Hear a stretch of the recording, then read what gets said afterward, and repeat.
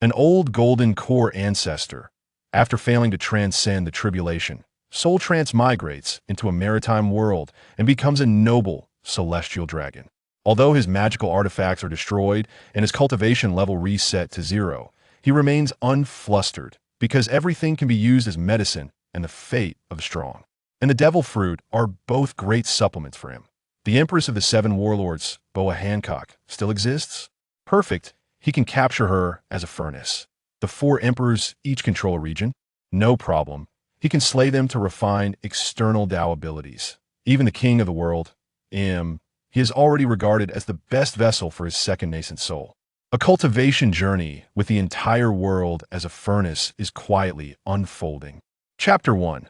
The Golden Core Old Monster, reborn as a Celestial Dragon. The afternoon sun casts its light on the precious carpet, illuminating the floating dust in the air. The room is serene.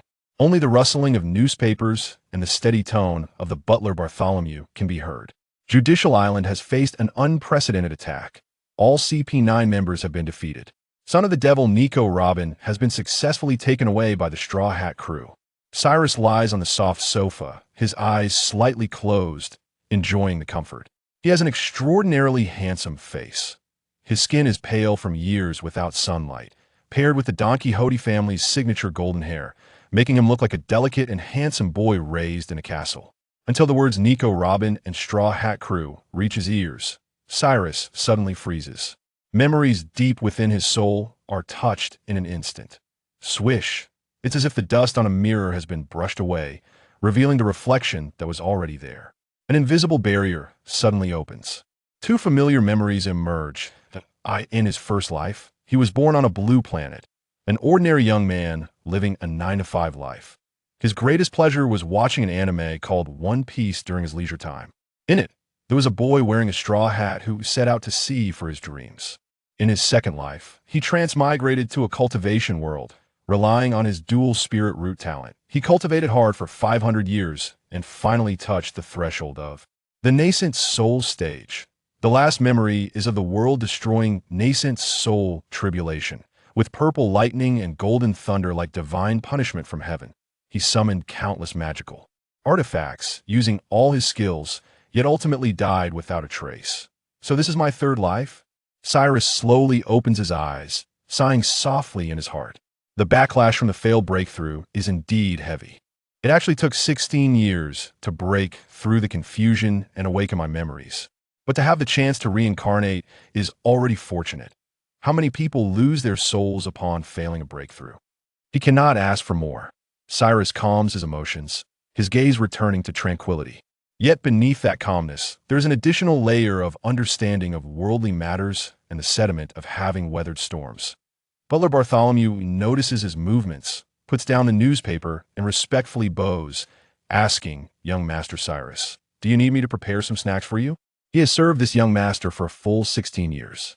Since Cyrus was born, he has been out of sync with the outside world, that he doesn't cry or make noise, doesn't indulge in luxury, doesn't enjoy conversation, and has no interest in the power and pleasures that other celestial dragons are so passionate about. Moreover, he rarely shows emotional fluctuations, spending most of his time quietly gazing into the distance, not knowing what he is thinking, like a soulless doll. Family members all say that this young Master Cyrus is inherently indifferent to such an extent, and no need. Cyrus's response is as brief as ever, but the hint of liveliness in his tone makes Bartholomew take a second glance at him. Is it an illusion? Cyrus doesn't mind the butler's confusion. He is contemplating the situation of his third life. Didn't expect to transmigrate into the world of pirates. The Judicial Island incident. Has the Straw Hat crew already reached this point? Then, the Marineford War is not far off. After that, it will be the fateful battle between Nika and Im. Unfortunately, before transmigrating, Oda hadn't illustrated the ending, so he doesn't know the subsequent plot. However, it's not a big problem.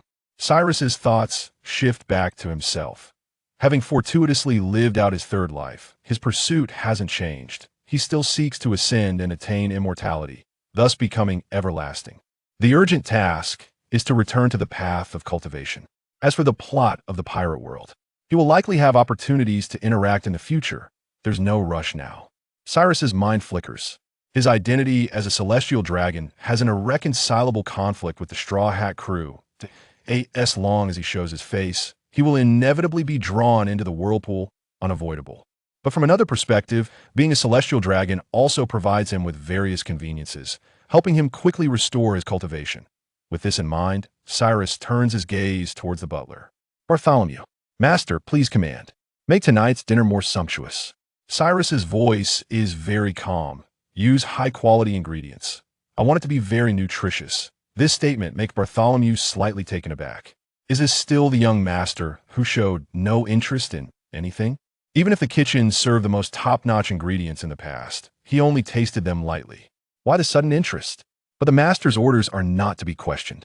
Yes, young master. I will arrange it immediately. Bartholomew respectfully bows and slowly retreats, carrying a hint of confusion.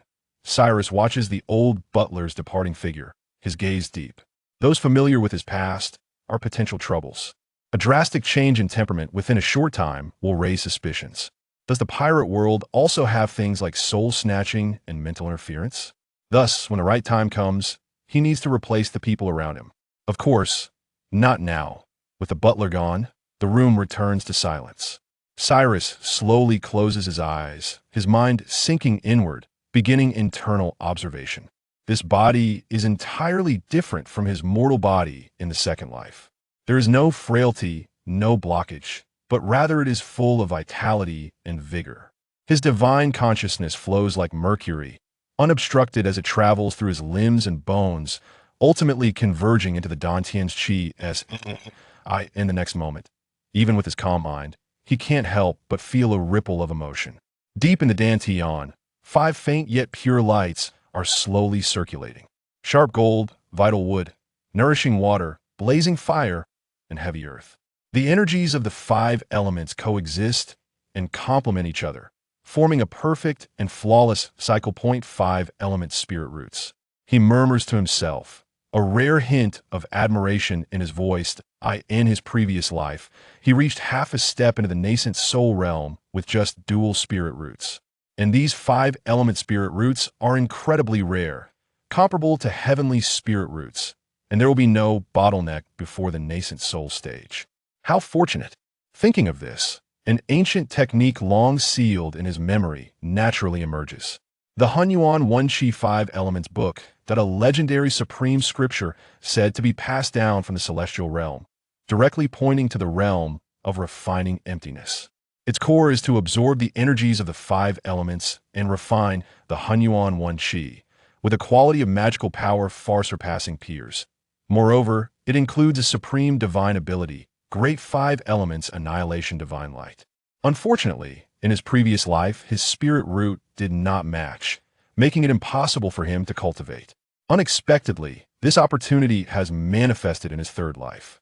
Cyrus exhales a sigh of emotion, turning his gaze towards the window. What an interesting world.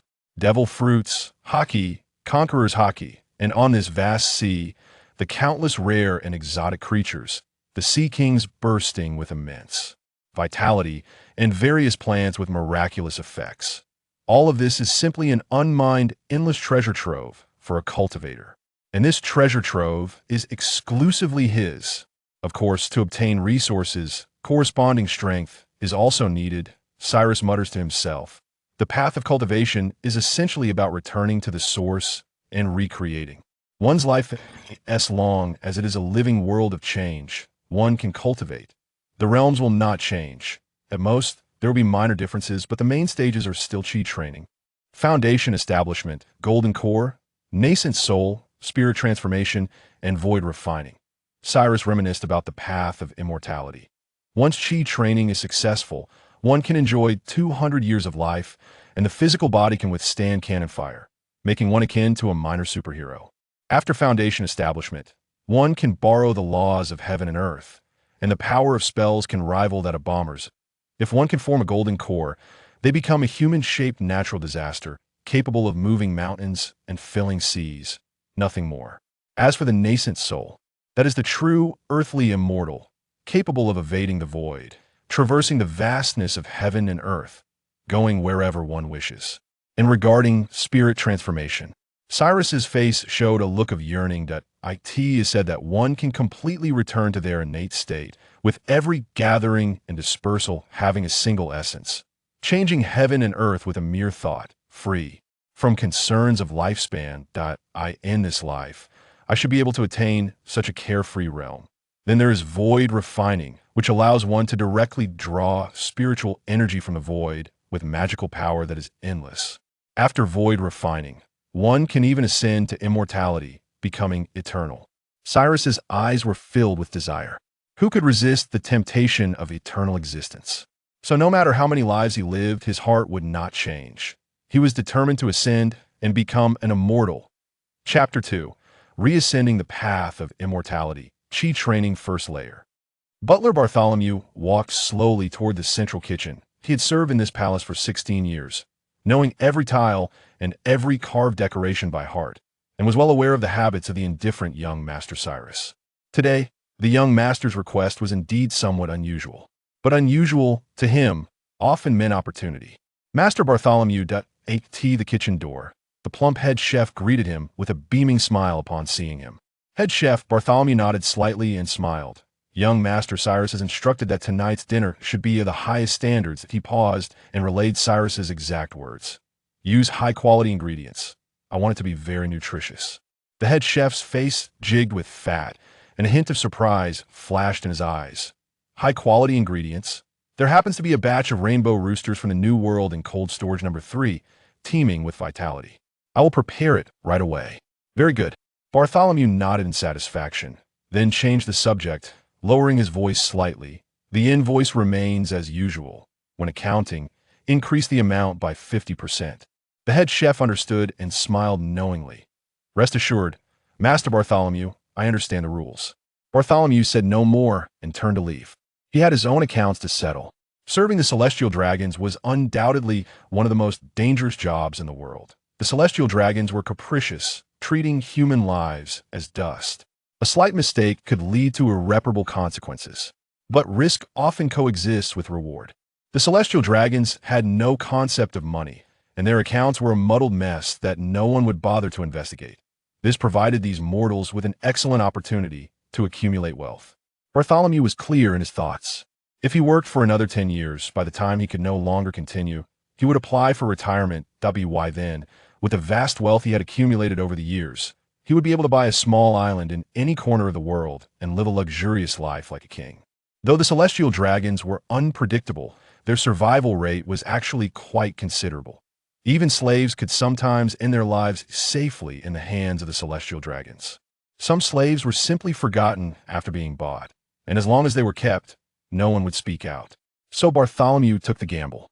As for young Master Cyrus, an indifferent young master who couldn't even be bothered to step out of his palace, how could he possibly care about how much a dinner would cost? All he needed to do was cater to the young master's occasional whims. Then he could justifiably take his share from that exaggerated flow of wealth. Night fell.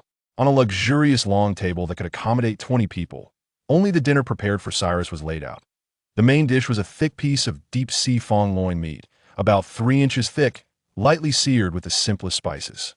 The meat was pinkish-white, with fat marbled evenly like snowflakes, wisps of steam rising, exuding a rich life force. Next to it were golden, crispy rainbow roosters and several rare mushrooms and plants whose names he could not recall. Cyrus sat at the head of the table, holding a knife and fork, leisurely enjoying the most sumptuous dinner he had had in 16 years. Each bite of meat seemed to transform into pure energy, flowing and washing through his limbs and bones. Bartholomew stood beside him, wearing a professional and gentle smile. From time to time, he poured Cyrus a glass of precious fruit juice from the North Sea. Tonight's dinner is quite good, Cyrus said, putting down his knife and fork and wiping his mouth with a napkin. It is our honor to satisfy your needs, young master, Bartholomew replied with a smile. How much would such a meal cost? Cyrus casually asked. That Bartholomew's heart leaped with joy. The opportunity had come. He pretended to ponder, displaying a troubled expression as if it were difficult to calculate. After a moment, he respectfully said, Young master, what you enjoyed were the top ingredients in the world. For instance, this deep-sea fawn was captured personally by a naval admiral. Just this piece of meat is priceless on the market. adding in those rare birds and plants airlifted from the New World. Altogether, this meal would cost about 12 million berries that he immediately added. Of course, this expense is nothing compared to your noble status. 12 million berries? Hee. Cyrus lowered his eyelids, making it hard to discern the expression in his eyes. Though he wasn't fully acquainted with the prices in this world, he was no fool. Eating a meal worth nearly half the value of a great pirate was self-evidently inflated. A hint of coldness flashed in Cyrus's eyes, but it quickly vanished without a trace. His face showed no signs of disturbance, and he simply nodded casually as if indifferent to the figure. Understood. After dinner, Cyrus returned to his chamber alone. He dismissed all the attendants and closed the heavy oak door. The surging vitality coursed through his body, a result of the rich nutrients from the dinner. If it were an ordinary person, this energy would have already caused their blood vessels to burst, but he felt nothing but comfort, as if soaking in a hot spring. The physical strength of humans in this world far surpasses that of the mundane realm I came from.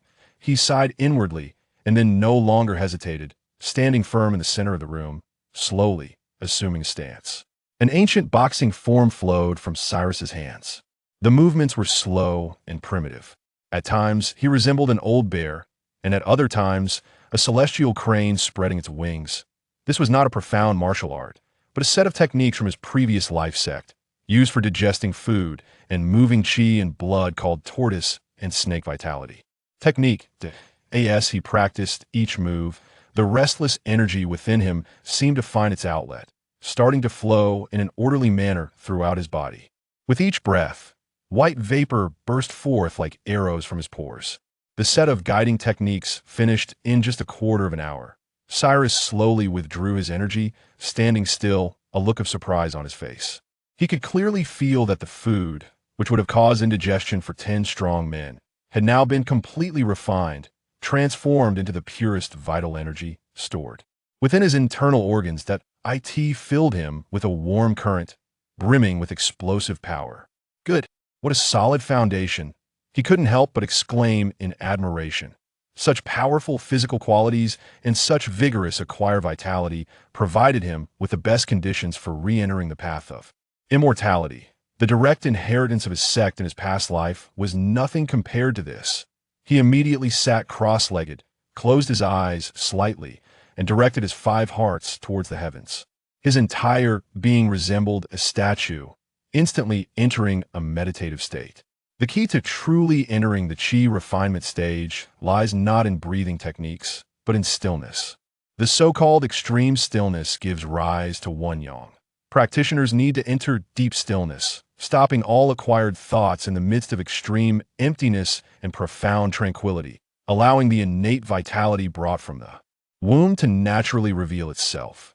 After that, they can use their abundant acquired essence to refine this strand of innate vitality, merging and transforming it to generate a strand of their own magical power. This is the dual cultivation of life and nature. Innate and acquired, like yin and yang complementing each other, must circulate endlessly to achieve the Tao. This stage seems simple, but is actually as difficult as ascending to the heavens. IT has stymied 99 of seekers on the path of immortality. Without entering the innate, one ultimately remains merely an acquired mundane warrior. The reason lies in the 2 words heart-nature. The vast majority of people require at least 20 to 30 years of quiet sitting to eliminate distractions before they have a chance to glimpse the innate realm in the vague and shadowy. However, for Cyrus, this was merely retracing the path he had taken before. He possessed the mindset of half a Yuanying, easily breaking through this barrier.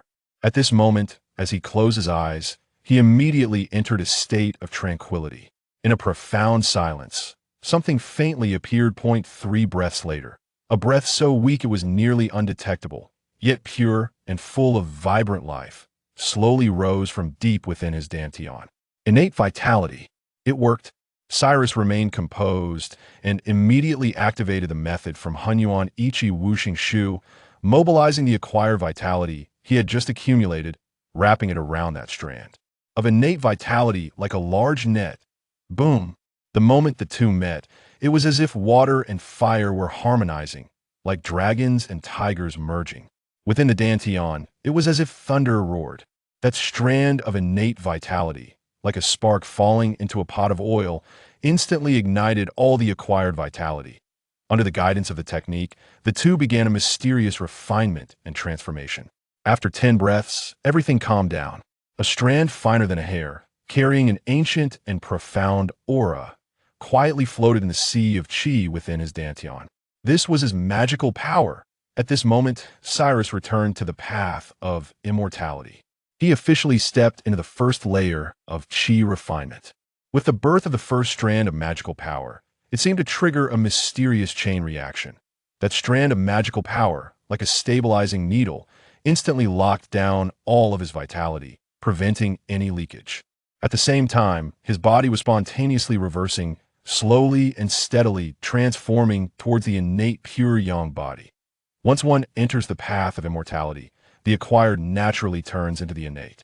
Until the divine transformation stage, one becomes a pure yang body, able to gather and disperse at will, changing in myriad ways. Cyrus opened his eyes. In the dimly lit room, a flash of brilliance passed through his gaze, causing the entire room to brighten. The empty chamber gave rise to white. This was the initial manifestation of entering the path of immortality, where spirit and energy merged. Magical power is formed from the merging of the innate and acquired. Neither can be lacking. Many people over 60, having exhausted their innate vitality, find themselves hopeless for the path of immortality, or their bodies decline, lacking sufficient acquired life essence. And even if they are fortunate enough to reveal innate vitality, they lack the ability to refine it, wasting the opportunity and causing further depletion of their bodies. This is also why major sects emphasize that disciples should not only cultivate their heart nature, but also train their bodies. Only by ensuring that body and mind are in sync can there be a higher chance of entering the Tao. At this moment, Cyrus's body and mind were both at their peak. He stood up satisfactorily, feeling the distinctly different power within him. Once entering the path of immortality, the mundane realm is instantly judged. Even if it is only the first layer of chi refinement, he possesses the strength to outmatch galloping horses, tearing apart tigers and leopards. From now on, he is extraordinary and transcendent. He walked to the wall and looked up. The wall was paved with hard cloud crystal stone, where ordinary blades and swords would struggle to leave a mark. He extended his long, fair hand and gently pressed it against the stone brick. Without using any techniques, he simply urged his physical strength. Crack! A slight crisp sound. The cloud crystal stone tile beneath his palm exploded with intricate spiderweb-like cracks. A glint of surprise flashed in Cyrus's eyes. This strength had already surpassed the level he had when he was at the first layer of chi refinement in his past life, almost reaching the strength of 9 oxen and 2 tigers. Typical of the second layer of chi refinement. But then he suddenly realized, that's right, the starting point for humans in this world is exceptionally high. With such a powerful body as the foundation to enter the path of immortality, the strength is naturally far superior to my past life. He retracted his hand, looking at the shattered tile with a satisfied smile on his lips. Chapter 3. 30 years is too long. I can't wait. The first layer of chi refinement is merely a beginning. The strand of magical power within his dantian, though mysterious, is still weak. To strengthen it, he needs a continuous supply of acquired vitality as fuel. Cyrus did not hesitate at all and immediately called for a midnight snack through the summon bell in the room. His request remained simple: high energy, high life essence ingredients. Soon, a portion of the spine meat from a gigantic fish and several rare plants were delivered. Cyrus quickly finished eating. Then he repeated the previous steps, guiding the technique to transport the chi and blood, transforming it into acquired vitality, and then using the method from Hunyuan Ichi Wuxing Shu to refine it meticulously, integrating it into that faint black magical power in his dantian. That a night passed without incident. The next morning, as the first rays of sunlight just pierced through the clouds, the chief steward, Bartholomew, gently opened the door to Cyrus's chamber as per routine. Usually, at this time, young Master Cyrus would still be lost in dreams, requiring him to softly awaken him several times before he would lazily open his eyes. However, today, as soon as he entered, he saw Cyrus already dressed and standing by the window, quietly gazing into the distance. The morning light fell, casting a pale golden outline on Cyrus's clothes, and his tall figure momentarily caused Bartholomew to feel a fleeting sense of daze. "Young master, you are awake?" Bartholomew slightly bowed, suppressing a trace of surprise in his heart. Cyrus turned his gaze back at the sound, his eyes calmly resting on him. Just a simple syllable, yet it inexplicably made Bartholomew feel a sense of pressure. He diverted his gaze, preparing to report today's schedule. But out of the corner of his eye, he caught sight of something unusual on the ground. He quickly stepped forward and saw the cloud crystal stone tile covered in spider web-like cracks, his pupils suddenly constricting. "Young master," he exclaimed, "what happened here? Are you hurt?" The cloud crystal stone is incredibly hard. Even striking it with a heavy hammer would hardly leave a mark. Now, it is shattered like this. Could it be that an assassin infiltrated last night? Bartholomew's back was instantly drenched in cold sweat. If anything happened to young Master Cyrus under his watch, he would also lose his life. Cyrus did not explain, only saying lightly, "It's nothing. Send someone to fix it." After saying this, he ignored the bewildered Bartholomew and walked past him towards the door. Prepare a sumptuous breakfast. Just as the two brushed past each other, Bartholomew's hair suddenly stood on end. It was a feeling that could not be described in words. It felt as if the being passing by him was not the indifferent young master he had served for 16 years, but a terrifying beast that had just awakened. That faint yet palpable sense of oppression made his breath momentarily halt. When Cyrus's figure disappeared outside the door, that heart-pounding sensation gradually receded. Bartholomew stood in place, breathing heavily, his face filled with shock and confusion. He raised his hand to touch his cold forehead, murmuring to himself, Is it an illusion? Have I been too tired lately?" After breakfast, on the outdoor playground outside the palace, the morning breeze was warm. Cyrus stood in the center of the playground, leisurely performing the ancient turtle and snake vitality technique. His movements were slow yet fluid.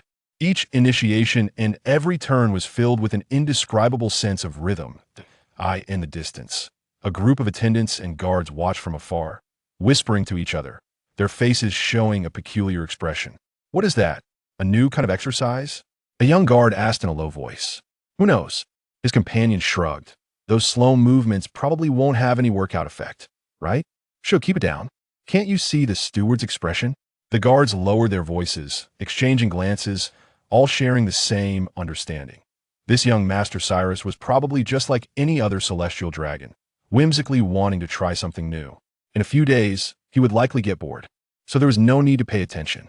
Cyrus was fully aware of the gazes and thoughts of those around him, but he didn't care. He was completely focused, immersed in his own cultivation.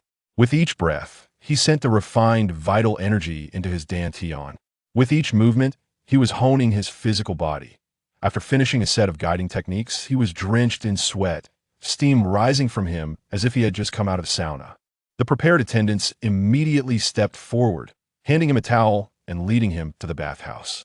In a luxurious bathhouse, steam enveloped the air. Cyrus, naked, leaned against the warm wall of the pool, letting the warm spring water soak into his body, relaxing every muscle. He closed his eyes, but his brow slightly furrowed. A night of cultivation had strengthened his mana, and his power had steadily increased. But to him, this speed was still too slow. Slow to the point of being unbearable. Relying on high-quality ingredients and methodical cultivation, it would take about 2 years to reach the peak of chi training. After that, to break through to foundation establishment, if resources are sufficient, it would also take 1.5 years. After establishing the foundation, to recover to the half-step nascent soul level of my past life. Even with a smooth journey, it would still take at least 20 years. Moreover, his mind sank into the depths of his consciousness, sensing the trauma left from the failed breakthrough in his past life. With damage to my soul, slowly repairing it will require painstaking effort, which could take an additional 10 years. Adding it all up, it was over 30 years. 30 years, for a cultivator seeking immortality, was merely a fleeting moment. In his past life, it was considered astonishingly fast. Even with a heavenly root, 70 years to form a Dan was already incredibly quick, let alone 30 years. But for this upcoming era of great pirates, 30 years was too long. The Straw Hat crew has already broken through Judicial Island, which means a great event is about to unfold. The Marineford War, the shifting of the 4 emperors, the death of Vegapunk. If I lack sufficient power to protect myself, I could easily get swept up in it, unable to control my own fate. What he sought was a path of freedom, not passive survival amidst conflict. He had to be faster. Cyrus had no hesitation in his heart. A thought had already been settled. If the orthodox path was too slow, then he would take a shortcut. The demonic path had countless rapid methods. In his mind, numerous unorthodox techniques flashed by. There were methods to absorb yin and supplement yang, to refine souls and seize spirits, to blood sacrifice for the masses. Among them, there was one method that was the most direct and also most suitable for his current situation. The blood dam method. The core of this method lies in plundering. Normal cultivation is like a farmer planting crops, needing to digest food and transform it into vital energy. This is a relatively slow and gentle process. In contrast, the blood dam method directly skips the planting step. It collects the essence and blood from other living beings through secret techniques, refining it into a blood dan, which is then consumed. One blood dan contains the life essence of a being's entire lifetime. Swallowing it equates to directly seizing the vital energy cultivated over many years. This is undoubtedly a shortcut to power. Of course, the side effects are equally significant. First, the vital energy plundered in this way is mixed and impure, which will taint one's own mana, leading to an unstable foundation. Secondly, the essence and blood often carry the resentment and violent aura of the being while alive. Long-term consumption can severely affect one's character, making it more extreme and bloodthirsty, with risks of going into madness. Most importantly, this method is classified as demonic because practicing the blood dan method means one will never hope to establish a foundation in their lifetime effectively, cutting off their path to immortality. However, these side effects pose no problem for an old monster at the Golden Dan level. Impure mana. The Hunyuan Ichi 5 Elements book has its own 5 elements rotation, which can purify mana and refine impurities. As long as I spend a little more time polishing it, it can be resolved. Extreme temperament? Going mad? He scoffed inwardly. A cultivator who has undergone the tribulation of the Nascent Soul and has a heart of Tao as solid as a rock, if he can't even suppress a bit of the residual malice in this essence, then he truly lived like a dog in his previous 500 years. As for the final severing of the path to immortality. That was even more absurd. There are countless means to remove the drawbacks. He did not hesitate at all and firmly decided on the shortcut. What is most lacking in this world?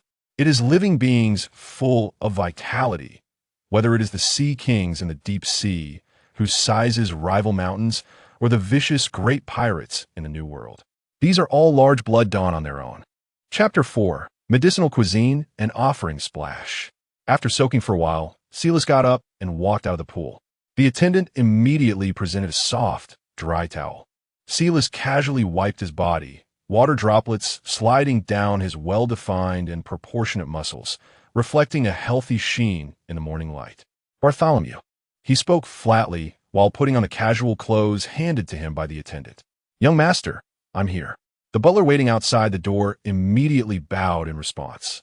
Go fetch all the books related to ingredients, medicinal materials, and biological illustrations in the palace and bring them to my study.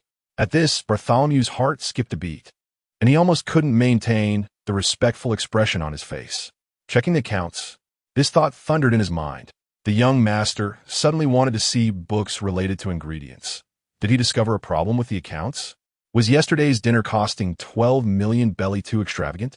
In an instant, fine cold sweat seeped from Bartholomew's back. He knew very well that the only outcome of being discovered deceiving the Celestial Dragons was death, and it would be the most painful kind of death. However, he did not dare to defy the command of the Celestial Dragon. Why, yes, young master, I will do it immediately. Bartholomew suppressed the panic in his heart, his voice trembling slightly. Silas did not look at him, simply walking directly toward the study. He had other plans in mind. Though the method of blood elixirs is a shortcut, it is ultimately an external path. One must not slacken in refining one's foundational skills for even a moment. The orthodox path solidifies the foundation, while the demonic path refines it. Only by pursuing both can one achieve the best outcome. The ingredients in this world contain unique energy, Even simple cooking can yield extraordinary results. If he could use his knowledge as an alchemist from his past life, combined with the local resources of this world, to concoct true medicinal cuisine, the effect would surely reach new heights. This was his true purpose for requesting books. As for the butler's fear, he sensed it but was too lazy to pay it any mind. It wasn't yet time to cook the hound after the rabbit was dead. All afternoon, Bartholomew was in a state of restless anxiety. He directed the attendants to bring all relevant texts from the palace's library. Whether it was the Atlas of Rare Ingredients from the Four Seas, the magical botanical encyclopedia from the New World, or the outline of marine anatomy written by naval scientists, they were all piled into Silas's study. He stood at the door of the study like a prisoner awaiting judgment. And every time he caught a glimpse of Silas's serious profile as he perused the texts, his heart would uncontrollably tighten. Every second felt as long as a century. Finally, as the sun slanted westward, the door to the study opened. Silas stepped out and handed him a piece of paper filled with writing. Prepare the meals for the next 3 days according to this list. Bartholomew trembled as he took the menu. The moment he saw the contents on the paper, a heavy stone fell from his heart. He almost sighed in relief. It wasn't about checking the accounts.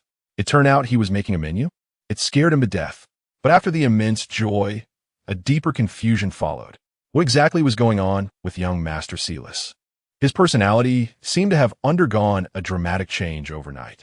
He was no longer the indifferent puppet toward everything, but instead began to exercise and even personally research recipes. Bartholomew held the menu, feeling turmoil in his heart, but he did not dare to show any signs on his face, only bowing more respectfully. At your command, young master. With a belly full of doubts, he took the menu to the central kitchen. This is the menu personally drafted by young Master Silas. Starting tonight, we will follow this. He handed the paper to the plump head chef, drafted by the young master himself. The chef's facial fat quivered again as he took the menu in astonishment. At first, he casually glanced at it, but soon his expression shifted from surprise to amazement, and finally to shock. This. The head chef pointed at the combinations on the menu, his mouth agape enough to fit an egg. Bartholomew, are you sure this was written by young Master Silas? Is there a problem? Bartholomew's heart sank again. No, there is no problem. In fact, it's too much of a problem. The head chef excitedly waved his arms. Look here, the blood of the colorful rooster paired with morning dew grass from Bubble Island, plus snowtop mushroom from Magnetic Drum Island. This combination is simply unheard of. But I can assure you, this treatment will bring the vitality of the colorful rooster to its peak, and the nutrition will become incredibly mild and easy to absorb. He grew more excited, pointing to another part of the menu, and here, using blue shell from the EC to make soup as the base for deep sea fangs. Oh my, what a genius idea. The blue shell can neutralize the fishy taste in the meat, making the flavor purer. This is simply the work of a master. Listening to the chef's admiration, Bartholomew was completely stunned. He could understand the professional terminology, but he understood one thing. This menu was remarkable. But the question was, when did young Master Silas become proficient in these matters? As a steward who accompanied him day and night, he had not detected any signs. A chill quietly rose from Bartholomew's spine. He felt as if he had never truly known young Master Silas. After a brief shock, the two exchanged glances, and years of tacit understanding led them to reach a consensus in an instant. The head chef cautiously asked then, what about the accounts? A glint of greed and determination flashed in Bartholomew's eyes as he lowered his voice. As usual, no, increase it by 20% over the previous amount. Since it's the young master's exclusive menu, the price naturally has to be exclusive, no matter what young Master Silas had become. As long as he remained that celestial dragon who was indifferent to money, their business could continue. As night fell, the medicinal cuisine, carefully prepared according to the new menu, was served at the table. Silas sniffed it and nodded in satisfaction. The chef's technique was good. All the ingredients complemented each other perfectly, and the cooking was just right. He quietly enjoyed the dinner, then returned to his chamber to meditate and refine. The effect exceeded his expectations. The carefully combined medicinal cuisine had gentle and pure energy, and the refining efficiency was more than 30% higher than the previous crude eating. In just one meal, he felt the mana in his dantian swell significantly, completely solidifying his first layer of chi training. Very good. Silas opened his eyes, a glimmer of joy flashing in his gaze. His foundation was stable, and he could begin practicing the blood elixir method now. He pulled the summoning bell. Soon, Bartholomew appeared at the door. "Young master, what are your orders?" "Go to the slave market and prepare a batch of slaves for me." Silas's voice was as flat as if he were instructing someone to prepare breakfast for the next day. "I need humans, healthy and young." Bartholomew's heart jolted again. He cautiously raised his head and tentatively asked, "Young master, what do you need the slaves for?" Silas glanced at him and said lightly, "It's nothing. I've just recently developed an interest in human anatomy." Swish! Bartholomew felt a chill surge from the soles of his feet straight to the top of his head. Dissection? Various bloody and cruel images instantly flashed in his mind. He had long heard that some celestial dragons had extremely twisted and perverse preferences, taking pleasure in torturing and killing slaves. Could it be young Master Silas had awakened such a hobby? Thinking of this, he felt a wave of nausea in his stomach, and his heart was filled with dread. Celestial dragons are indeed a group of monsters, a bunch of perverts wearing human skin, but these thoughts he only dared to roar in his heart. On the surface, he remained the humble and obedient chief steward. As long as it wasn't him being dissected, he was fine. He just wanted to make money and retire peacefully. As for the lives of those slaves, what did it have to do with him? I understand, young master. Bartholomew bowed deeply, hiding the fear in his eyes. "I will arrange it immediately." Watching the steward's panicked departure, Cyrus's expression darkened. He smiled faintly. He knew that the medicinal cuisine menu had allowed Bartholomew and the people beneath the kitchen to make a hefty profit. But he didn't care. Let's just consider it their advance payment for their lives.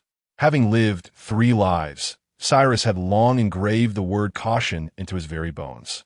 He did intend to eliminate everyone in the palace who was familiar with his past, leaving not a single one behind. But until he possessed the strength to crush everything, he wouldn't act recklessly. Bartholomew, the head chef, and those guards, they were currently obedient due to fear and profit. But once pushed to the brink, who could predict whether these docile sheep would erupt in a frenzy of desperation? People will resist, even if the opponent is a celestial dragon. At the critical moment of life and death, so-called reverence is worthless. He wouldn't gamble on that minuscule possibility. Just wait a little longer, he murmured to himself, his voice dissipating in the empty room. Chapter 5. Murder and Blood Refinement. The next morning, Cyrus finished another round of medicinal cuisine and breathing exercises. Bartholomew's figure appeared respectfully at his door. The butler's face was slightly pale, his eyes carrying an unmistakable fatigue and deeper respect. "Young master, the items you requested have been prepared," he said cautiously, as if even the word slave would tarnish the sanctity of this place. A total of 30 individuals have been placed in room 1 on the west side. "Very good," Cyrus nodded, his expression unchanged. He changed into a dark outfit suitable for movement and followed Bartholomew through the long corridor toward the cold and remote underground area. Along the way, Bartholomew could clearly feel the steady and powerful footsteps of a young master behind him. Each step felt like it was crushing his heartbeat, intensifying a sense of invisible oppression. Eventually, they stopped in front of a heavy steel door. "Young master, they are all inside." Bartholomew handed over a key. "You stay outside?" Cyrus replied blandly as he took the key. "Yes." The metal key inserted into the lock with a crisp click. Cyrus pushed open the heavy door and walked in alone. The door slowly closed behind him. Inside the room, the light was dim, with only a few windproof lamps flickering on the walls, casting ghostly shadows. The air was thick with a murky scent of sweat, mildew, and fear. 30 burly men were firmly shackled to the wall with iron chains as thick as a wrist. Unable to move, their clothes were tattered, muscles knotted, and their bodies covered in scars and the marks of hardship. Most striking was the dangerous red glow of the metal collars around their necks, explosive collars used by the celestial dragons to control slaves. They were clearly not ordinary civilians. The rough aura they exuded could only belong to bloodthirsty pirates. Swish, swish, swish.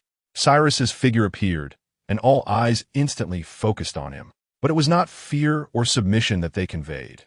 Instead, it was filled with hatred, provocation, and primal rage. "Oh, A celestial dragon, brat has come?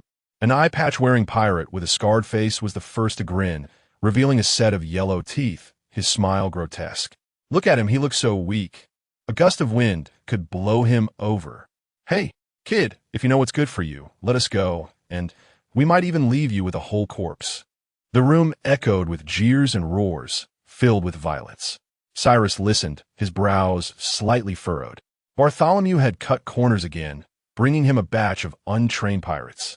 Although it wouldn't affect the refining of the blood pill, Cyrus sighed lightly, his murderous intent towards Bartholomew intensifying.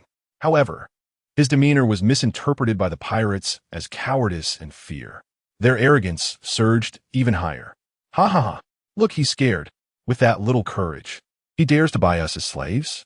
A burly man with a beard leered at Cyrus with a lewd gaze, whistling suggestively. Little young master, want to play with us? Who knows, if we like you, we might protect you in the new world. Some still didn't grasp the situation, thinking there was still hope, and began to threaten and entice. Kid, listen, we are members of the Black Sail pirate crew, and our captain is a big shot with an 80 million bounty. If you let us go and compensate us, we can pretend this never happened. Otherwise, when the captain comes looking for you, this little palace of yours will be drenched in blood. They shouted excitedly. Provoking a high-ranking celestial dragon brought them a strong sense of thrill. To all this, Cyrus turned a deaf ear. He simply drew a short knife from a leather sheath at his waist. The blade was about a foot long, thin as a cicada's wing, gleaming with a chilling light. At the same time, he took out a palm-sized jade box carved from fine cold jade and placed it on a stone platform beside him.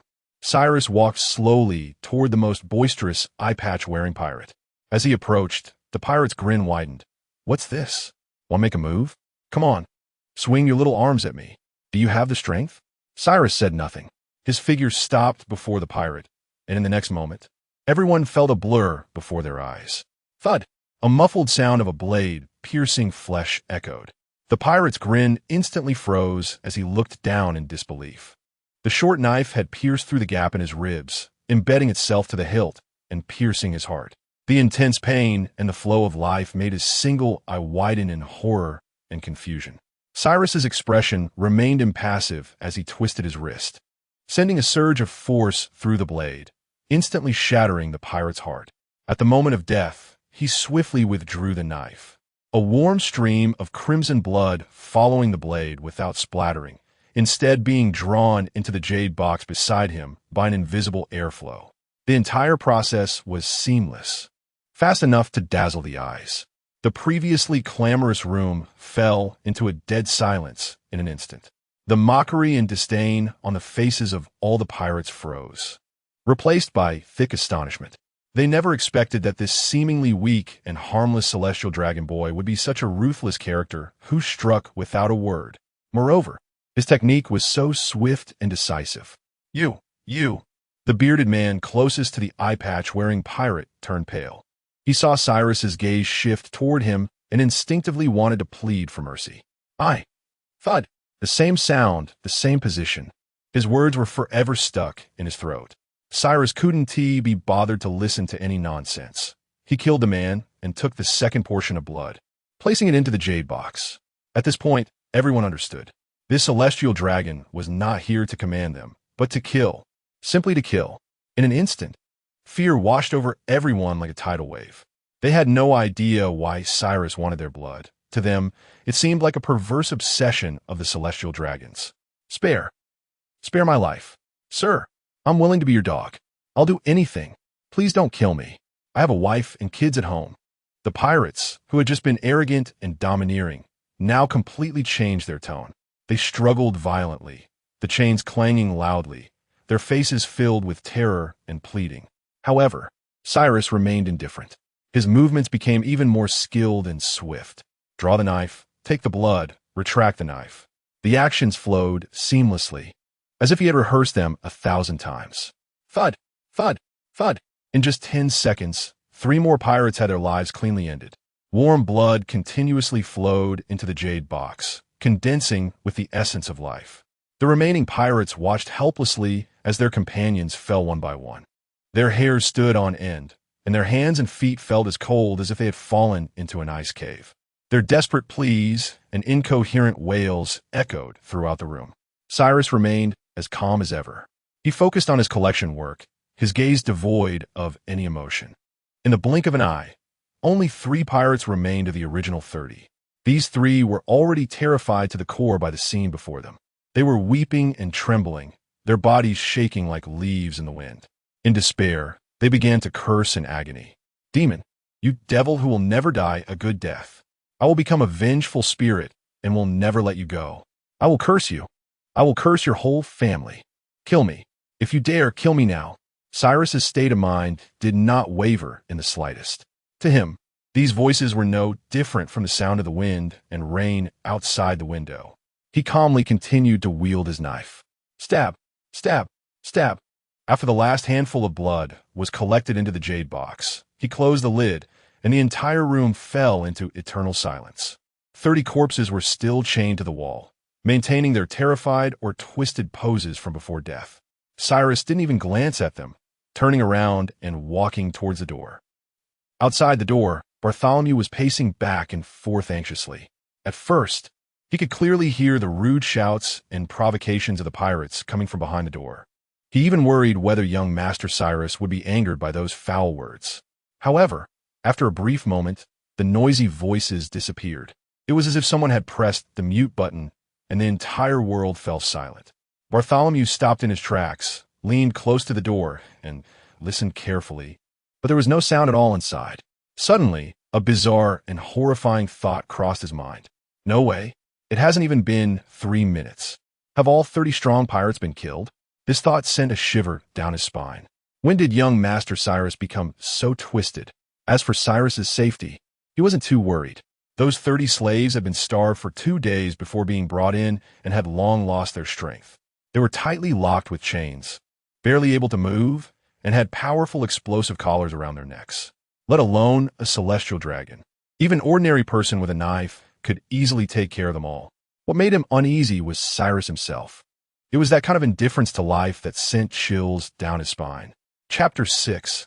Getting closer to death, Bartholomew in the room. Only Cyrus remained alive. He sat cross-legged and opened the jade box in his hand. Inside the box was gathered the heart's blood of 30 strong pirates. The blood was a dark red color, and in the dim light, it resembled a breathing piece of blood amber. Cyrus's eyes were slightly closed. "Go," he whispered. Within his dantian, a wisp of faint, dark-colored magical power, like a nimble, swimming snake, slithered through his meridians and plunged into the jade box. The method of the blood pill did not actually require refining the essence blood into a physical pill. The real core was to use one's own magical power as a grinding wheel to purify the heart's blood to the utmost. The faint, dark magical power enveloped the mass of heart's blood like a fine spiderweb. As the magical power slowly rotated, each flow stripped away the mixed and useless components in the blood, leaving only the essence of life. After about the time it takes to burn a stick of incense, the mass of heart's blood in the jade box had shrunk by more than 70%.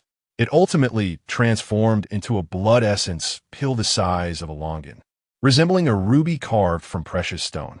Next, Cyrus's thoughts moved, and his magical power transformed into countless nearly invisible threads that pierced into the interior of the pill.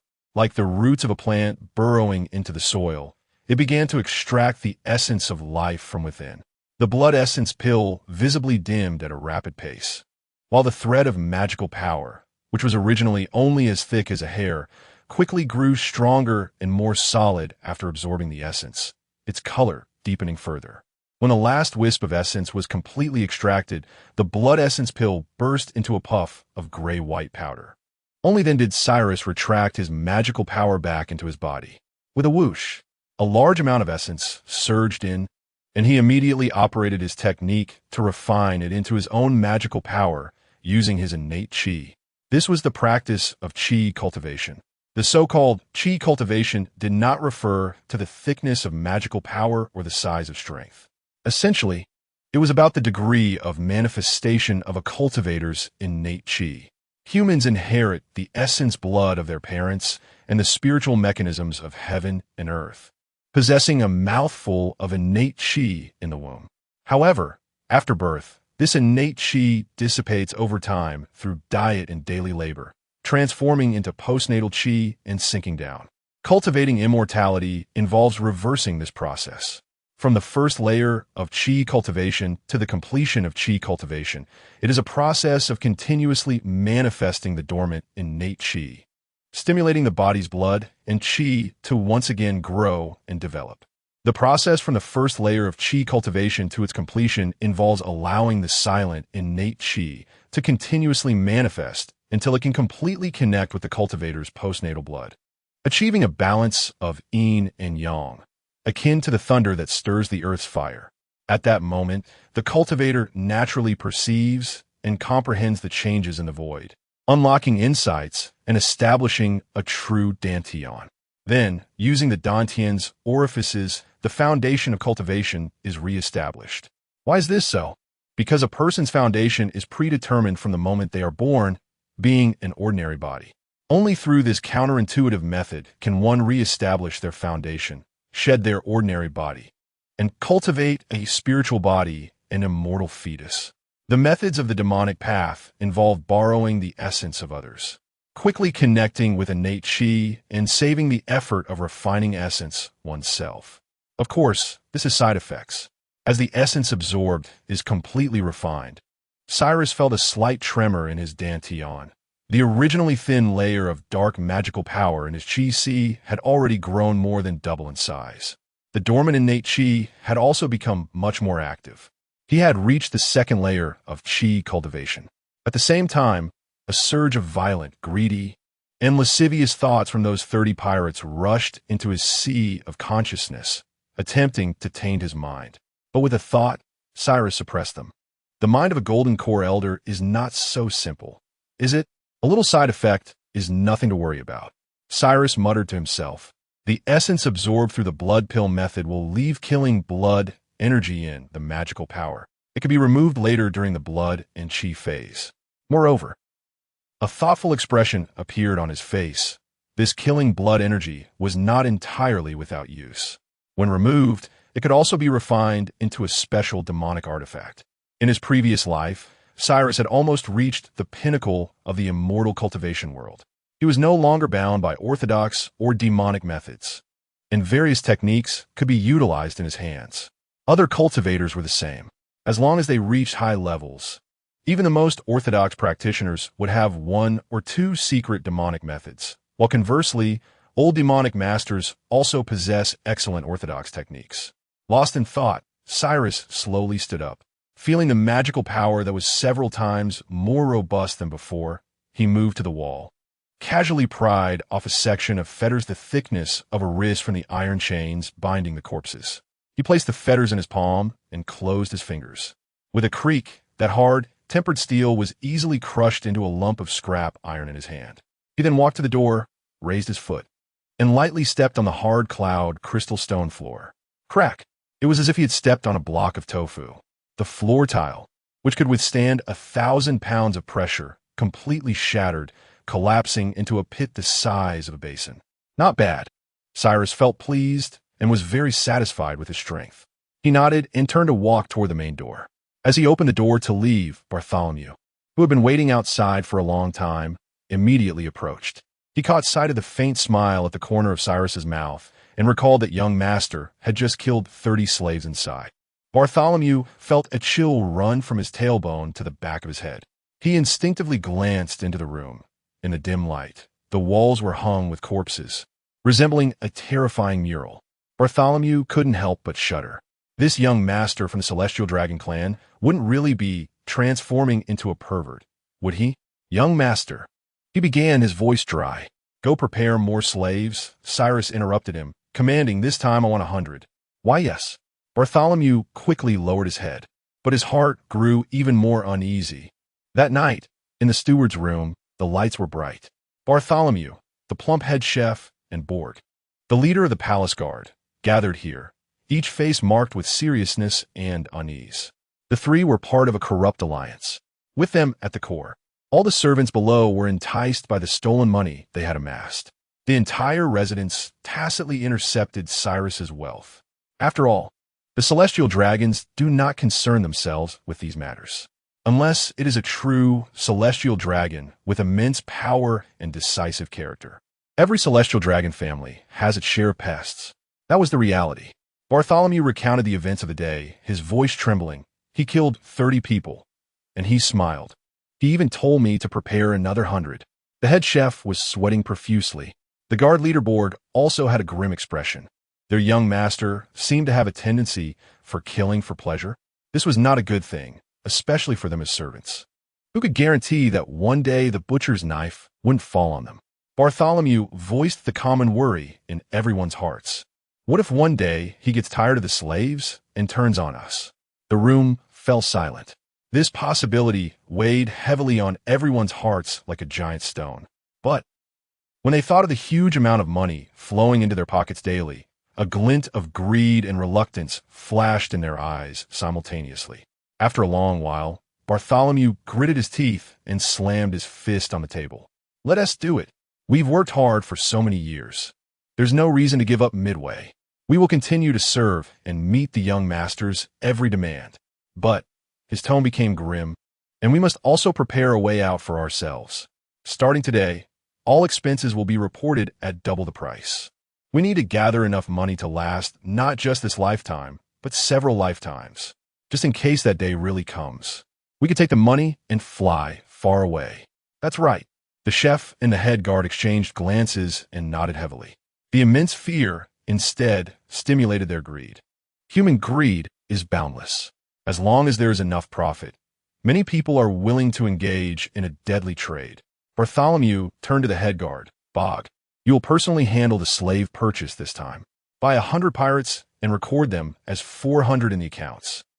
That night, 100 new slaves were sent to room number 1 in the basement. Cyrus stood at the door, scanning the scene. This batch of slaves, like the previous 30, all had a defiant demeanor. Another batch of inferior goods. Cyrus sneered inwardly. The truly good slaves are those who have been smoothed out, stripped of all aggression, with blank expressions, only obeying commands. Bartholomew is deceiving him again. But Cyrus remained impassive and simply nodded. The steward mistakenly took this as approval and eagerly seized the opportunity to say flatteringly, "Young master, you may not know. Recently, the slave market has been quite tight, with several lords in the Holy Land buying, leading to skyrocketing prices for slaves. This batch was bought back at high price." Listening to this flawed lie, Cyrus sneered in his heart. But on the surface, he intentionally displayed a hint of just the right amount of arrogance and impatience. "You don't need to report such trivial matters to me," he frowned and said. "Money is not the issue. I only care about my enjoyment. Just do it, understand?" "Understood. Understood. I completely understand." Bartholomew was overjoyed, thinking he truly was a celestial dragon, only caring about his own pleasures, completely oblivious to the concept of money. He was filled with joy, believing he had once again successfully deceived both above and below, and smiled as he bowed and retreated. "I won't disturb your enjoyment, young master." Watching his back as he happily left, the arrogance on Cyrus's face faded, replaced by an unfathomable coldness. Truly, getting more reckless by the day, he whispered. Closing the basement door, grabbing a short knife, he continued to refine the blood elixir. Chapter 7. It's time to clean up the parasites. The smell of blood was thick. In the basement, Cyrus placed the jade box filled with the blood of 100 hearts in front of him and sat cross-legged again, skillfully channeling his mana. He began a new round of refinement. This time, the mana in his dantian was far beyond what it used to be. The dim, dark mana flowed like a rushing stream, enveloping that mass of heart blood. The process of wearing down, extracting, and seizing vitality was shortened by nearly half. In just a few minutes, a surge of even more abundant life vitality was swept back into his dantian by the mana. After refining it, his energy emitted a satisfied hum. He could clearly feel that he was only a thin layer of paper away from completing the second layer of chi training. Very good. He stood up, in a good mood as he pushed open the steel door that separated life and death. Outside, Bartholomew had been waiting for a long time. Upon seeing the familiar satisfied smile on Cyrus's face, his heart contracted violently. 100 living pirate slaves. It took less than 10 minutes from the moment the young master went in until he came out. Cold sweat instantly soaked Bartholomew's back. The Cyrus in his eyes was increasingly resembling a bloodthirsty madman who took pleasure in killing. Young master, he spoke with difficulty. Prepare the next batch. Cyrus glanced at him and said calmly, double the quantity. Double again. That means 400. Bartholomew's pupils suddenly constricted, but he did not dare to show any defiance, not even a hint of hesitation, because this was the order of the Celestial Dragons. Yes, yes. I will take care of it right away. He bowed deeply, forcing his voice to sound less trembling. In the following 3 days, every morning, hundreds of new slaves were secretly transported to the basement. By evening, an equal number of corpses would be dragged away and sent out, thrown into the waste disposal of Mariejois, killing like cutting grass. This phrase accurately described Cyrus's actions. In just 3 days, over 1,000 slaves had died at his hands. Everyone in the mansion, from maids to gardeners, when they saw Cyrus, all had pale faces and bodies trembling uncontrollably. They did not even dare to look Cyrus in the eye, only able to crawl on the ground, wishing they could shrink into the cracks. Everyone was afraid that the next one sent to the basement would be themselves. And for Bartholomew, the head chef, and the chief guard Bog, this fear was even deeper. We must speed things up. In yet another secret meeting, Bartholomew's eyes were bloodshot, his voice excited. At this rate, he will eventually go crazy and kill us all. He slammed a ledger on the table. Starting tomorrow, all purchase prices will be reported at 5 times the original. I want to gather enough money to buy an island in the shortest time possible. The head chef and Bog had no objections. The more they feared, the greedier they became. Only the real cash could convince them to continue working under Cyrus. But the more they desired, the more anxious they felt. If this big tree Cyrus fell or went completely mad, they as parasitic vines would have only one way to die. This money, let it not be a case of having a life to earn it, but not a life to spend it. This cannot go on. Chief Garbok, calmer than the other two, said, "We cannot sit and wait. We need to find a way to make him return to normal." Return to normal? The head chef chuckled bitterly. How can we make him return? If he doesn't kill a few hundred people each day, he probably won't even be able to eat. We could try to divert his attention. Bartholomew pondered. The Celestial Dragons have many entertainment options. Perhaps we can provide him with some new toys to distract him from this matter? That makes sense. This proposal was agreed upon by the other two. They ultimately decided that Bartholomew, who was most trusted by Cyrus, would take the lead in testing it out. On the 4th day, in a spacious and empty basement, Cyrus sat cross-legged. In front of him, the jade box contained rich heart blood. His expression was calm, his mind unified, and mana flowed out like a river as he began the final refinement. Crack! Suddenly, a sound of shattering echoed from within Cyrus. The bottleneck of the second layer of chi training, which had already reached its limit, was instantly pierced like a thin sheet of paper.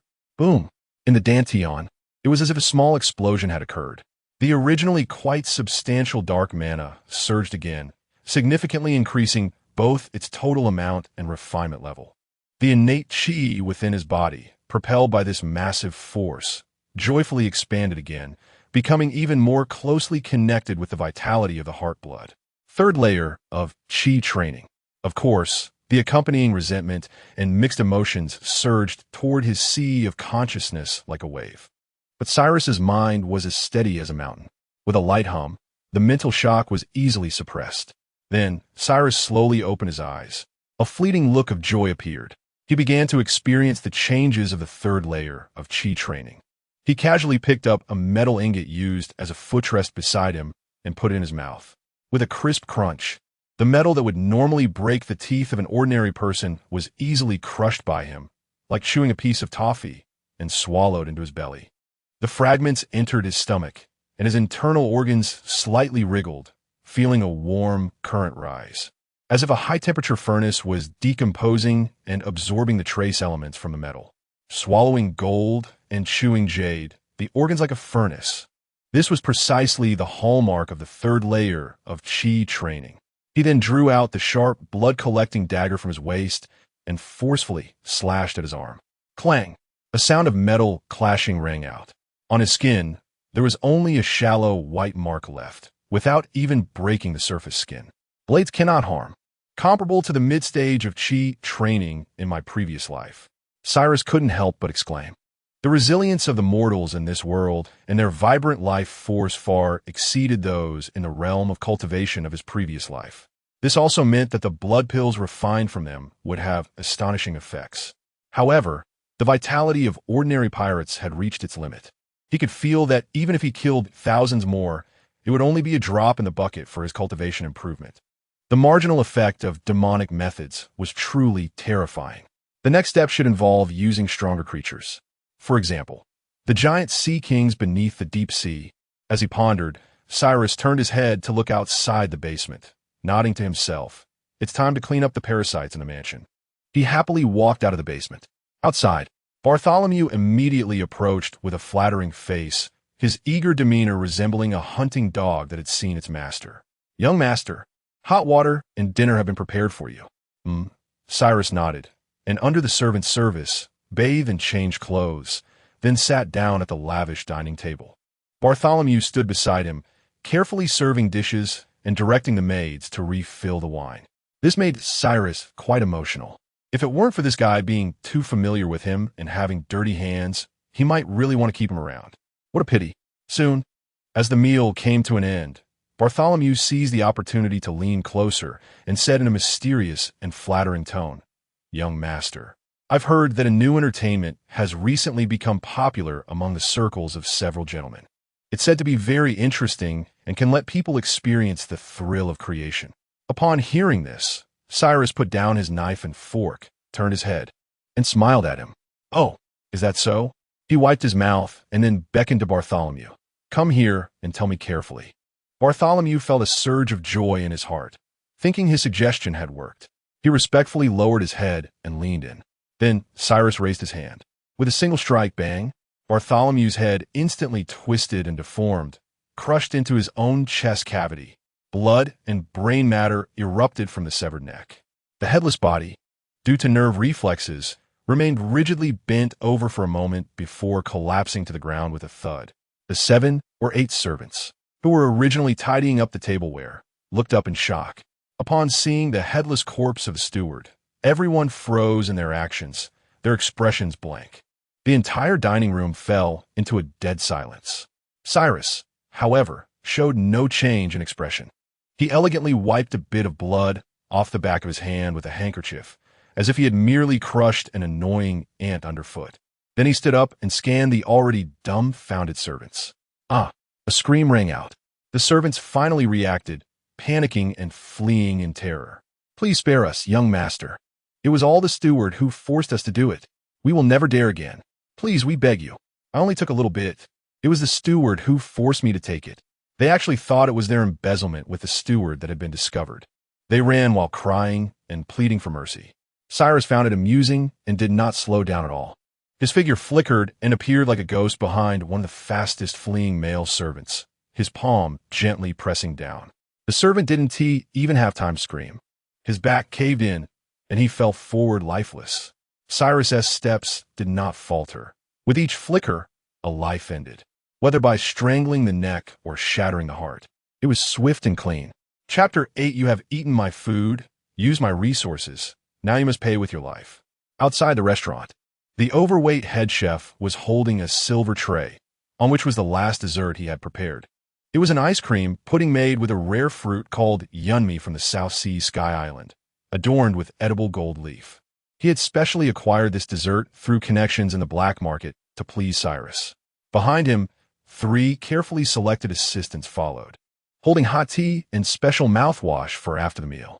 Each of them kept their heads down, their steps light, as if afraid to disturb the air. Just as they turned the corner and were about to enter the restaurant, a shrill scream suddenly erupted from ahead. Following, there was the violent sound of tables and chairs being overturned, the sharp crack of precious porcelain shattering on the floor, and more horrified and desperate wails. The head chef's footsteps halted abruptly, his face turning ashen. He immediately thought of some bad possibilities. What is happening?" A young assistant stammered, his lips trembling, his voice as faint as a mosquito. No one answered him, but in everyone's hearts, an uncontrollable figure emerged, the young Master Cyrus, who had been killing more and more recently. Could it be that the young master was no longer satisfied with those bought slaves and was now turning his attention to them? Fear swept over them like a cold wave. What should we do now? Hurry. Run, head chef. Run? How could we possibly escape? The surrounding people turned their gazes in unison toward their anchor, the head chef.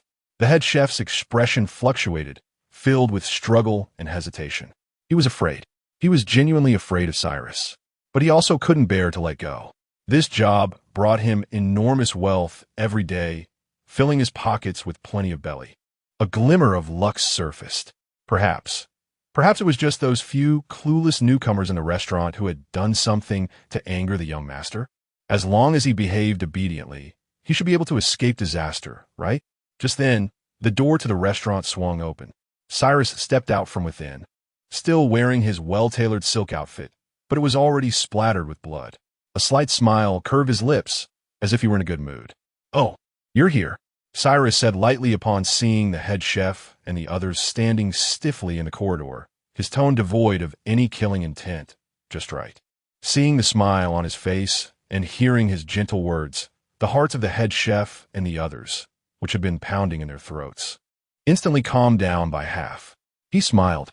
"The young master is smiling. It seems we're not going to be killed. He must have been upset inside. And if we go over, we can help ease his anger. Perhaps we might even receive a reward." The head chef quickly replaced his expression with a humble and sycophantic smile, raising the dessert high like a devout believer offering the most precious sacrifice to a deity. "Young master, you've worked hard. This is specially prepared for you." Before he could finish, the head chef's vision blurred. The boy, who had been several meters away just a second ago, suddenly appeared right in front of him. Then, an irresistible immense force slammed into his head. Bang! It sounded like a hammer smashing a watermelon. The head chef's head was sent flying like a ball. That massive head rolled through the air, smashing against the distant wall with a loud thud, bursting like a ripe tomato, scattering red and white goo everywhere. The headless body crashed to the ground, and the silver tray and dessert he had been holding shattered all over the place. The three assistants following him widened their eyes to the extreme, their brains going blank. After a brief daze, they dropped everything they were holding, letting out terrified screams, and turned to run, wishing their parents had given them 2 extra legs. However, in front of Cyrus, who was at the 3rd level of chi training and possessed a physique as powerful as a humanoid beast, escape was meaningless. Cyrus's figure moved like the wind, leaving a series of afterimages in his wake. He caught up with the first person, his fingers clawing gently across the back of the assistant's neck. Crack! A clear sound of bones breaking echoed. The assistant stumbled forward 2 steps, then collapsed like a puppet with its strings cut, falling limply to the ground. Cyrus's steps didn't even pause. His figure flickered again, appearing beside the second person, extending a finger to tap against the person's temple. The look of terror on that person's face froze instantly, and without a sound, he toppled backward, lifeless. The last person was nearly at the end of the corridor, his face showing a glimmer of hope as he approached the exit. But in the next second, a hand reached out from behind him, lightly pressing down on his shoulder. Thud! A tremendous force surged through him, instantly turning his internal organs into mush. The joy on his face was forever frozen at that moment. The whole process flowed seamlessly, happening in the blink of an eye. The corridor fell back into a suffocating silence, leaving only a few twitching corpses and the thick smell of blood. Meanwhile, on the other side, at the guard station, which was some distance from the main dining hall, the first shrill scream clearly reached the ears of the guard captain, Borg. Something's wrong. Borg suddenly stood up from his seat, his eyes sharpening instantly.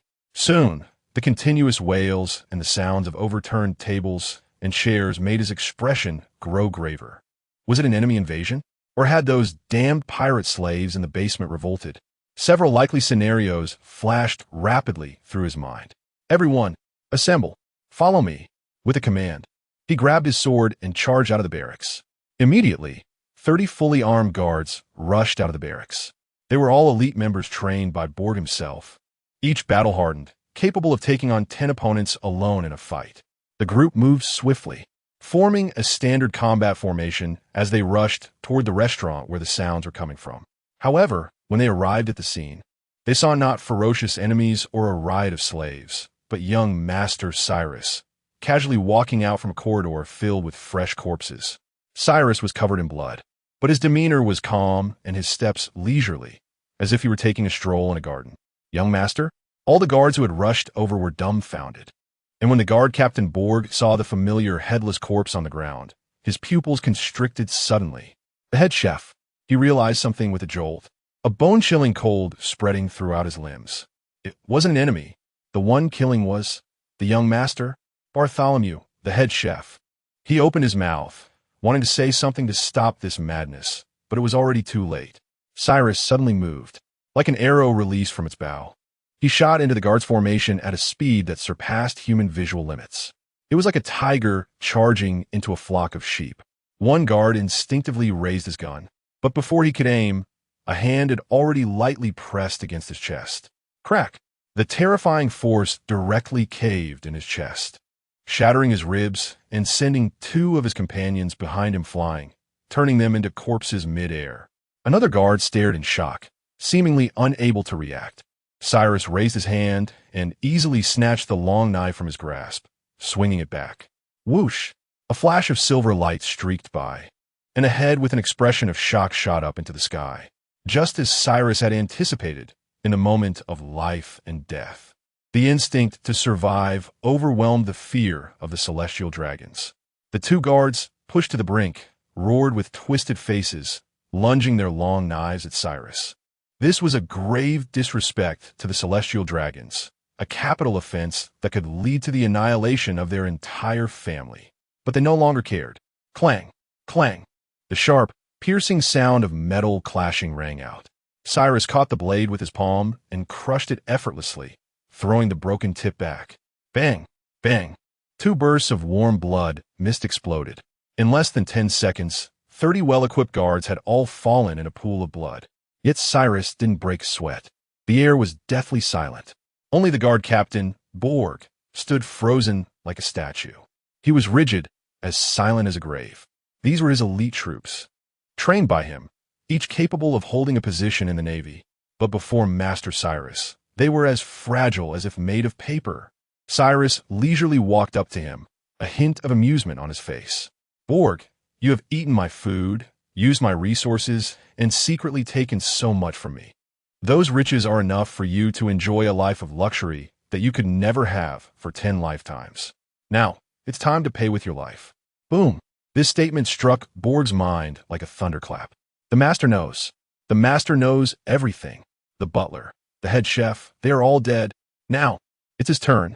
Borg's hopes were completely shattered. He fell to his knees with a thud, weeping and banging his head on the ground, pleading, "Master, spare me. Please spare me." Thud, thud, thud. He frantically knocked his head, his forehead bleeding profusely against the hard cloud crystal ground. "It's all Bartholomew. He forced me. I'm just following orders. I won't dare do it again. Please, just let me go." Chapter 9. You actually ate one of my fruits? Listening to Borg's tearful pleas for mercy, Cyrus let out a sneer. "Let you go?" he repeated with a teasing tone. How could that be possible? As soon as he finished speaking, Cyrus raised his right hand, his fingers sharpened like a blade, and slashed down towards Borg, who was kneeling and bowing repeatedly on the ground. Swish! The terrifying speed tore through the air ahead, producing a sound like fabric ripping. In that instant, a primal instinct born from life and death struggles rang alarm bells in Borg's heart. His body reacted before his chaotic brain could process the situation. His originally kneeling legs suddenly pushed off the ground, propelling him backward like a bullet shot from a slingshot, his body skimming the ground as he retreated rapidly. Whoosh!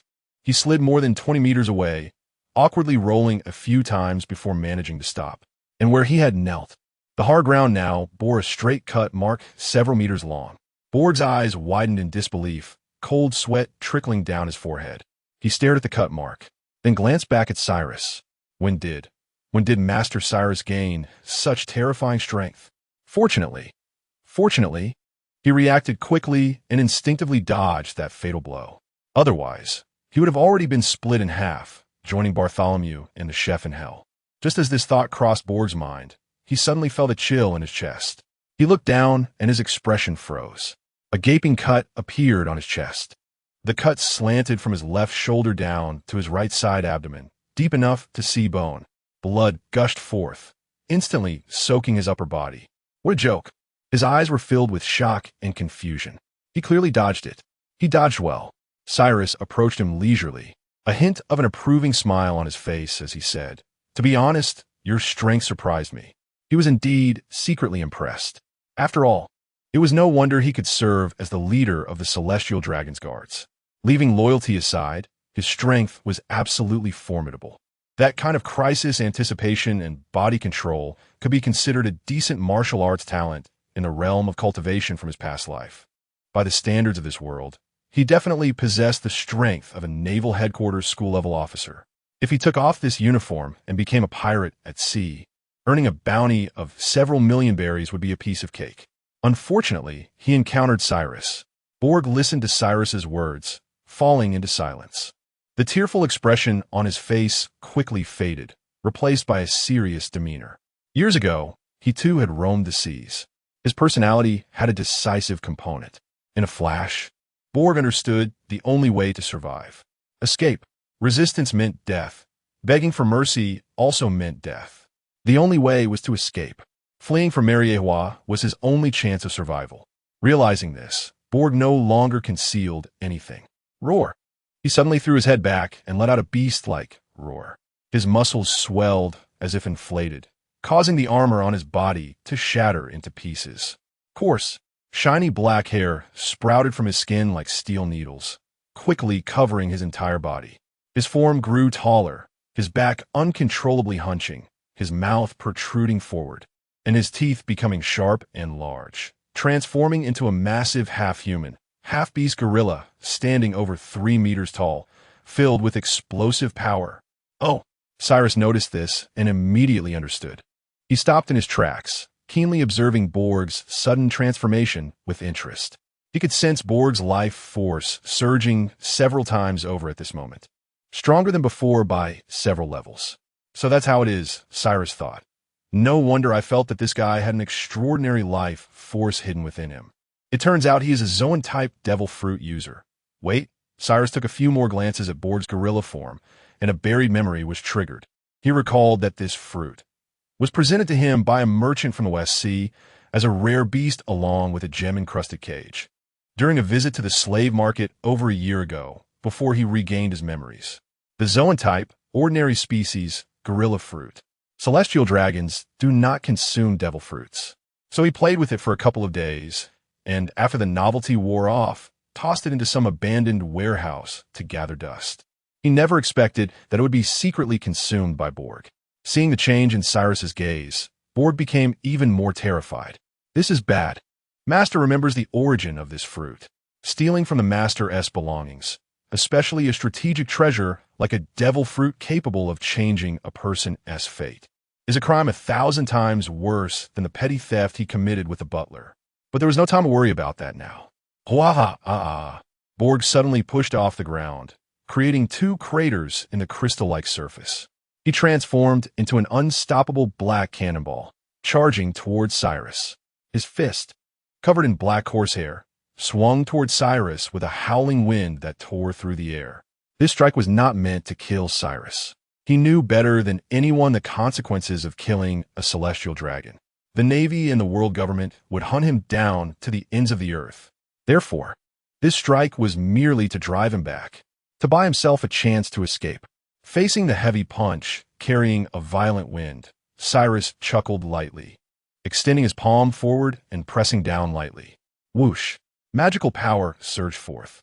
After leaving his body, it transformed into a gigantic hand resembling gold and jade, slapping down from midair. Borg, charging at high speed, had no time to react. Boom!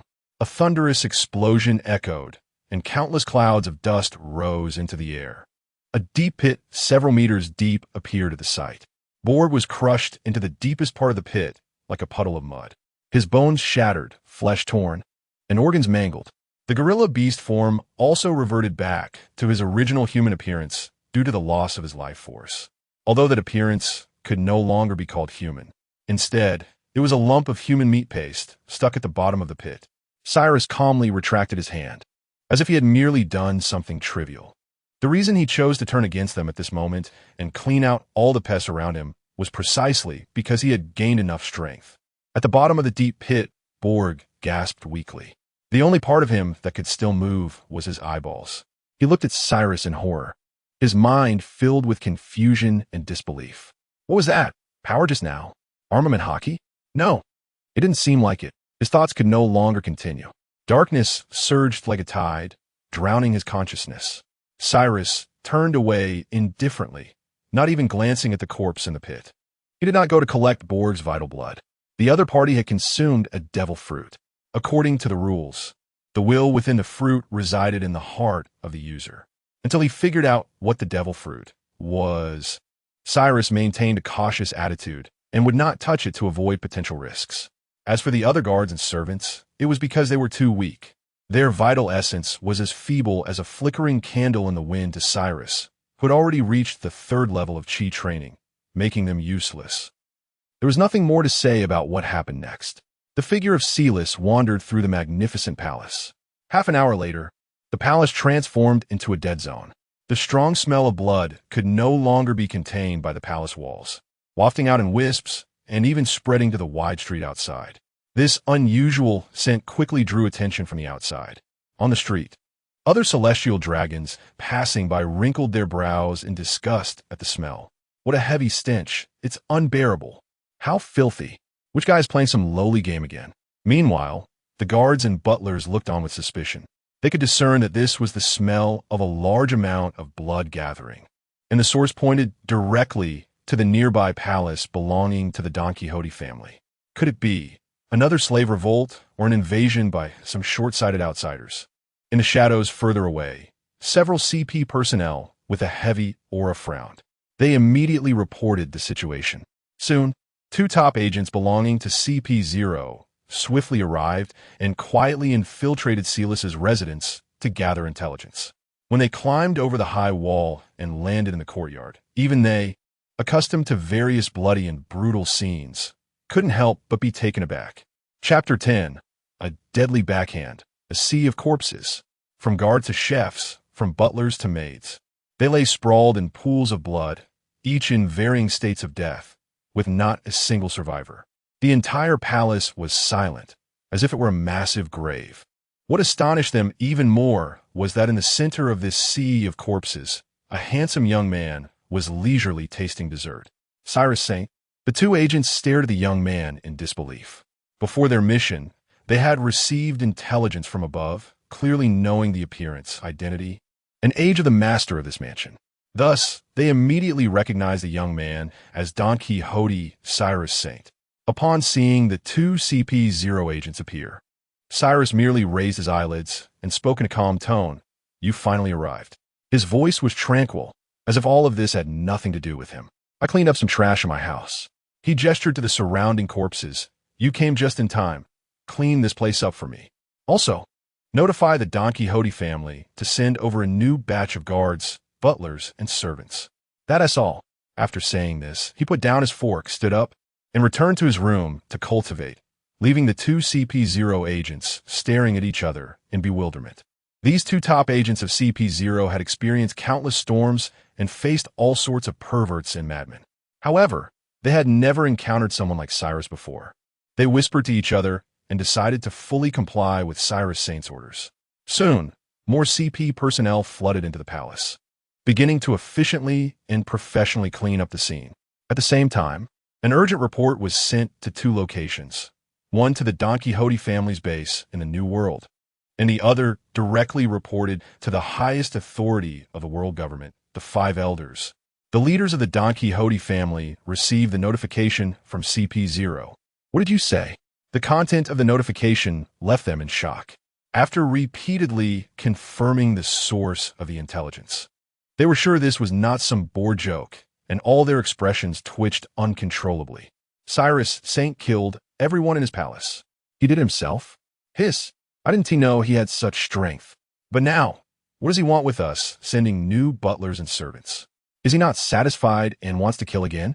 They curse Cyrus's madness in their hearts while arranging a new batch of more durable butlers, guards, and servants to send to Cyrus Saint. The Celestial Dragons are truly above it all. In their eyes, the people below are not even human. It doesn't matter if he kills all the servants in his own house. Even if he whimsically kills a few guards on the street, it's of no consequence. It's just a hassle to deal with the aftermath. In the highest conference room of Mariewa, 5 elderly men in suits were looking at the reports sent by CP0, collectively falling into silence. Eventually, the bald elder holding a knife spoke first, his tone filled with a hint of headache and helplessness. How did the Don Quixote family produce another madman? His words resonated with the others. The elder with a long white beard sighed, yes. The one before him abandoned his divine identity and went down to the lower realms was Don Quixote homing. The last one threatened us in the Holy Land with his father's head and later used the secrets of ancient weapons to threaten us. Don Quixote, Doflamingo. Now, we have this one who killed all his family's servants at the slightest disagreement. Don Quixote Cyrus Saint. What kind of family produces such lunatics? A golden-haired elder rubbed his temples and complained. But complaints aside, they did not take this matter too seriously. After all, in their long lives, they had seen too many pampered, twisted celestial dragons. Celestial dragons are generally a bit mad. Cyrus's actions were merely a bit crazier than the usual madness. Let him be. In the end, the elder in the lead made a decisive call. This small matter should be handled by the Don Quixote family themselves. Thus, a bloody massacre was casually brushed aside. In a room, Cyrus sat cross-legged, his eyes slightly closed, his mind sinking into his dantian. The dark-colored mana flowed slowly through his meridians like a gentle stream, nourishing his limbs and bones. After completing a full cycle of cultivation, he slowly opened his eyes, his deep gaze clear. It was time to leave, he thought to himself. This cleansing had eliminated the hidden dangers posed by acquaintances. With the dangers removed, he could proceed with further actions. Staying in Mariewa was more detrimental than beneficial for him. The later stages of the Demon Path blood pill require increasingly high quality of essence blood. The essence blood of ordinary slaves had become insufficient. He needed large, vigorous creatures, preferably sea kings. However, obtaining live sea kings in Mariewa was nearly impossible. Firstly, live sea kings are difficult to transport, and secondly, live sea kings could endanger the noble celestial dragons. Thus, Cyrus could only see dead sea kings. But dead beings have their essence dissipate quickly, making it impossible to refine them into blood pills. Therefore, he needed to hunt personally. Moreover, there was another crucial point. Cyrus looked toward the direction of Panga's city, his eyes flickering with a ghostly light. He was wary of this mysterious Although had sat on the Void Throne for 800 years, his style of action still seemed immature, as if he had not grown at all. But the power was real. The blow of the Heavenly King created a permanent void. That was an effect only a golden core cultivator could achieve. Although the worlds are different, many things cannot be generalized. But at least it is clear that the power he possesses far exceeds his current abilities. Since the opponent is stronger, he naturally needs to avoid exposure. A great man should endure when necessary, to avoid being discovered. After some contemplation, Cyrus had already decided to leave Mariewa and head to Sabaody Archipelago. It was the intersection point between the first half and the second half of the Grand Line. Countless pirates, merchants, hunters, and adventurers gathered there, bringing all sorts of strange specialties, including sea kings and various rare medicinal materials. Thus, the next stop to the Sabaody Archipelago was most appropriate. With his decision made, Cyrus stood up and pushed the door open. As the door opened, the once bloody corridor had been completely transformed. The floor was cleaned to a shine, and the air was filled with the scent of high-grade incense. The previous strong smell of blood had vanished without a trace. A group of new servants stood nervously awaiting on both sides of the corridor. At the forefront was a shrewd-looking middle-aged butler, followed by 30 burly and fierce new guards, and behind them were the submissive cooks and maids. These were all newcomers dispatched by the Don Quixote family. The moment they saw Cyrus walk out, their faces turned pale, their bodies trembled slightly, and their eyes were filled with fear. They had been warned before coming. This young Master Cyrus takes pleasure in killing and had even wiped out all the servants in his own mansion. If they could, they truly would not want to be here. Young Master, I am your new butler, like how. The butler approached with a stiff demeanor and bowed to Cyrus. Cyrus noticed their fear, but didn't care. Let them be afraid. Fear could lead to better work, preventing them from becoming a liability. Cyrus scanned the faces of everyone present, memorizing their appearances. Then, casually, he said, "Prepare for tomorrow's trip to the Sabati archipelago." After finishing his words, he ignored everyone and turned to leave. Ah, yes. The butler was taken aback and quickly lowered his head to show his understanding. Yes, young master. The others also bent down, their heads lowered extremely. It wasn't until Cyrus's footsteps disappeared that they let out a sigh of relief, their expressions resembling those who had just received a reprieve. Each of their backs was already soaked with cold sweat. They exchanged glances, seeing relief and deep concern for their future fate in each other's eyes. Meanwhile, within the secret organization of the world government, the CP organization quickly learned of Saint Don Quixote Cyrus's upcoming trip to the Sabati archipelago. According to protocol, whenever a celestial dragon leaves the Holy Land, members of the CP organization must be dispatched to protect them. This time, the task fell upon a special agent named Arcadia. Upon hearing the news, Arcadia instantly felt crushed. Chief, why me? He couldn't help but complain. His superior patted his shoulder, looking at him with an expression of helplessness. There's no choice, Arcadia, it's rotation. Your luck just isn't great. The CP organization rotates assignments to protect the celestial dragons. Unfortunately for Arcadia, it was his turn. This news quickly spread within the CP. In the office, several of Arcadia's colleagues gathered around, wearing expressions of schadenfreude. Arcadia, I heard you're going to protect that cleaner young Master Cyrus. Ha ha ha, you better be careful. That young master has a hobby of cleaning up. Don't accidentally get swept away as trash yourself. One colleague joked. Of course, some spoke more seriously. Don't worry, Arcadia, a seasoned senior said. We are people of the world government. The celestial dragons don't have the power to kill CP members. If you really encounter danger, just run. The higher-ups will protect you. Besides, traveling with a celestial dragon has its perks. You might even get some good benefits. That's right. Arcadia, if you really don't come back, remember to leave your inheritance to me. Another colleague joked. Get lost. You bastard. You jinx. Arcadia retorted darkly. The office was filled with a light-hearted atmosphere, but it did little to ease Arcadia's gloom.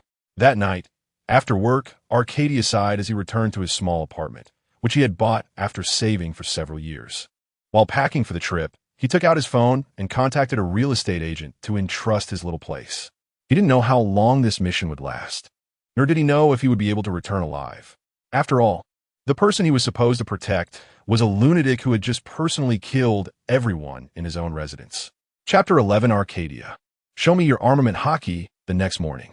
As dawn broke, the tranquility of the port at Mariewa was shattered by the sound of heavy hoofbeats.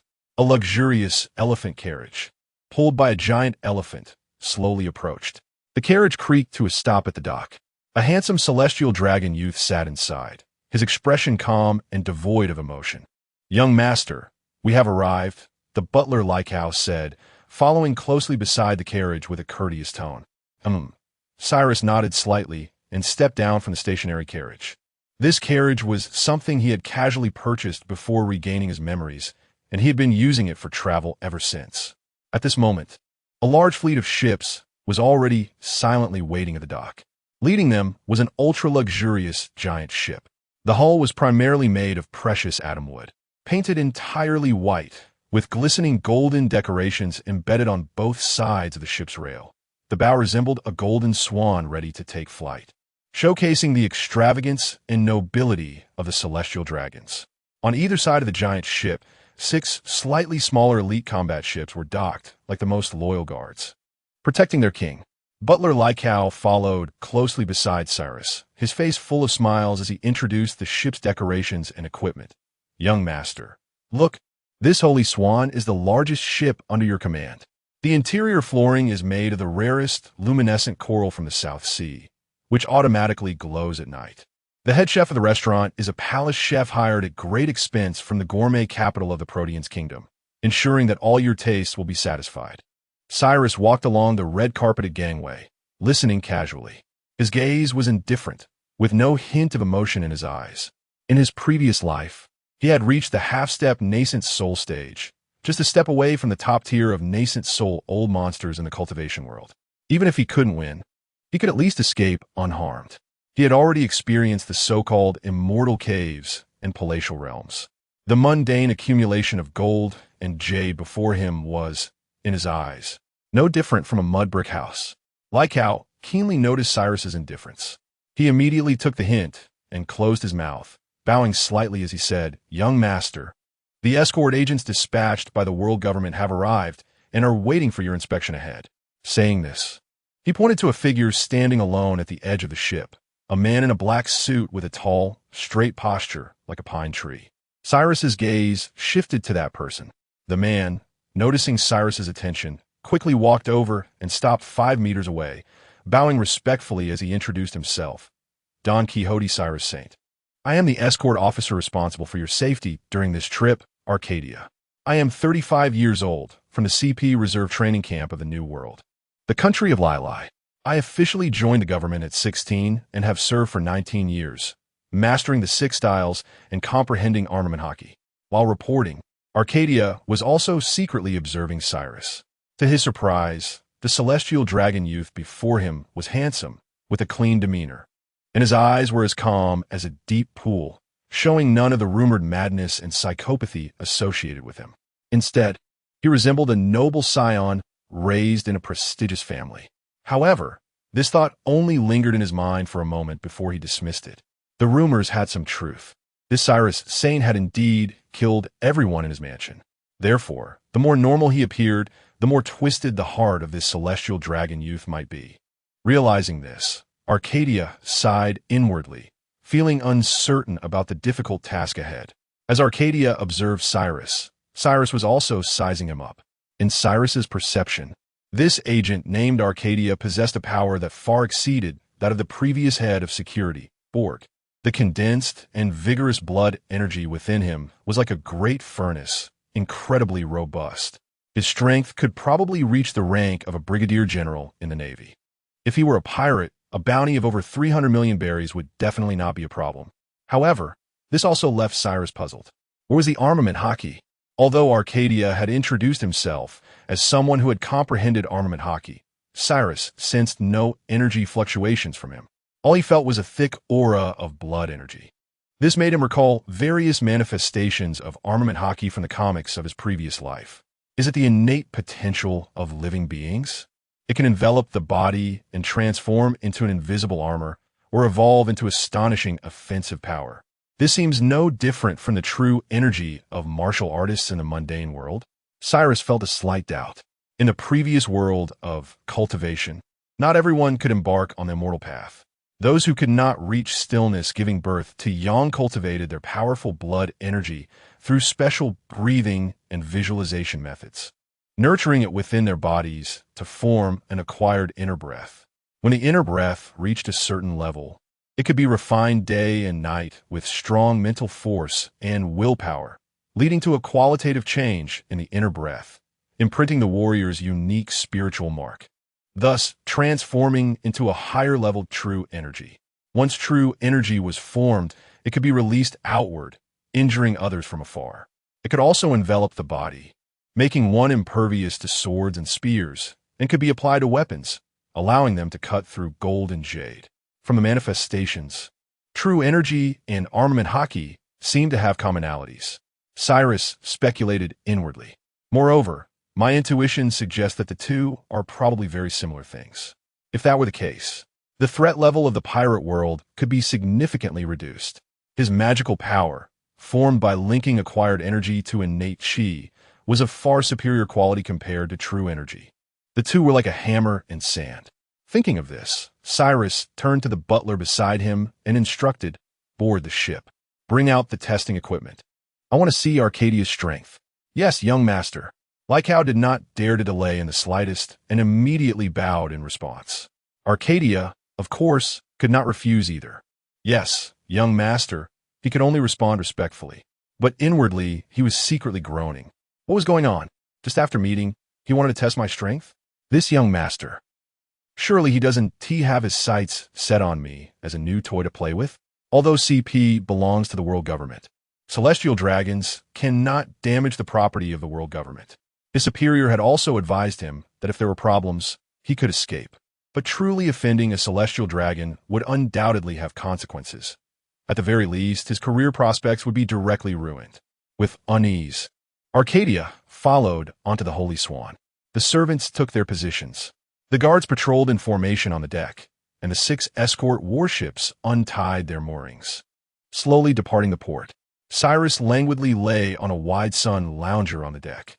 A minute later, Butler Lycow arrived with several strong servants, bringing a row of wooden stakes for testing, setting them up in the center of the deck. Cyrus only glanced at them and frowned.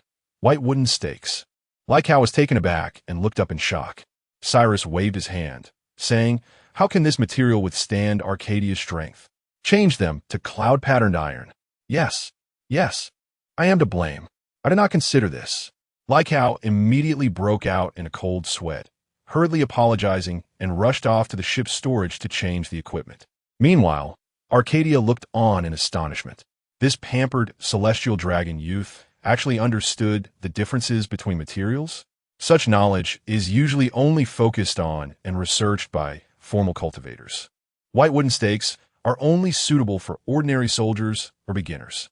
For someone like them, who has already mastered the 6 styles and possesses physical abilities far beyond those of ordinary people, they are as fragile as a cookie, shattering with just a touch, rendering any testing or training ineffective. It is necessary to use more advanced materials, such as special alloys or unique metals known as cloud-patterned iron, to withstand their full-force strikes. However, Arcadia thought about it and found it reasonable. This young master single-handedly killed everyone in the manor, including Borg. His strength is remarkable, and he must have received formal training. It is normal for him to understand this aspect of knowledge. Arcadia was unaware that Celis had never seriously practiced any techniques from this world. He simply had such a high realm that he could tell how much power a material could withstand with just a glance. He also understood Arcadia's upper limit of output. An old Golden Core expert wouldn't lack such insight. Soon, a sweating Lycow returned with his men, setting up rows of iron stakes that shimmered with a metallic sheen and were covered in cloud-like patterns back on the deck. Celis nodded in satisfaction and then looked at Arcadia, asking, "What level is your armament hockey?" Arcadia straightened his back and replied, in response to Saint Celis, "I can cover my entire body with armament hockey." His tone carried a hint of barely perceptible pride. After all, armament hockey is not a power that can be easily mastered. Within the entire CP organization, he is considered above average. Many old seniors who have immersed themselves in this path for decades may not be able to achieve this. "Just covering your whole body?" Celis said with a calm expression, casually pointing at the cloud-patterned iron stake in front of him. "Go, use your armament hockey to hit that stake." Arcadia sighed inwardly, looking at this young master. He could tell that he did not understand the difficulty of armament hockey. To him, it probably seemed as simple as putting on a piece of clothing. He felt like he was being treated as a novel toy. Self-mockingly, he walked forward and stood in front of a cloud-patterned iron stake. Taking a deep breath, his gaze suddenly sharpened. He clenched his fist, and an invisible force instantly surged from within, enveloping his entire right arm. On the surface, it seemed unchanged, but if viewed through the special perspective of observation hockey, one could see a layer of pitch-black metallic sheen appearing on Arcadia's right arm. The next second, Arcadia threw a punch. Bang! The moment his fist made contact with the cloud-patterned iron stake, it exploded like a cannonball, producing a tremendous sound. That incredibly hard, cloud-patterned iron stake shattered like pottery under Arcadia's punch. Countless metal fragments shot out in all directions, creating a clanging noise on the deck. Hiss! The surrounding servants and Lycow gasped in shock. What incredible power! That cloud-patterned iron stake would require 3 or 4 cannonballs to break. But Arcadia shattered it with a single punch? Truly worthy of being a top-notch CP agent. Arcadia himself couldn't help but smirk slightly. He turned around, looking at Celis on the sun lounger with a hint of expectation. hoping to see a trace of approval or surprise. However, what he saw was a face of speechlessness and disappointment. Celis even shook his head lightly and sighed, his expression as if he were watching a fool trying to chop wood with a golden axe. Arcadia's expression suddenly froze. What's wrong? Did I do something wrong? He stood there in shock, his mind filled with question marks. Why did this celestial dragon young master have such an expression? Chapter 12, Is Conqueror's Haki just this?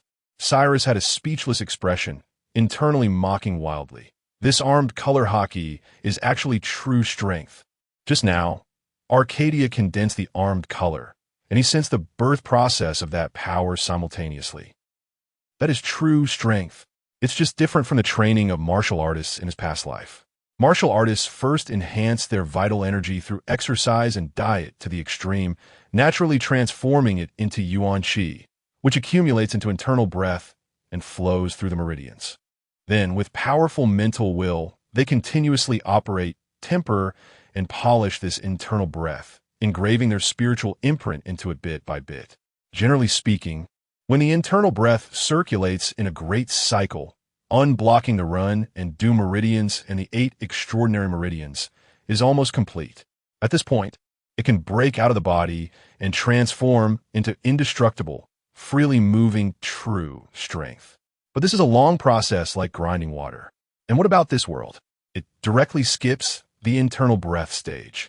When Arcadia's mental will surged and his emotions were high, the aura from his whole body violently surged, forcibly transforming into a burst of yuan qi.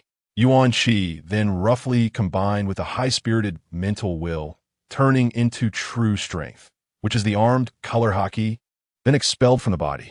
There is absolutely no intermediate stage of accumulation. It was all due to the naturally strong physique of humanity in this world, forcibly achieving it in one step. The process was so rough, it was almost unbearable to watch. The energy loss in the middle was over 70%. Moreover, the final formed armed color was particularly loose and not refined enough due to the lack of fine polishing, greatly reducing its power. It's like freshly squeezed peanut oil. Cyrus couldn't help but mock again. No wonder in the original work, armed color haki is so hard to master. Called the ticket to the world of the strong. This rough method of use means that a little lack of talent can't use it at all. No wonder. On Arcadia, I can't feel the arm color, because it doesn't exist normally. Only when used will it be forcibly squeezed out. Isn't this just a disposable consumable? Cyrus was speechless. Just as he was frantically complaining, Arcadia felt increasingly anxious. He cautiously and tentatively asked, Saint Cyrus, is it that I did something wrong? Cyrus came back to his senses, looked at his nervous appearance, and waved his hand somewhat disinterestedly. It had nothing to do with Arcadia. He was just a bit disappointed with the power of the pirate world. Arm color is true strength, and the observation color is mostly developed from the brain's essence awakening. It's not a mysterious thing. However, since he had already started, Cyrus didn't mind saying a few more words. Your use of arm color is wrong, Cyrus said. Don't manipulate it. Change your thinking. Imagine your body is a cup, and the armed color is the water in the cup. When using the armed color, let the water in the cup pour out. Arcadia was stunned for a moment, confusion and disbelief flashing through his mind. A cup? Water? What kind of metaphor is this? He silently lamented, Saint Cyrus, what do you know about armed color training? What I learned is the hard-earned experience summarized by countless strong people in the CP. But on the surface, Arcadia dared not show any signs of difference. He just respectfully lowered his head and said, Yes, I understand. After all, it was just a change in usage, so he treated it as playing with the little ancestor.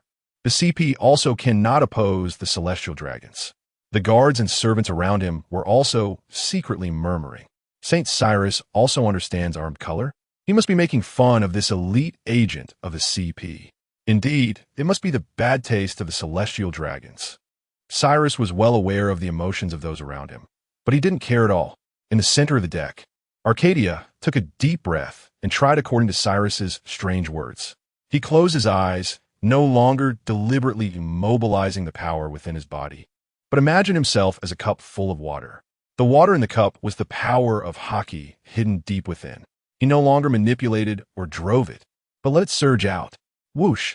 As soon as the thought arose, in the next moment, a massive force of armed color surged out like a flood that had broken its dam. The process of surging out was incredibly natural and smooth, as if it should be like this. There was not a hint of stagnation or forced effort. Moreover, in terms of both quality and quantity, it was several times more than before. The pitch-black armed color instantly covered his entire arm, even giving off a hint of heavy texture. How is this possible?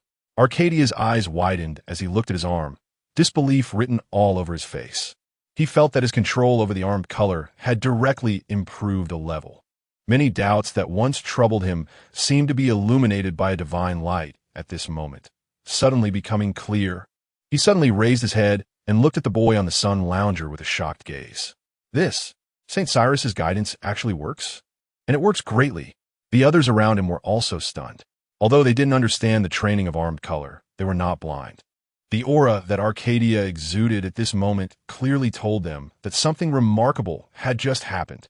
All eyes gathered on Cyrus, filled with shock and awe. St. Cyrus really understands armed color. Moreover, he understands it better than the elite agents of the CP. For a moment, the deck was silent enough to hear a pin drop.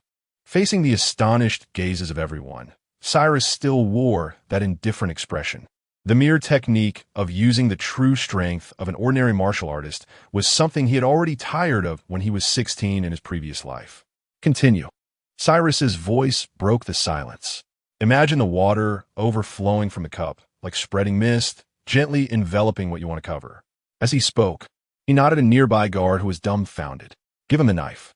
The guard was startled, quickly unbuckling the knife at his waist and tossing it to Arcadia. Arcadia excitedly caught it, his heart racing. He wasn't a fool. He immediately understood that St. Cyrus was teaching him how to wrap the armed color. This was a level that only top agents in the CP could achieve. He immediately held his breath and focused, imagining the armed color surging from his body, transforming into a thin layer of mist, enveloping the blade in his hand. The result was exceptionally smooth. So smooth that Arcadia himself couldn't believe it. The hockey was incredibly obedient, extending directly from his arm to the knife, quickly covering the entire blade. Armed color wrapping. Go, try cutting a steak. Cyrus's voice rang out again. Yes. Arcadia responded excitedly, his mood having turned from initial anxiety to fervent excitement. He turned around, faced an intact cloud pattern iron steak, and swung down with a knife. Whoosh! Like a hot knife through butter. The cloud pattern iron steak was directly split in two under the blade, wrapped in armed color. The cut was smooth as a mirror, even reflecting Arcadia's shocked face. Silence. A deathly stillness. Arcadia stared blankly at the long knife in his hand, then looked at the iron steak that had been easily cut in half. And a storm surged in his heart. At that moment, all the rumors in his mind about Cyrus being a murderous psychopath, capricious and insane, were cast aside. How could the young master Cyrus possibly be insane? Strong individuals disdain to engage in meaningless slaughter. Their actions must have a deeper significance. That horrifying purge was not due to any displeasure, but had deeper reasons behind it. Although he didn't know what those reasons were, Arcadia firmly believed in this. The butler Lycaon and the new guards beside him also thought of this. They exchanged glances, and in their eyes, excitement ignited. What they had thought was hell turned out to be heaven. They had actually followed a true celestial dragon. Not those descendants who had been spoiled and only knew how to indulge and commit violence, but one who personally sharpened their subordinates, pursued ultimate power, had their own ambitions, and truly suppressed the seas. A celestial dragon. Chapter 13. Fingerstrike breaks armament hockey. Cyrus looked at the smoothly cut cloud-patterned iron steak and nodded slightly. The power is quite good, he thought to himself. The destructive force of this strike was already close to the level of a second-layer chi refining practitioner. With a bit of training, he could become a useful subordinate.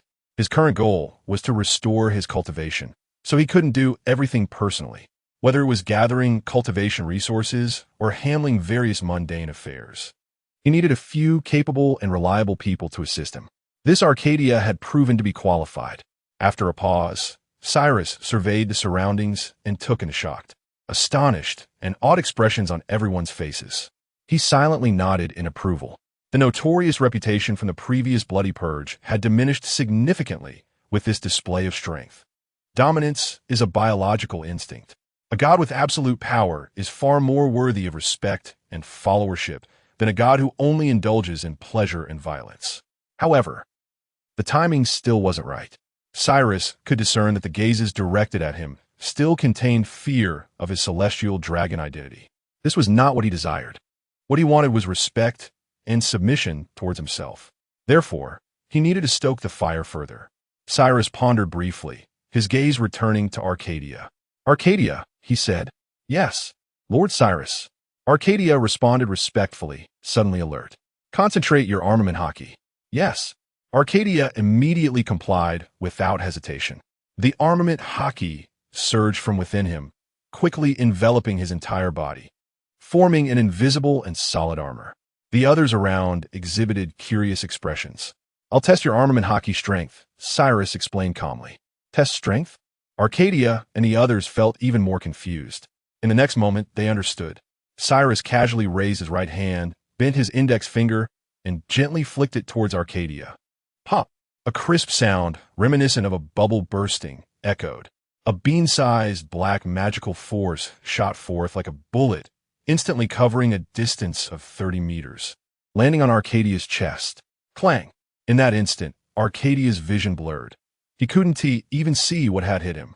He felt an enormous force, as if a giant battleship traveling at full speed had collided head-on with his chest.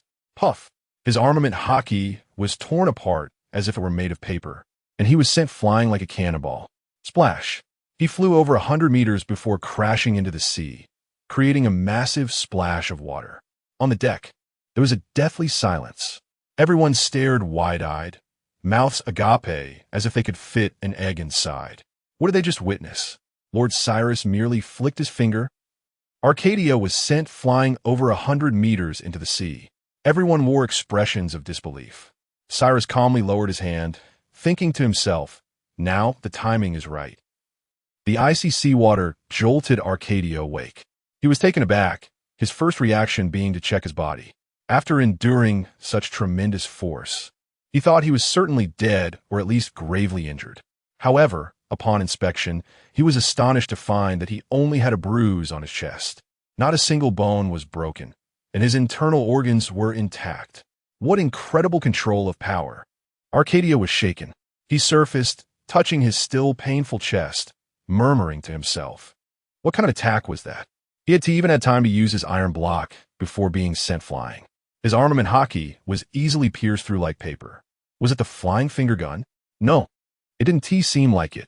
Without a clue, Arcadia decided not to dwell on it. He quickly surfaced, stepping lightly in the air several times to return to the deck using moonwalk. Once back on the deck, without any hesitation, he walked straight to Cyrus, knelt on one knee, his face devoid of any resentment or grievance, filled instead with humility and respect. "Lord Cyrus, I have not mastered my skills and have disappointed you." That casual flick just now had effortlessly sent him flying. If this young master were to get serious, how powerful would he be, working under such a strong individual? This was not a stroke of bad luck, but rather a great fortune that had fallen from the sky. The others on the deck, seeing Arcadia return unharmed, breathed a sigh of relief. They had genuinely worried that this CP agent had been taken out by their own young master. Ha! Meanwhile, Cyrus changed from his usual indifference and aloofness, revealing a gentle smile. He stood up from his sun lounger and personally approached to help Arcadia up. "You are already excellent enough, Arcadia." His voice was gentle and sincere. "I am very satisfied." Arcadia was completely stunned, taken aback as Cyrus helped him up, momentarily at a loss for words. The surrounding butlers, guards, and servants couldn't believe their eyes. What did they just see? The lofty celestial dragon actually helped his subordinate up with his own hands and spoke to him in such a gentle tone. Was this a dream? Cyrus took in the astonished expressions of everyone around, secretly amused. The way of employing people is to balance rewards and punishments. Having just demonstrated power, how could there be no grace now? Thanks to his celestial dragon identity, it made bestowing favors exceptionally easy. A casual word of comfort, a gentle encouragement, in such a stark contrast, could instantly make these subordinates feel extremely grateful. Cyrus chuckled inwardly. Of course, mere verbal favors were not enough. He needed to pay a high price for a horse's bones. Arcadia was the horse's bones he had chosen. He turned to the butler, Rika, beside him, and instructed, "From today onwards, raise Arcadia's treatment. His daily food and living expenses should not be less than 300,000 berries." As soon as these words were spoken, Arcadia's face was filled with shock, as if he were in a dream. 300,000 berries for daily expenses. That would amount to nearly 10 million berries in a month. His salary as a CP agent was only a little over 10 million berries for an entire year. The others around gasped in astonishment, their eyes instantly filled with envy and admiration. But that wasn't enough. Cyrus continued to sweeten the deal. He wanted to maximize the value of this horse's bones. Additionally, provide a monthly supply of deep sea gel from the North Sea. Cyrus said, "That stuff nourishes the brain, revitalizes the spirit, and increases your chances of awakening observation hockey." Boom! Arcadia's mind exploded like thunder. Deep sea gel, that precious ingredient, which is extremely difficult to collect and available only at a high price. Within the CP organization, only a very few core members who had achieved great feats or were highly regarded for their potential were eligible to enjoy it. Moreover, usually, they could only be allocated a minuscule portion once a year. He had thought that he would never hope to awaken observation hockey in his lifetime. But now, hope was right in front of him. Thud! Arcadia could no longer control his emotions, kneeling heavily on the ground, bowing deeply to Cyrus. "Lord Cyrus, from now on, the life of Arcadia belongs to you." At this moment, the gazes of others have shifted from envy to unabashed fervor. Cyrus seized the opportunity and scanned the crowd. "You are the same. Like how, triple everyone's treatment. Those who perform exceptionally will receive additional rewards." Wow! The crowd erupted. "Thank you, Saint Cyrus. We swear our loyalty to Saint Cyrus." The butler, guards, and servants, everyone excitedly knelt down, overwhelmed with gratitude. They offered their loyalty to Cyrus. Cyrus smiled and raised his hand slightly, signaling everyone to get up. Arcadia is worth his personal support. But as for the others, not everyone can be a steed. He casually encouraged a few more words before letting everyone disperse to carry out their duties. He returned to his room to continue his cultivation. Chapter 14, the second quick cultivation secret method. Burning lamp, the door closed. The gentle and kind smile on Cyrus's face instantly faded, turning back to indifference. As a seasoned old monster who had struggled for nearly 1,000 years in the world of cultivation, having fought his way out of mountains of corpses and seas of blood, his heart had long been tempered by time and slaughter to be as solid as eternal ice. Sincerity and warmth were merely tools to achieve his goals.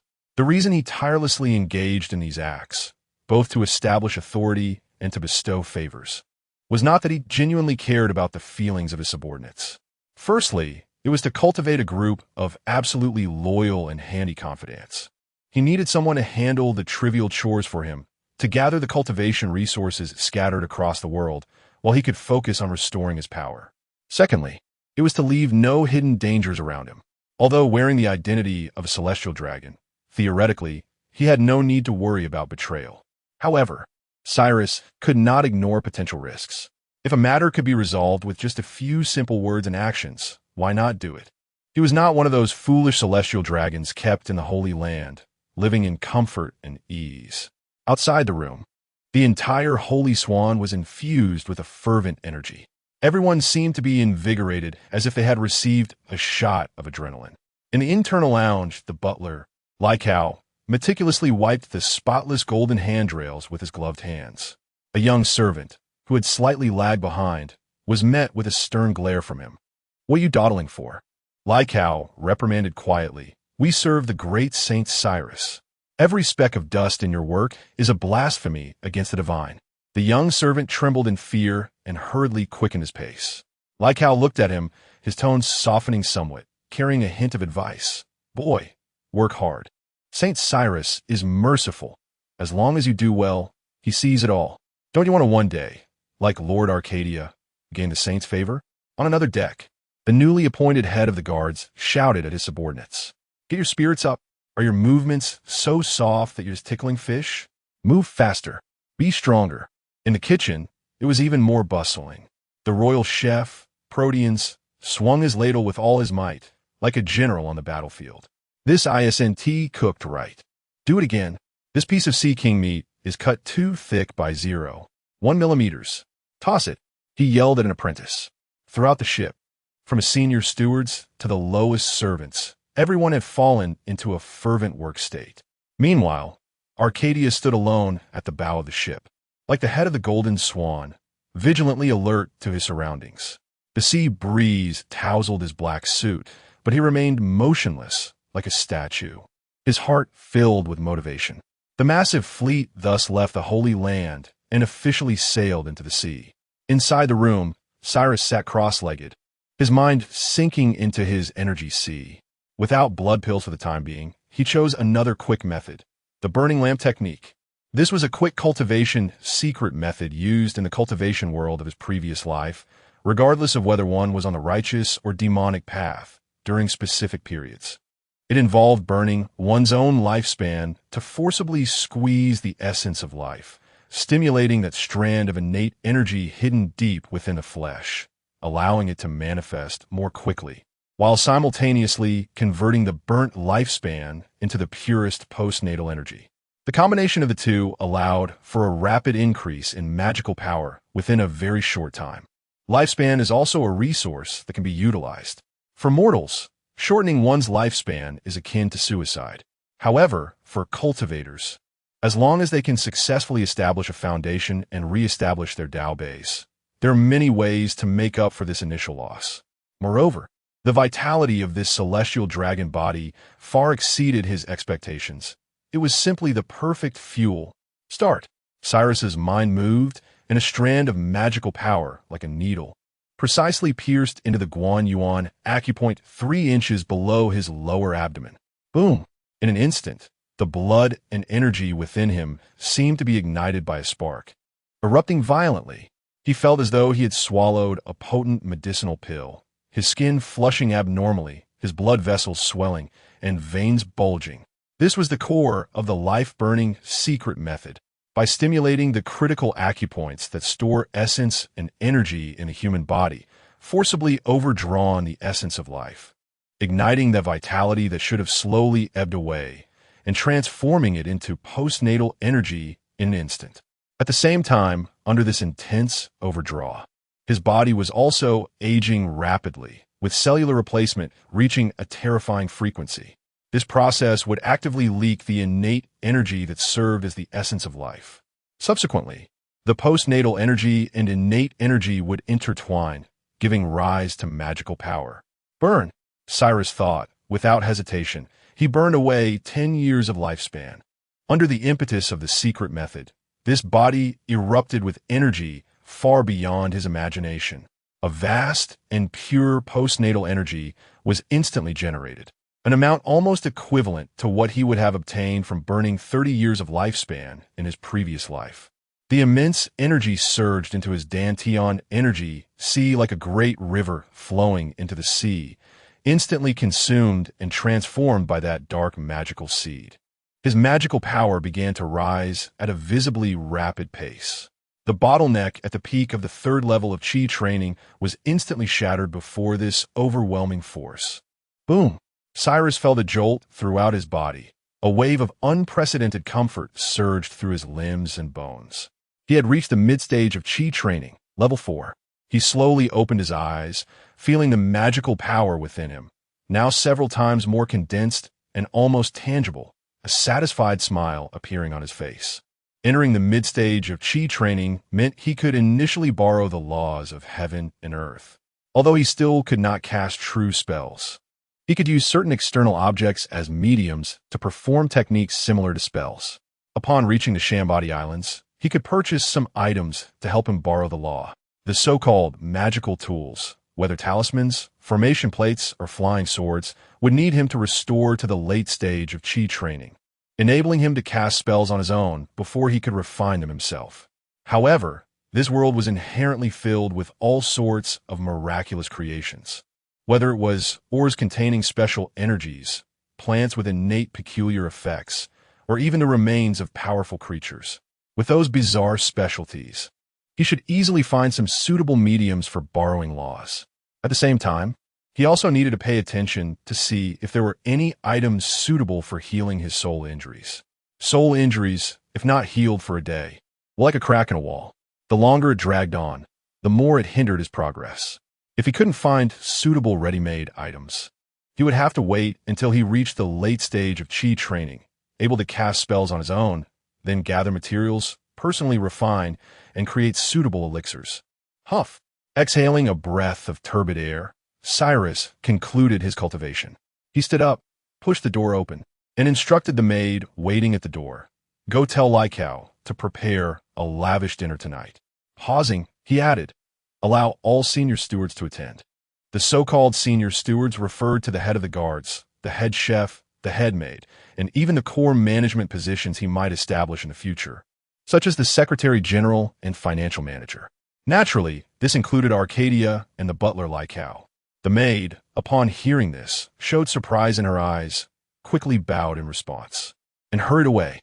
Soon, the butler Lycow rushed over. After personally confirming this matter, his old face was filled with excitement and radiance. Let the core management team attend the banquet together. What an unprecedented honor this is for ordinary people. This signifies that young Master Cyrus truly considers them as his trusted confidants, as his own. Lycow felt a surge of hot blood rushing to his head. He seemed to have already envisioned himself hugging Master Cyrus's thigh, securing an incredibly bright future. "Rest assured, young master, I will ensure that the banquet meets your satisfaction." Lycow's voice trembled with excitement. Go ahead," Cyrus chuckled and nodded. "Yes." Lycow, filled with enthusiasm, turned to make arrangements. That evening, in the luxurious restaurant, the lights were bright. The long dining table was filled with exquisite delicacies from around the world. All those permitted to take a seat had donned their finest attire, sitting upright with expressions of sincere trepidation. But more than that, there was an undeniable excitement and gratitude. They looked at the young man at the head of the table, calmly sipping his drink, their eyes filled with admiration. Everyone silently vowed to do their utmost in their work, ensuring they do not disappoint the young master's attention and grace. Meanwhile, those who were not qualified to sit could only watch enviously from outside the restaurant, peering through the windows at the scene inside. Yet in their hearts, there was no jealousy, only a stronger desire. They also secretly resolved to work even harder, striving to earn a chance to be seated through their own performance. A single banquet easily stirred everyone's enthusiasm. Only Arcadia, amidst the excitement, felt a hint of suspicion towards Cyrus. Was it just an illusion? He sensed that after just one afternoon apart, young Master Cyrus seemed to have grown stronger. Just moments ago, Cyrus's gaze had inadvertently swept over him. In that instant, he felt a chill run through him, as if being stared at by a dangerous beast. That feeling was fleeting, but he absolutely did not believe it was an illusion. Arcadia's offer for Cyrus deepened another level. As for Cyrus, he wore a faint smile, but his heart was as calm as a still pond. He had always been generous towards those capable of being useful. Unfortunately, his gaze subtly scanned the faces of Lycow, Arcadia, and others. This group of people still lacked potential. They might become competent stewards or loyal guards, but they were not sufficient to be his true right-hand men in the future. As his cultivation recovered, they would soon be left behind. They could only serve a temporary purpose. Those truly capable of handling great responsibilities would have to be personally sought out by him, some exceptionally gifted individuals raised from a young age. Or he could intercept some of the standout characters from the original work who would shine in the future. Familiar names flashed through his mind. Cyrus raised his glass and took a gentle sip of the rich wine, his eyes flickering slightly. Time quietly passed in this day-to-day journey and cultivation. A month later, Cyrus's massive ship arrived at the Shambati archipelago. It was an island group formed by 79 colossal Yarkaman red trees, so enormous they seemed to reach the sky. The roots of the giant trees intertwined, exposed above the sea, forming independent islands. What was most peculiar was the respiration of these giant trees, which continuously secreted a special resin from their roots. The resin expanded in the air, forming huge, dreamlike bubbles that slowly ascended, enveloping the entire archipelago. Sunlight filtered through the colorful bubbles, refracting a mesmerizing halo, making everything here seem unreal, like a fairy tale world. This was the endpoint of the first half of the Grand Line, and also the necessary path to the new world, Shambadi Archipelago. At this moment, Cyrus in his room slowly opened his eyes from his cultivation. During this month, he had burned another 20 years of his lifespan. In exchange, his cultivation had successfully reached the peak of the 4th level of Chi refinement. He was just a thin layer of paper away from the 5th level of Chi refinement. Chapter 15. Fortune bestowed. Fine furnace inside the room. Cyrus sat cross-legged, his magical power flowing steadily, just a thin line away from the threshold of the 5th level of Chi training. Suddenly, his half-closed eyelids moved slightly. Outside the door, a steady and respectful sound of footsteps was approaching. As the footsteps entered within 30 meters of the room, Cyrus had already sensed it. He slowly withdrew his power, returning the circulating magical energy in his meridians to his dantian. Knock, knock, knock. At that moment, the door was gently knocked. Your Holiness, Cyrus, we have arrived at the Shambadi Archipelago, came the voice of the butler, Lycow, filled with respect and eagerness from outside the door. Understood. Cyrus responded lightly, his voice not loud, but clearly penetrating the door. He calmly stood up, adjusting his immaculate and luxurious attire. When he opened the door, Lycow was waiting at the entrance, bowing in the most standard posture. Under the almost obsequious service of the butler, Cyrus chose not to walk down the ship. He directly boarded a luxurious bubble elephant carriage, already prepared and pulled by giant land-dwelling elephants, and slowly descended the gangway amidst a crowd of guards, officially stepping onto the dock of the Shambadi Archipelago. The wheels rolling over the ground made a slight sound, which seemed particularly clear in the silence of the dock. Instantly, a silent storm erupted on the dock. Nearby, the workers transporting goods and the merchants soliciting business, upon seeing the sky-soaring dragon hoof flag hanging from the top of the ship, quickly transformed their expressions from shock to utmost fear. They dropped everything in their hands, rolling and crawling, prostrating themselves on the ground, pressing their foreheads firmly against the floor, their bodies trembling violently from fear, not daring to breathe. A little further away, the pirates or adventurers who had just arrived and were puzzled were immediately pressed down by the experienced elders beside them, who lowered their voices and warned in a near-crying tone, "Don't look. Quickly kneel down. Do you want to die? That is a world noble, a god. If you anger them, we will all be executed on the spot." And on the streets further away, those self-proclaimed powerful pirates with high bounties, upon seeing the short figure appear, did not hesitate for a moment. They turned around and fled at their fastest speed, not looking back. Cyrus regarded this scene as if he were blind to it, his deep-set eyes showing no sign of disturbance. His mind was immersed in the information about this peculiar island. The Shambadi Archipelago was composed of 79 Yarkaman red trees, roughly divided into several areas. Area 129 was an illegal zone, home to human trafficking shops, human auction houses, and underground taverns. Area 3039 was a theme park filled with bubble culture. Area 4049 was a commercial area for tourist sightseeing. The Bar of Shaki was in Area 13, and the underworld king Rayleigh should also be hiding nearby. However, Cyrus was not interested in any of these. Whether it was the washed-up vice-captain of a pirate king or an information dealer, they did not catch his eye. The only thing he cared about now was the human auction in the illegal zone, because there, something that could help him restore his strength might be auctioned. Your Holiness Cyrus, where shall we go now? The butler Lycow humbly bowed and asked cautiously. To the auction. Cyrus was about to say the words auction house when he suddenly paused.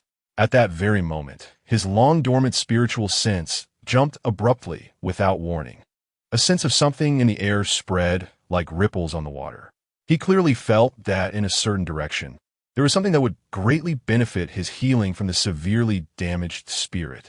This was the extraordinary aspect of a golden core cultivator. Upon reaching the first stage of the golden core, life and destiny became one, allowing one to initially grasp their own destiny, even without understanding the way of divination. one could still generate a mysterious sense of things highly related to their own karma. To seek good and avoid harm, to transform calamities and protect oneself, all lay within a single thought. Although Cyrus had lost his cultivation and was cast down to the mortal realm, the status brought by the golden core he once reached still existed. This sudden feeling was undeniable proof. His gaze instantly turned towards that direction. Go that way. He immediately changed his words and pointed. Yes. The butler Lycow did not dare question and immediately responded loudly. A team of guards, already prepared, surrounded a bubble-decorated elephant carriage pulled by giant land-dwelling elephants. Cyrus calmly boarded the carriage, and the convoy immediately set off, grandly heading in the direction he indicated. Meanwhile, in Area 24 of the Shambadi archipelago, on a bustling commercial street, Colonel Rena was feeling an unprecedented sense of irritation. She was ordered to lead a troop to patrol the area to prevent any audacious pirates from disturbing the world nobles enjoying themselves here. However, she never expected that the trouble would not come from pirates, but from the very subjects she was supposed to protect. A portly, gluttonous male celestial dragon, with drool hanging from his mouth, was leering at several attractive civilian women on the street with a nauseating gaze and ordered, "Hey, that Navy woman. This saint has taken a liking to those slaves. You and your subordinates, go catch them for me. I want to take them back for proper training." Rena and the Navy soldiers behind her felt a wave of unwillingness and disgust. But faced with the celestial dragon, they could only suppress their emotions. Rena stepped forward and politely refused. "I'm very sorry, Saint Charlos. Our mission is to patrol this area to protect the safety of esteemed celestial dragons like yourself. If we leave our post to capture slaves, it might give those audacious scoundrels an opportunity." Huh. The celestial dragon, named Charlos, let out an unhappy scream. "I am a noble celestial dragon, a god, the master of this world. How dare the commoners harm me? Do you dare defy my orders?" The surrounding civilians had long been scared to tremble, not daring to breathe. Rena's subordinates also could only bury their heads lower in anger. Just as Rena felt trapped, a new commotion came from the other end of the street. Another team of guards, surrounding an elephant carriage, appeared in everyone's sight. When they saw a richly dressed, cold-faced young celestial dragon sitting in the carriage, Rena's heart not only did not sink into despair, but instead found a glimmer of hope for escape. She immediately left the still screaming Charlos behind and hurriedly approached, respectfully saluting towards Cyrus's carriage. "Your Holiness, Cyrus, Rena's troop is patrolling this area. I wonder if you have encountered any trouble?" Cyrus's gaze landed on the pink-haired Navy colonel who had taken the initiative to approach. A trace of surprise flashed in his heart. Rena? He remembered this woman, one of the popular female characters who appeared in the original work. Then, he received a strong sense from Rena. It was her. The source of the thing that could help restore his spirit's injuries was within this woman. Cyrus frowned slightly, and a glimmer of profound light quietly flickered in his otherwise calm eyes. He used his remaining Golden Dan status to make a rough calculation regarding the woman in front of him. In the next moment, a tremendous wave surged in his heart. In this woman, he saw an incredibly strong talent and fortune. That power was pure and immense, almost solidifying into substance. It was as if the will of the entire world was actively favoring her, pouring invisible strength into her. For cultivators, such an existence has a special name, an excellent furnace. So that's how it is. Cyrus instantly understood. The so-called fate and destiny in this world were almost tangible. This indicated that the heavenly will in this world was quite active. It would actively invest power to cultivate and promote those pieces it selected, guiding the development of the world situation. And those who received the investment of power were all individuals with extraordinary talents and prosperous fortunes. Conversely, in the original work, those extraordinary and outstanding characters that occupied a large portion of the text were all favored by the world. Images of vibrant female characters from the original work flashed through Cyrus's mind. Meanwhile, the gluttonous celestial dragon Charlos, upon seeing Cyrus arrive and looking at him expressionlessly, instantly recalled the recent rumors about that madman that the family elders had discussed. He didn't want to provoke that lunatic who would cleanse his own slaves and guards at the slightest disagreement. Oomph, how unlucky, he muttered, not daring to say more, and turned to leave with his guards in a dejected manner. Seeing the crisis being resolved so smoothly, Hanai felt a surge of joy and quickly bowed to Cyrus again, preparing to take her leave. Thank you for the rescue, Your Holiness. Hanai will continue her patrol now. Stop. Just as she turned around, Cyrus's cold voice came from the elephant carriage. Hanai's steps froze in place. Cyrus had already regained his composure. He had made a decision in his heart. He wanted this excellent furnace that had come to him. If he could completely seize the almost solidified talent and fortune from her, his shattered divine soul could even heal in one breath. This was what his spiritual sense had reminded him of, something that could heal wounds. Lyko, Cyrus spoke. The old servant is here. Tell her that from now on, she and her troops are requisitioned by me as my temporary guards in the Sabati archipelago. At your command, Your Holiness. The steward Lyko immediately took the order, walked up to Hanai, stood straight, and conveyed Cyrus's request with a tone of inherent superiority and arrogance. Colonel of the Navy, this is your honor. His Holiness Cyrus has decided to requisition you and your troops. Why not quickly express your gratitude? Hanai and the other Navy soldiers were stunned upon hearing this, their faces showing expressions of shock and resistance. But they dared not show it openly. So Hanai could only brace herself and politely decline, saying, But, Your Holiness, we still have patrol duties from the Navy headquarters. Oomph. The steward Lyko interrupted her words with a cold laugh. A mere naval task. Can it be more important than serving the noble Don Quixote, Cyrus? He looked at Hanai with a penetrating gaze. A smart person should abandon that boring task now and serve the young master wholeheartedly. If the Navy headquarters has any issues, let them call the Holy Land to question it. Don't be ungrateful. With this said, Hanai knew there was no room for negotiation left.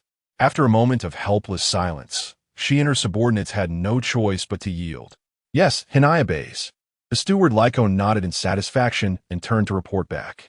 Seeing that the steward had forcibly retained her, Cyrus felt satisfied. He couldn't be bothered to glance at Hanai again and instructed the coachman. No change in target. Go to the auction. The furnace matter is not urgent. On one hand, the furnace needs to be cultivated. He just happened to have a top-tier technique created specifically for this purpose, the Tai Su Yujin Jing, which could perfectly maximize the value of this furnace. On the other hand, what he wanted to seize was the world's favor and innate talent from Hanai. This act was akin to snatching food from a tiger's mouth, and it would inevitably attract the heavenly will or the world's will's response and backlash. Before that, he needed to find some materials to refine several artifacts that could conceal the heavenly secrets and confuse causality, making thorough preparations. The convoy set off again. Meanwhile, Hanai, who had been forcibly integrated into the guard ranks, quietly took out a transponder snail from her pocket and dialed the Navy headquarters number. The call quickly connected, and the calm voice of Admiral Crane came through. Hanai quickly reported her situation. After listening, Admiral Crane's tone became somewhat worried. She asked detailed questions about some specifics. And when she learned from Hanai that His Holiness Cyrus had hardly looked at Hanai at all and only happened to be present, both she and Hanai unconsciously breathed a sigh of relief. Both judged that the target of this celestial dragon was probably not Hanai herself. He did not seem to have an interest in Hanai to turn her into a slave, but rather just the usual arrogance of celestial dragons, casually using others as they pleased. What should I do? Admiral Crane? Hanai asked. For now, just be his guard. Admiral Crane pondered. The Navy cannot openly defy the orders of the world aristocrats. I will immediately send a rear admiral over to take your place. Your rank as a colonel is too low. In such matters, a rear admiral will have much more leeway. You endure for a few days. Yes, Hanai understood. Hanai felt relieved and hung up the transponder snail. She looked at the magnificent elephant carriage ahead and secretly told herself to endure well. However, she did not know that from the moment she appeared in front of that young celestial dragon, her fate had already been completely rewritten. Chapter 16. The pretentious Hanai, the convoy headed towards the auction venue. It was a large circular building with an extravagant exterior. A few staff members at the entrance of the auction saw the enormous elephant carriage and the flag of the heavenly dragon and their smiles instantly froze. Another celestial dragon? They cursed their bad luck inwardly. For these business people, celestial dragons were the most unwelcome plague. However, on the surface, everyone displayed flattering smiles. "Welcome, esteemed world noble." They hurriedly approached, bowing deeply, almost wishing to knock their heads on the ground. Butler Ryko ordered, "Prepare the best private room for Saint Selous." "Yes, yes, of course." The person in charge responded repeatedly, personally leading the way. Upon entering the top VIP room of the auction, Butler Ryko glanced around, revealing a look of disdain. "This place is worthy of Saint Selous's presence?" The person in charge looked awkwardly at the side. Ryko snorted coldly, personally leading a few servants to clean and organize the entire room from top to bottom. The auction's manager and other staff could only stand aside, heads bowed like quails. Hanai stood at the back of the crowd, watching this scene with a slight smirk. After a bit of fuss, Selous finally appeared leisurely, entering the freshly prepared room at the butler's invitation.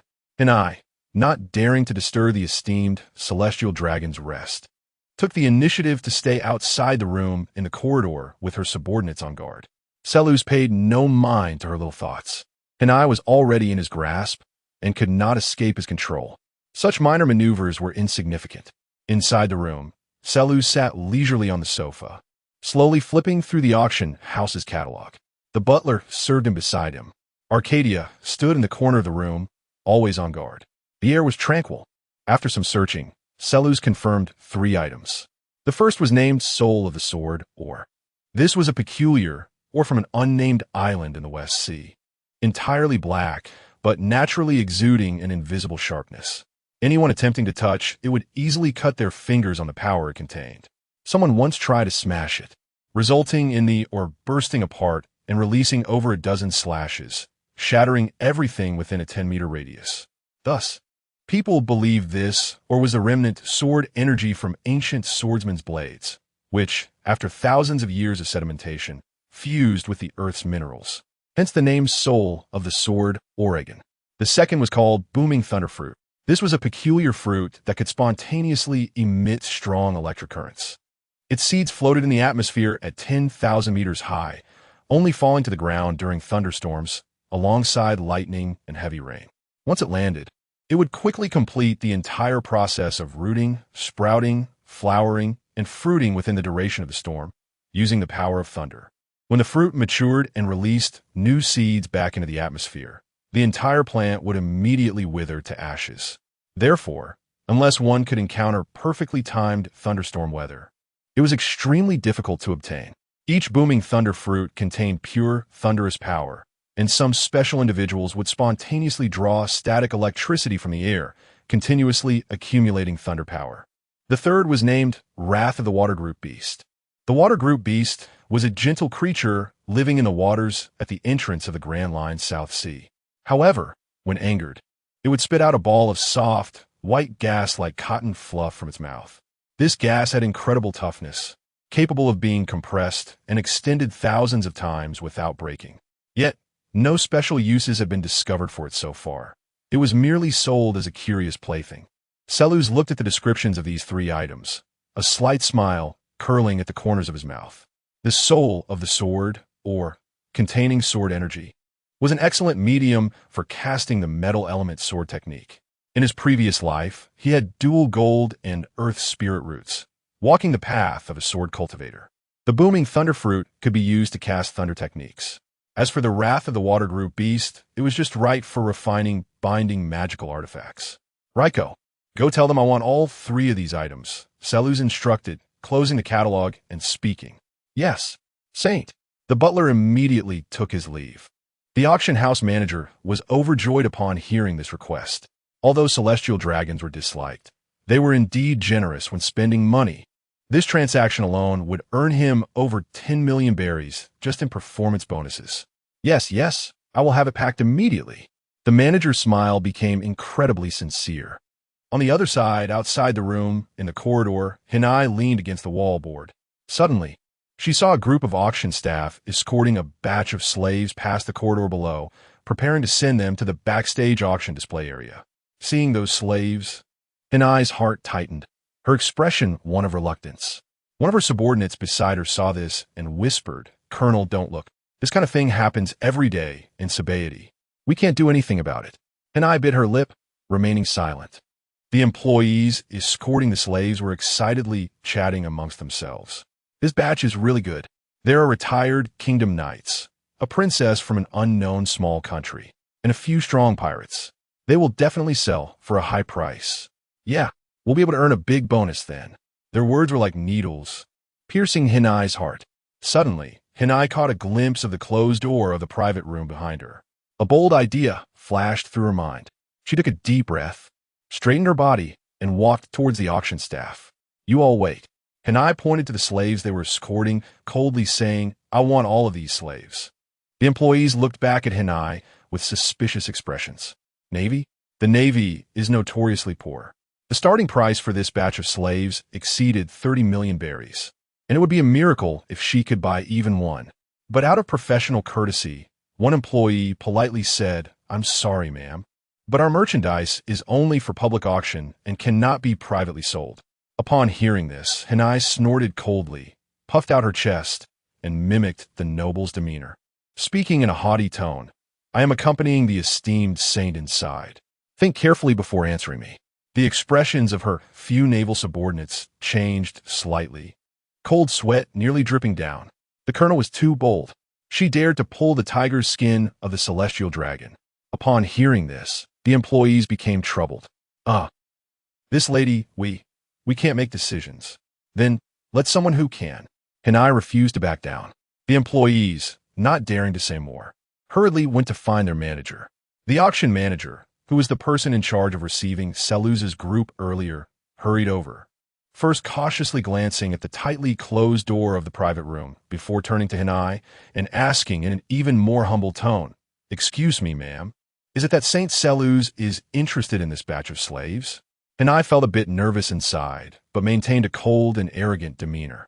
Raising her chin, "Don't ask what you shouldn't." The manager, being an astute person, immediately understood from the unusual expressions of the soldiers behind Hinai what was going on.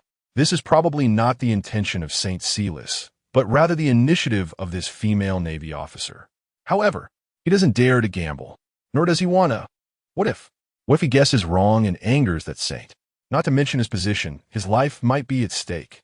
After a moment of hesitation, the manager forced a smile on his face and gritted his teeth, saying, "Since it's the saint's intention, then this batch of slaves will be given to you for free." Rena was taken aback, not expecting the other party to be so straightforward. She firmly stated, "I'm not extorting you. I will pay for this." She is a law-abiding Navy officer, not a reckless celestial dragon. After saying that, Rena took out her wallet. The manager glanced inside and saw a thin stack of belly, and he couldn't help but sigh deeply in his heart. This amount of money isn't enough to buy even one. He quickly calculated and offered a discount that Rena could afford. "How about this? Since you insist, let's say 3 million belly. This is already the lowest discount we can offer. This is almost a 1/10 price." 3 million? Rena nodded and started counting all the money in her wallet. However, she was still short by hundreds of thousands of belly, and she awkwardly looked at the manager. The manager wearily waved his hand. "Madam, let's leave the lead one aside. Consider it making a friend." "Rena, thank you." Rena, shaking off her embarrassment, sincerely thanked the manager. "You can go to the back to take over this batch of slaves at any time," the manager said. "I'll go right now," Rena decisively replied. She turned to her subordinates and said, "You all stay here." Then, she lowered her voice and instructed, "If anything happens, call me with a din mushy." Several subordinates nodded with worried expressions. Their superior was too bold, which made them feel anxious. Rena followed the manager to the back to take over the batch of slaves. She carefully screened them, sending those vicious pirates and bandits to the nearby Navy prison. The remaining innocent civilians were released on the spot. "Thank you, Navy officer. Thank you. You are our savior. I thought my life was over." The released slaves, overwhelmed with joy, knelt on the ground, bowing their heads in gratitude to Rena. Rena felt both happy and sad, urging them, "Hurry and leave. Be careful. Don't get caught again." Meanwhile, on the other side, after sending Rena away, the auction manager immediately found one of Silas's stewards, and informed him about the batch of slaves Rena had just bought. The steward returned to the private room quietly and reported everything to Silas. After listening, Silas did not react with the anger they had imagined. Instead, he chuckled. "Buying slaves under my name?" He took a sip of the red tea beside him and said lightly, "Let her be. Just ignore it. Pretend you don't know." The butler and stewards pondered at his words. They exchanged glances and saw a hint of understanding in each other's eyes. St. Silas is likely interested in this female Navy officer. Chapter 17. Causality. Before long, the auction manager, with a beaming face, personally delivered the soul of the sword, or Boom Boom, Thunder Fruit, and Wrath of the Water Beast to the package. "Your Highness, everything you requested has been delivered." The manager's voice was filled with humility and flattery. Celeries merely glanced at him indifferently. The soul of the sword, or was the size of a human head, completely black, and exuded a sharpness that made the surrounding air feel heavy. Beside it, the Boom Boom Thunder Fruit, about the size of a fist and covered with irregular purple patterns, was placed in a specially designed, insulated crystal box, quietly emitting faint electric arcs. Finally, there was the Wrath of the Water Beast, sealed in a large glass jar, looking like a large clump of soft white cotton candy, harmless yet emanating a strange sense of resilience. Celeries nodded slightly. He set down his teacup and instructed the manager, "Help me collect the shells of old sea turtles. The older, the better, preferably those that have lived for hundreds or thousands of years and still have intact shells after death." Old turtle shells? The manager was taken aback. Although he didn't understand why such a peculiar item was needed, he didn't dare to show any signs of neglect and quickly nodded in agreement. "Yes, rest assured, Your Highness. I will immediately leverage all our connections in the auction house to search for you throughout the Shambody archipelago. No, across the entire Grand Line. I will definitely find the perfect turtle shell for you." Just then, a staff member carefully entered, holding a luxurious wooden box. The manager quickly took it, personally opened it, and presented it to Celeries. Inside the wooden box lay a peculiar fruit that was entirely yellow, with spiral patterns covering its surface. "Your Highness," the manager said with an even more flattering smile, "this is a small gift we prepared for you. A paramecia-type, spin fruit that allows any part of the body to spin rapidly like a propeller." Although the Celestial Dragons were proud and disdainful of consuming devil fruits, they enjoyed a twisted game of using devil fruits to feed slaves and then toying with them. This fruit, while not top tier, was perfect for entertainment. A devil fruit?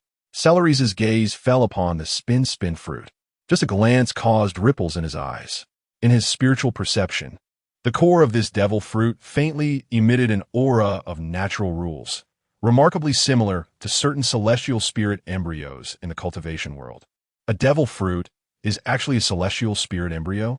Celeries was astonished. However, upon careful sensing, he found that its interior was filled with mixed powers, seemingly blended with many extraneous elements. Interesting, Celeries thought to himself, but did not reach out to touch it. Until he restored his cultivation and clarified what the devil fruit was, he wouldn't touch such a thing. He said calmly, "Put away." The butler, like how, immediately understood and carefully took the devil fruit along with the wooden box. "Additionally, like how you go," Celeries instructed. Meanwhile, after releasing the slaves, Gina returned nervously. "Colonel, you're back." A subordinate rushed over, still bearing an expression of lingering worry. "I'm back," Gina nodded and then lowered her voice to ask, "Was there any movement inside?" "No, it has been very quiet," the subordinate replied. Gina breathed a slight sigh of relief. Just then, the door to the private room opened. The butler Lycow walked out with a blank expression. Gina's heart instantly raced. Lycow's gaze swept over all the Navy personnel, cleared his throat, and announced in a condescending tone, "You are lucky. His Highness Celeries is in a good mood today and has generously rewarded you, each with 300,000 berries." As he spoke, he had his accompanying servants distribute money to the stunned Navy soldiers. What? The Navy personnel stood there dumbfounded, unable to react until the berries were in their hands. The Celestial Dragon actually gave us money? Then, Lycow walked up to Gina and handed her a check for an even larger amount. "Colonel, this is for you." The check displayed a staggering figure of 5 million berries. Gina and her subordinates were even more bewildered. What? What is happening? Inside the private room, Celeries watched through the crack of the door, observing the shocked expressions of the Navy outside, a deep smile tugging at the corners of his mouth. The reason he did this was not simply due to a good mood. This was for causality. For mortals, the path of causality is elusive and hidden. Even if they bear it, it rarely manifests any consequences in reality. However, for cultivators who have refined their golden cores, the situation is entirely different. Although he had lost his cultivation, his status remained, allowing him to lock onto, manipulate, and utilize this mysterious power. Gina was the furnace he had chosen. Extracting the thick fortune of the world from her would inevitably provoke backlash from the heavens. And now, by bestowing Gina with a favor, he was ensuring that she owed him on a causal level. This debt, while seemingly trivial to mortals, was an important leverage in the eyes of fate. It could significantly weaken the heavenly backlash that would result from extracting the furnace. In the corridor, Gina looked at the check, hesitating to take it. Seeing this, the butler Lycow leisurely threw out the reason Celeries had suggested. His Highness said that in your current state, walking in his entourage is quite demeaning. This statement made Gina's face flush with embarrassment. She was very fashion-conscious. Now that she had money, she often bought the latest fashionable items. How could she be accused of being demeaning? Gina gritted her teeth, indignantly accepting the check. That's right. I should tidy myself up a bit and not bring shame to His Highness. Lycow left with satisfaction. The door to the private room closed again. In the corridor, Colonel, what should we do with this money? A subordinate asked, looking at the heavy bag of berries in his hand, feeling a bit at a loss. Gina looked at the check in her hands, recalling the butler's disdainful expression, and an inexplicable anger surged from her heart. She gritted her teeth and said in a low voice, "Spend it. Spend it all. It's the Celestial Dragon's money. If we don't spend it, what are we saving it for?" Hearing this, the subordinates exchanged glances. Finally, a slightly bolder soldier hesitated for a moment and tentatively walked into the auction house's hall, buying a watch for himself in the luxury goods section. Throughout the process, the auction house staff not only showed no signs of contempt, but instead displayed the warmest smiles, treating him as a distinguished guest. And the lofty Celestial Dragon showed no reaction to this. Witnessing this scene, other Navy soldiers gradually grew bolder. They wandered in pairs throughout the auction house, purchasing items they would never have dared to dream of before. For a moment, the atmosphere even resembled a collective shopping spree. As evening approached and the auction was about to end, Celeries decided it was time to leave. Before departing, he instructed the butler Lycow, "Send someone to find a sufficiently large, uninhabited island in the Shambadi archipelago and the nearby seas." "Yes, Your Highness." Subsequently, Celeries, under the sycophantic invitation of the auction manager, directly moved into the luxurious suite on the top floor of the auction house, which was not open to the public. That night, in her own room, Hinai dialed the phone bug of the Navy headquarters. Brew, brew, brew. Click. The phone bug mimicked the calm and wise face of Admiral Tsuru. "It's an I. How's the situation? That Saint Cyrus didn't make things difficult for you, did he?" Admiral Tsuru asked gently. "No, Admiral." Hinai shook her head and reported everything that had happened today to Admiral Tsuru. After listening, Admiral Tsuru on the other end of the phone bug actually let out a light laugh. "Hee hee, Hinai. It seems you have good luck," Admiral Tsuru said. "This kind of thing can be considered a benefit for protecting the Celestial Dragons. Although it's rare, it does happen. Since he gave it to you, go ahead and spend it boldly without any psychological burden." "But, no buts," Admiral Tsuru interrupted her. "By the way, I remember you've always liked that limited edition silver fox brand trench coat and sunglasses, right? It's a pity the price was too high and you couldn't bear to buy it. Now, isn't the opportunity here?" Hearing Admiral Tsuru mention the thing she had been longing for, Hinai's eyes lit up instantly. "Yes, Admiral, I understand. Go ahead, relax properly. Remember, patience is also part of the mission. Yes. By the way, don't get involved in slavery anymore. It's too risky. Yes." After hanging up the phone bug, Hinai's expression was complicated. After a moment, she shook her head, tidied up her emotions, and looked again at the huge check on the table. A smile appeared on her face. She hummed a cheerful tune, and that night, she rushed into the commercial street of the Sabeti archipelago, enjoying the fun of shopping to her heart's content. Chapter 18. The Conqueror's Haki is actually the spirit might? As night fell, Cyrus was quietly meditating alone in the luxurious suite on the top floor of the auction house. Sitting cross-legged, 3 newly acquired magical items floated silently before him. With a swish, Cyrus tirelessly infused, washed, and polished them with his magical power. This was a familiar and controlled process, akin to a horse trainer understanding every nuance of his future steed's temperament. He pointed with his fingertip, drawing a wisp of black sharpness from the soul of the blade mine. Feeling the pure and sharp aura within, Cyrus slowly nodded. This item's sharpness could be drawn into sword energy. He pondered to himself, without reaching the later stage of chi training, there are no chi techniques. Therefore, after a slight polishing, it could be transformed into a sword inkstone, and then with the guidance of magical power, drawn out as sword energy. Next, he looked at the thunderfruit. The thunder within was violent, but under his magical guidance, the lightning pillars became docile, as harmless as sheep. Low-level thunder techniques are valuable for their instantaneous arrival, he murmured. A single thunderfruit is equivalent to a thunderpill. When used, it summons thunder with immense might. When not used, it remains as tranquil as a stone. Finally, there was the wrath of the water beast. It had good resilience. He used his magical power to stretch and knead it repeatedly, transforming it into a semi-finished product, the cloud smoke barrier. This item could trap enemies, provide defense, and obscure vision and perception, making it an excellent auxiliary tool. In just one night, Cyrus gained a clear understanding of the powers of these 3 items.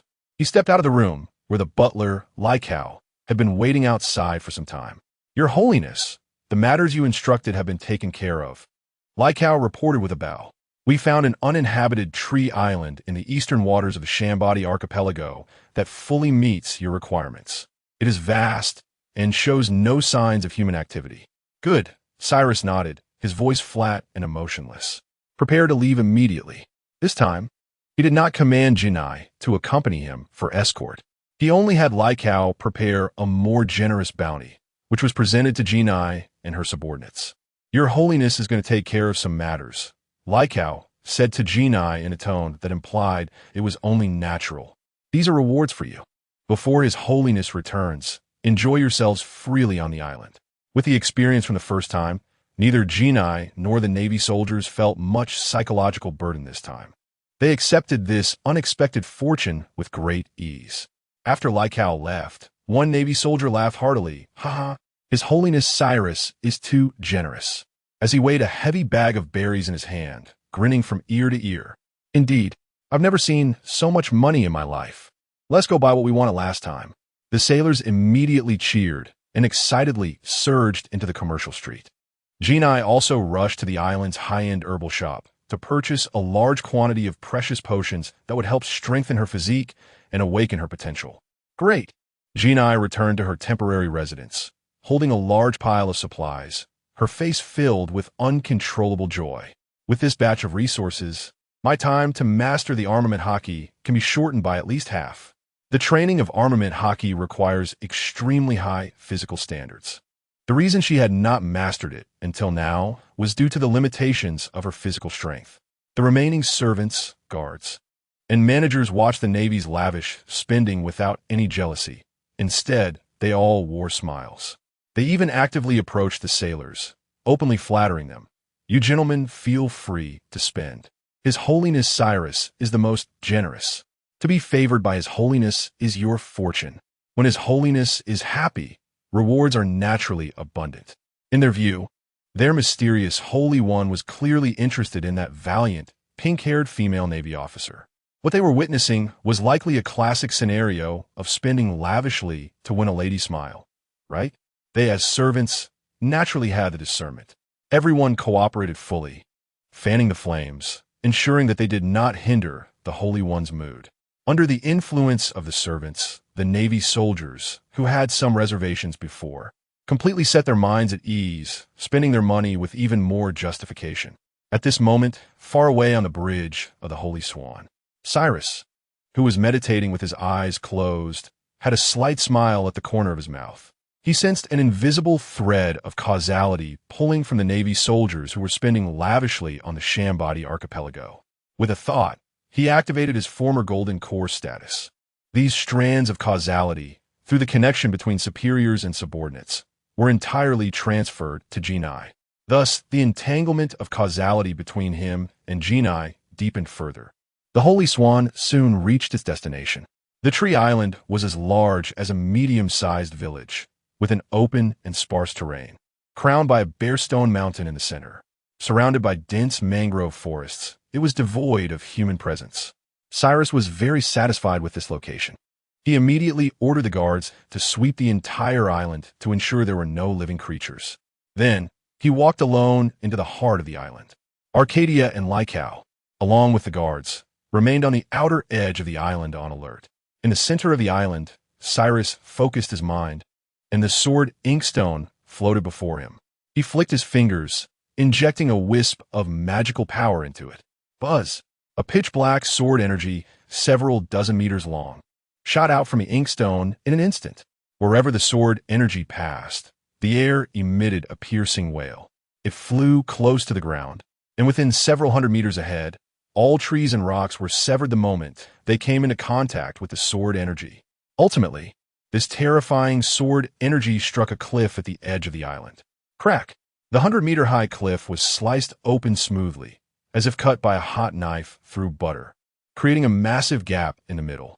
Following that, the upper half of the cliff collapsed with a violent tremor, countless tons of rock cascading into the sea, stirring up giant waves. Not bad. Already at the level of a great swordsman, Cyrus nodded lightly, flipping his palm to draw out another wisp of sword energy. This sword energy spiraled and transformed in his palm. Sometimes it extended into a blade several meters long, and other times it shrank into a thin, sharp piece even thinner than a cicada's wing. The power of the Inkstone in his hands was naturally not so rigid. After all, he was once a Golden Core cultivator and a sword cultivator. Changing the size and power of a wisp of sword energy was naturally at his will. If he had still retained his former cultivation, a wisp of magical power could refine a sword into threads, and under the onslaught of thousands of sword energies, even an indestructible body would instantly be turned to dust. Next, he turned his gaze to the purple thunderpill. With a thought, crackle, a bolt of lightning, swift as light, shot out from the thunderpill, striking the ground not far away with great force. The ground instantly exploded into a charred pit the size of a bed, with smoke curling upwards. Following that, several bolts of lightning struck down in succession, each one accurately hitting the positions he indicated, leaving behind terrifying pits on the ground. Thunder techniques are prized for their instantaneous arrival. Cyrus smiled with satisfaction. Its speed is akin to light speed, already surpassing the reaction limits of any creature. Once locked on, it is bound to hit impossible to dodge.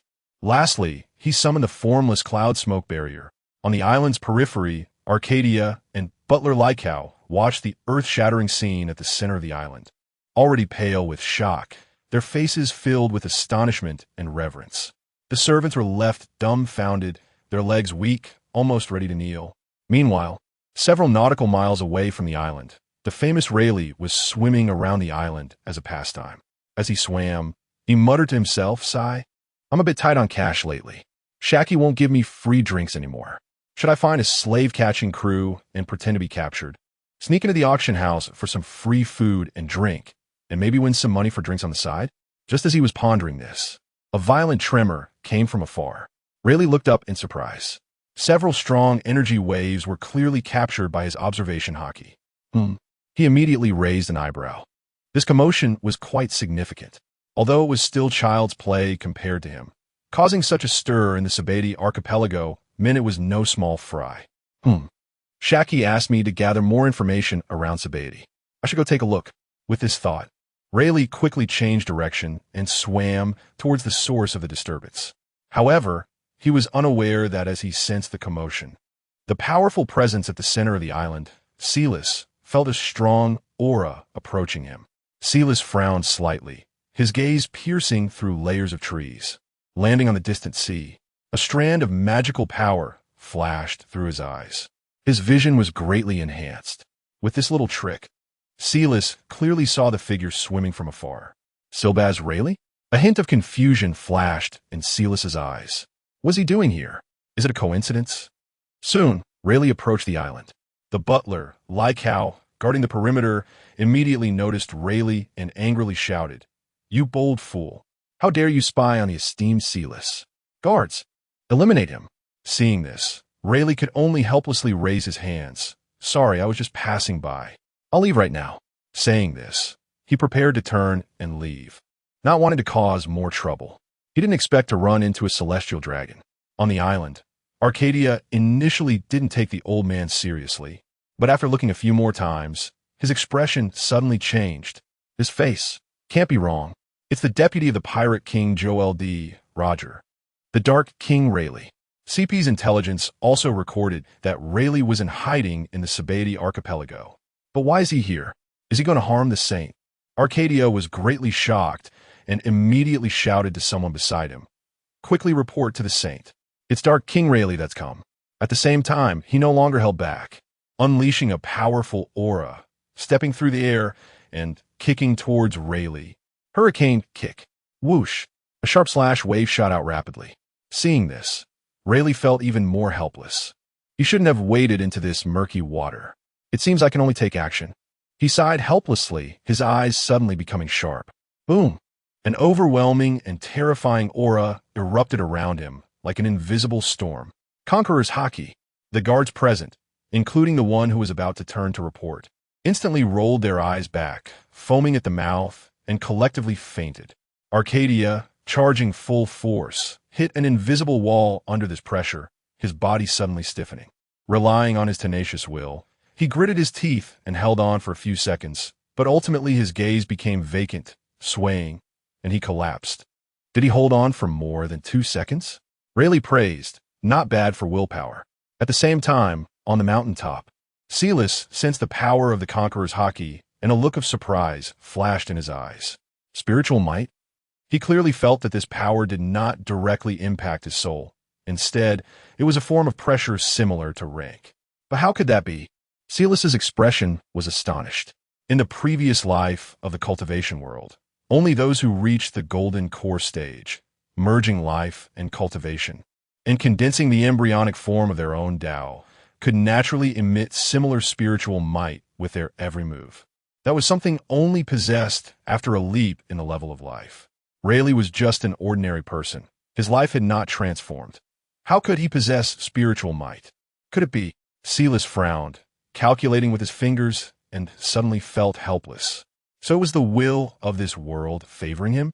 Like king of a clan, lord of a land, master of a sect, under the favor of fortune, it condensed into a temporary rank. True rank transcends the rules. Once obtained, it is eternal, not subject to reincarnation, avoiding causality with endless uses. And this Conqueror's Haki is a power temporarily borrowed from certain children of destiny chosen by the world's will. This also explains why Conqueror's Haki is possessed by only 1 in 100,000. Because the world's will's favor cannot be distributed like cabbage. Everyone has it. The fortune of the pirate world is truly cheap. Silas sighed and looked at Rayleigh with no more ripples in his eyes. Then, with a thought, he activated the magical power in a thunder pearl in his hand. Crackle. A purple lightning bolt, moving at extreme speed, instantly crossed the distance of space and violently struck Rayleigh's chest. Boom! Rayleigh didn't even have time to react before being hit squarely by this lightning strike at the speed of light. He felt an astonishing force crashing into him, as if he had been hit head-on by a battering ram, instantly sent flying. At the same time, a numb, stinging sensation spread throughout his body. Whoosh! He drew a long parabolic arc in the air and smashed into the distant sea, creating a massive splash. Chapter 19. Hey, is this the world government? Rayleigh wants to kill me. The cold seawater quickly brought Rayleigh back to consciousness. His gaze sharpened, and the strong life force surged within him, instantly dispelling the residual electricity. This level of lightning strike, even when caught off guard and hit head-on, was far from enough to inflict fatal damage on him. At most, it could only leave him momentarily paralyzed. Really? careless. A rare seriousness appeared in Rayleigh's eyes. He was hit so easily. Armament hockey instantly covered his entire body, forming an indestructible armor. At the same time, his observation hockey was released without reservation, sweeping over the direction of the island like an invisible radar, inch by inch. The next second, the seriousness on his face turned into astonishment. He couldn't sense anything, nothing at all. On the island, aside from the fainted guards, CP agents, butler, and servants, there were no other presences. Where was the person who attacked him? Why was there no sign of them?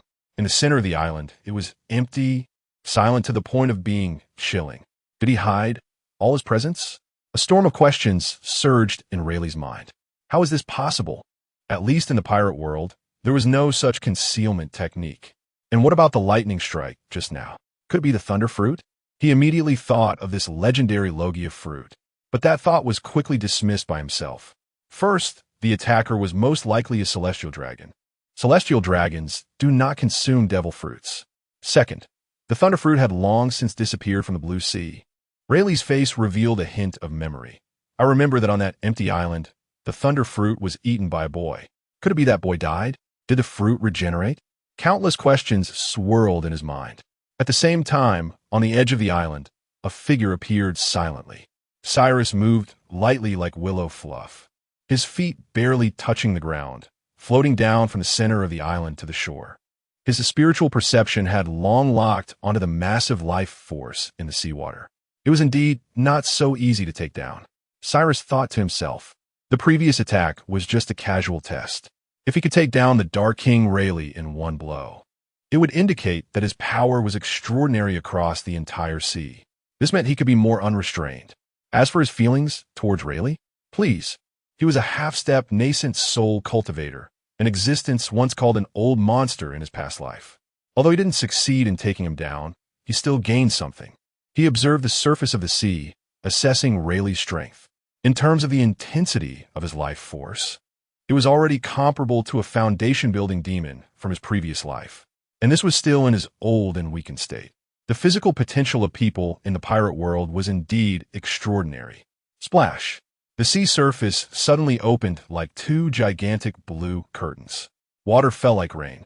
Rayleigh's figure emerged. Just as he surfaced, Cyrus's attack also simultaneously descended. Crackle, crackle, crackle. Again, several thick purple lightning bolts descended from the sky at the speed of light, violently crashing towards Rayleigh. This time, Rayleigh also did not react in time, because at the speed of light, there was no way to dodge. But he showed no fear, standing firm and allowing the attack to fall. Sizzle, sizzle, sizzle. The terrifying thunder struck Rayleigh, all its power blocked outside by armament hockey. It was like raindrops hitting hard steel, splattering countless tiny electric sparks, yet unable to harm him in the slightest. Enough.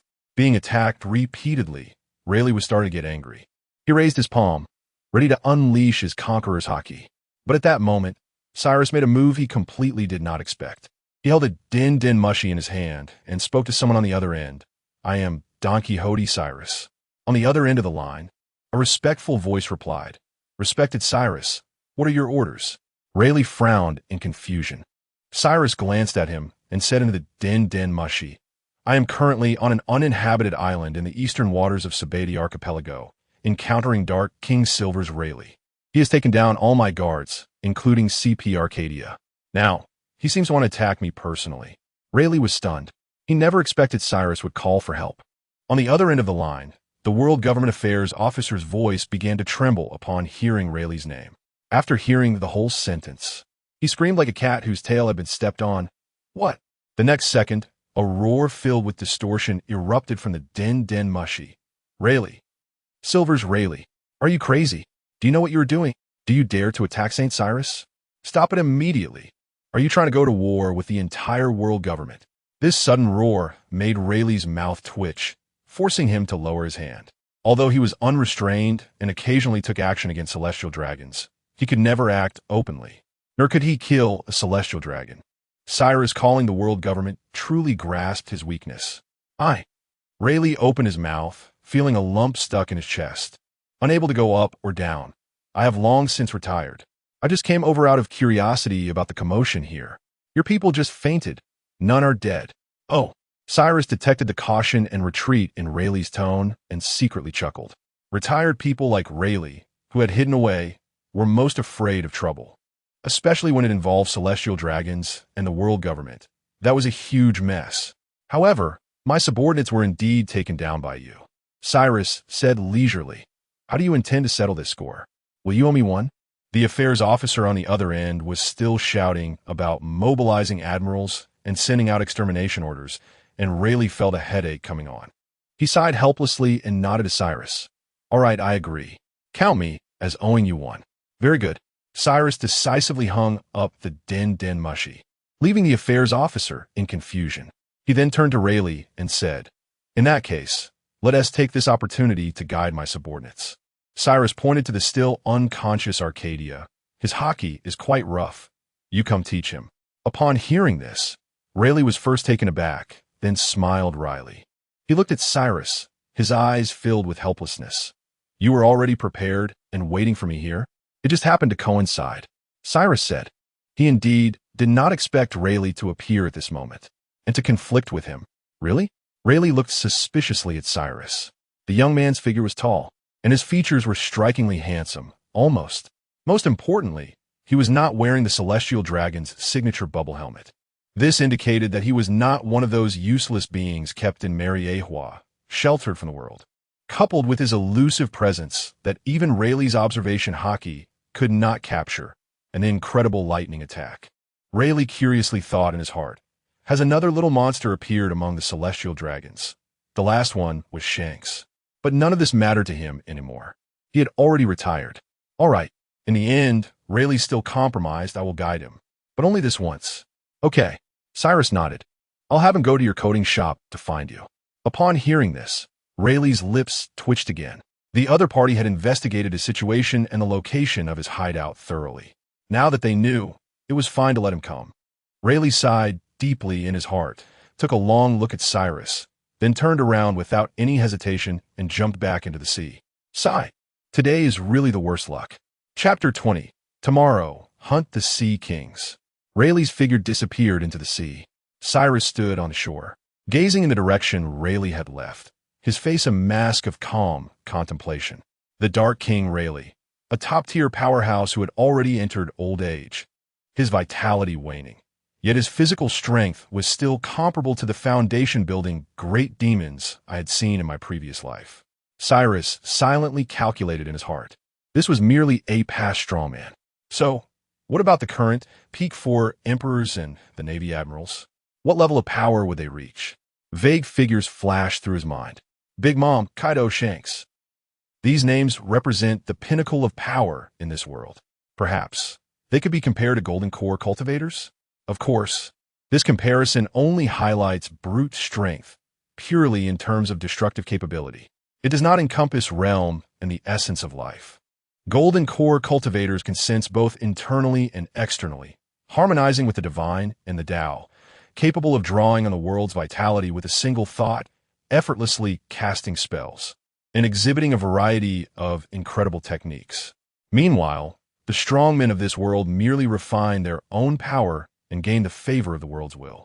Nevertheless, being able to unleash attacks comparable to Golden Core cultivators is enough to speak volumes. Cyrus's thoughts drifted toward the Holy Land, Mariehua. So, what level of power might who hides at the pinnacle of the world government's authority, above the empty throne, possess? Cyrus's expression grew serious. Perhaps their power is already on par with the standards of my previous life? For now, let's assume so. Tactically, one must take the opponent seriously. Not long after, on the beach, Arcadia regained consciousness. He suddenly sat up from the ground, his forehead drenched in cold sweat. His first instinct was not to check on his own body, but to search for Cyrus's figure. When he saw Cyrus standing unharmed on the shore, the heart that had been in his throat finally settled back down. Your Holiness! Arcadia rushed to Cyrus's side, kneeling on one knee, his face filled with shame and fear. I failed to protect you. I deserve death. He lowered his head, his voice trembling. As an elite of CP0, he was supposed to be the dragon people's strongest shield.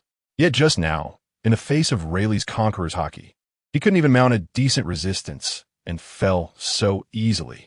He truly felt unworthy of Cyrus's training. Cyrus slowly turned around and waved his hand. "It's fine." His voice revealed no emotion. After all, it was the Dark King Rayleigh. Hearing this, Arcadia's anxious feelings relaxed. He could tell that His Holiness truly did not blame him. Soon, Butler Ryko and the other guards also began to wake from their unconsciousness. The first thing they did upon waking, just like Arcadia, was rush to Cyrus, kneeling on the ground, confessing their faults and begging for punishment.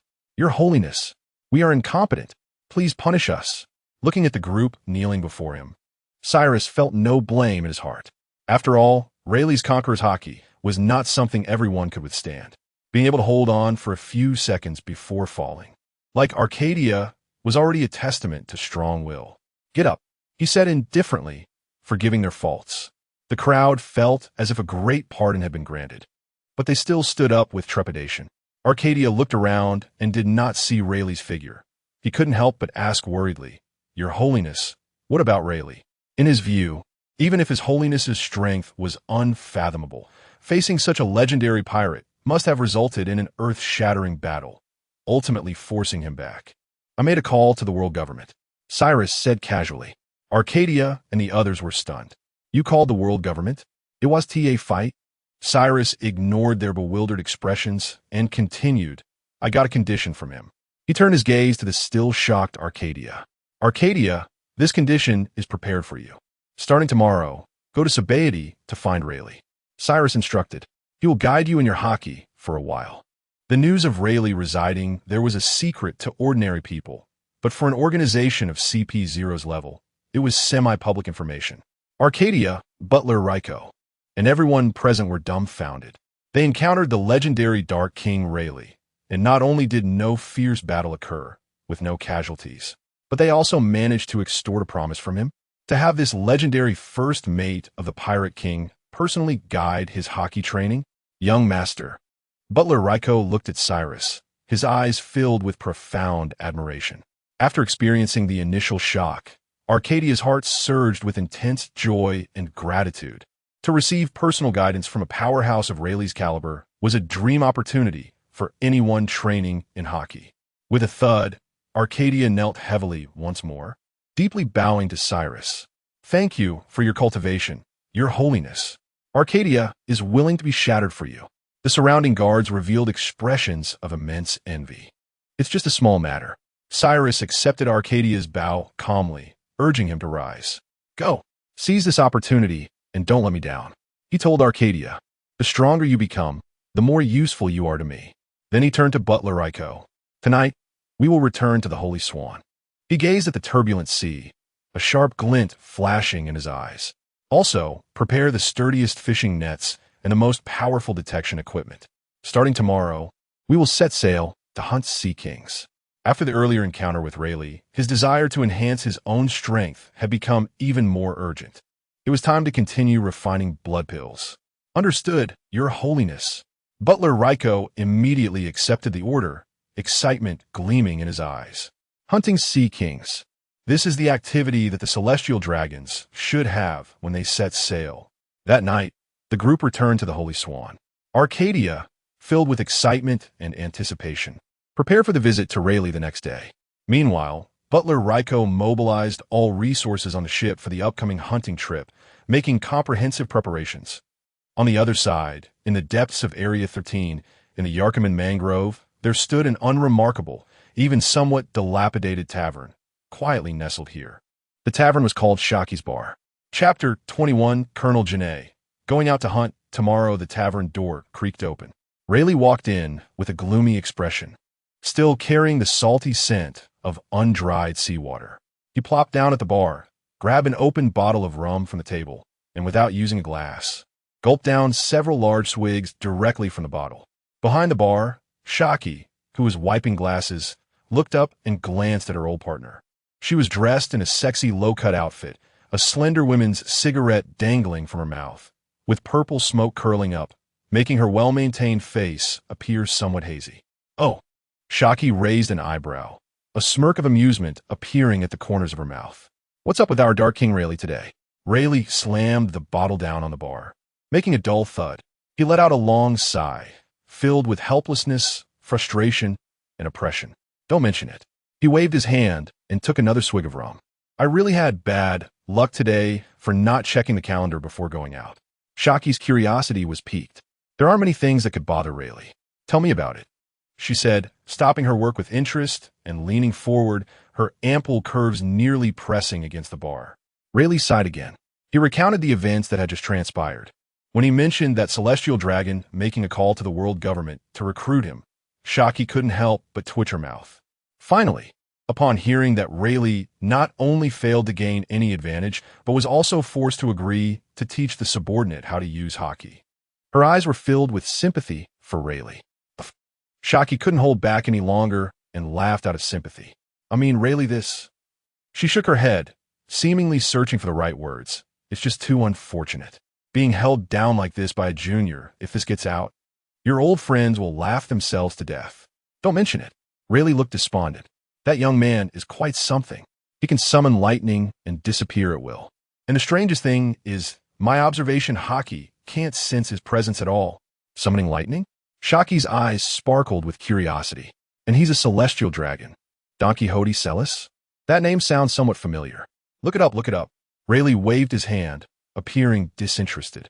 However, even though he complained, he didn't harbor much real worry. He was in hiding here, with an understanding with the upper echelons of the world government and the Navy. As long as he didn't stir up any trouble, the Navy and the world government were happy to turn a blind eye. Although that young man named Celis had strange methods. Since he ultimately chose to resolve the issue through rules instead of violence, it indicated that he didn't want things to escalate to an uncontrollable level.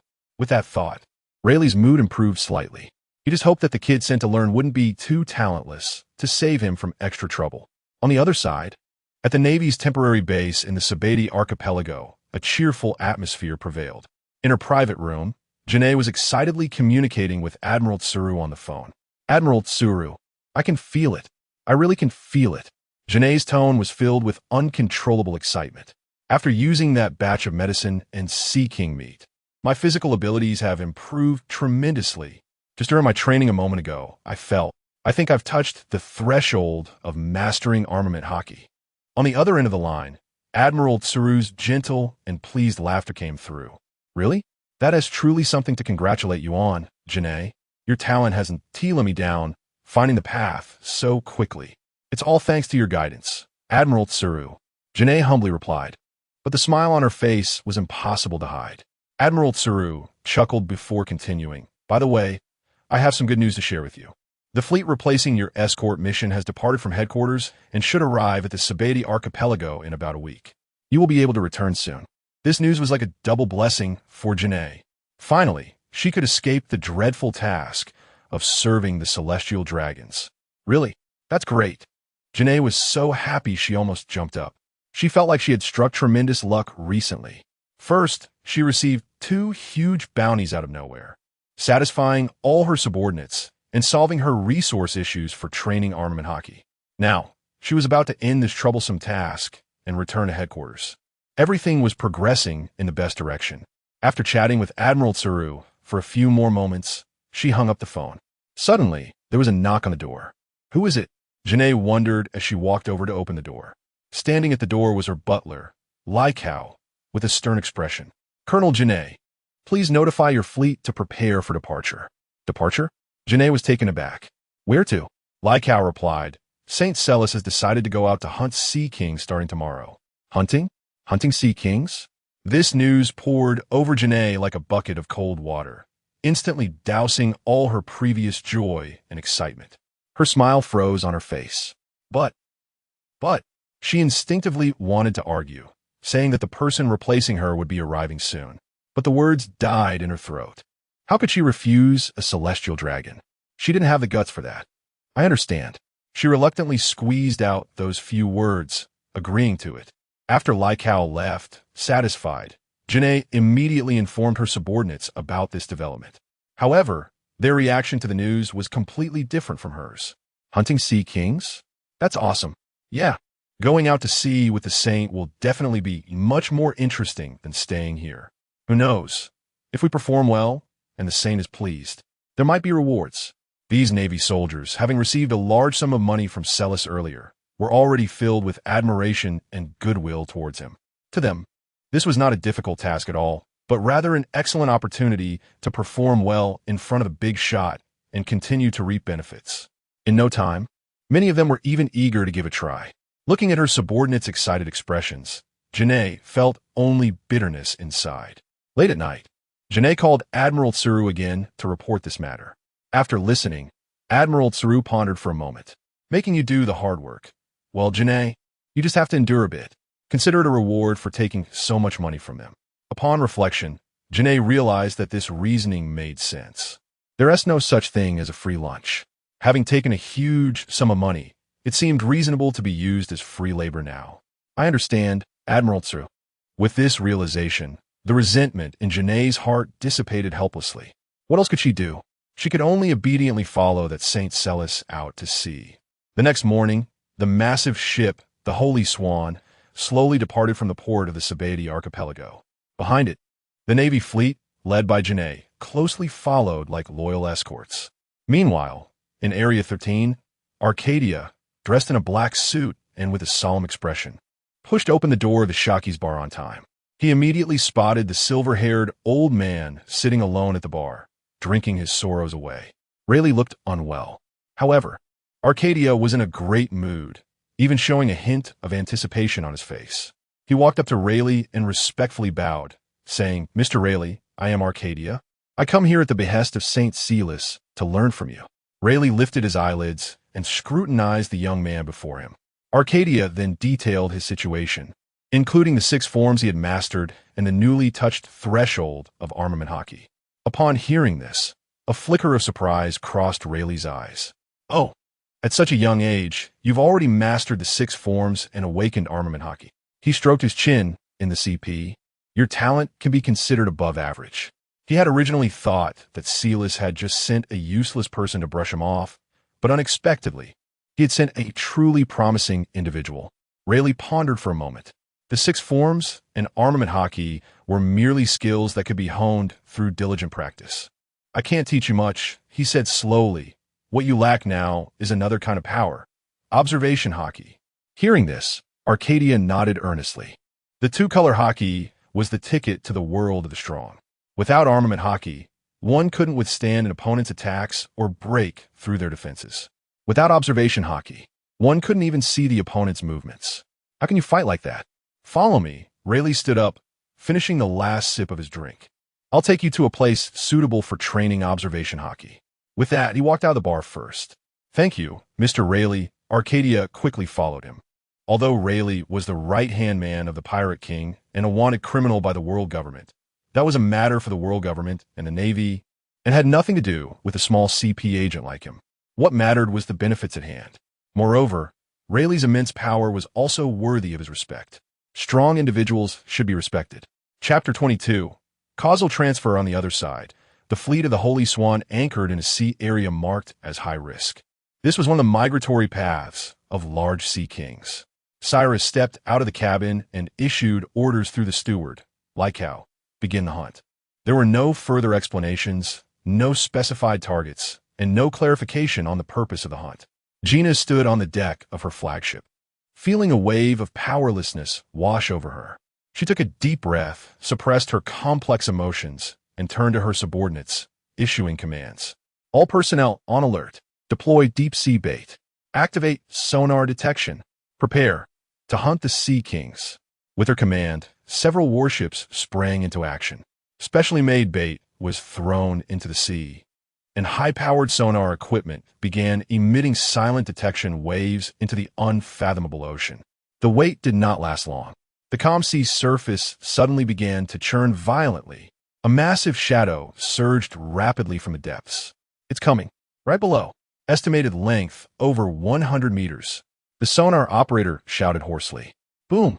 Accompanied by a deafening explosion, a spiny-backed sea dragon, comparable in size to a giant ship, burst out of the water, creating colossal waves. It opened its gaping maw, revealing 2 rows of sharp fangs that glinted with a cold light. "Fire!" Gina decisively issued the attack order. In an instant, gunfire roared. Countless shells, trailing long tails of flame, struck the sea dragon's tough exterior, exploding into brilliant sparks. However, the shells only left behind charred marks on the Sea King's body, failing to inflict substantial damage. Damn it! Use explosive harpoons. Gina gritted her teeth and rushed to the bow.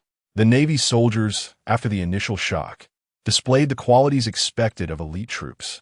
They wielded specially made giant harpoons, launching attacks at the Sea King. Bang! Bang! The explosions continued. It was a grueling battle. Each tail whip from the Sea King could create waves large enough to capsize ships, while the Navy soldiers repeatedly shot deadly harpoons at its vital points amidst the raging waves.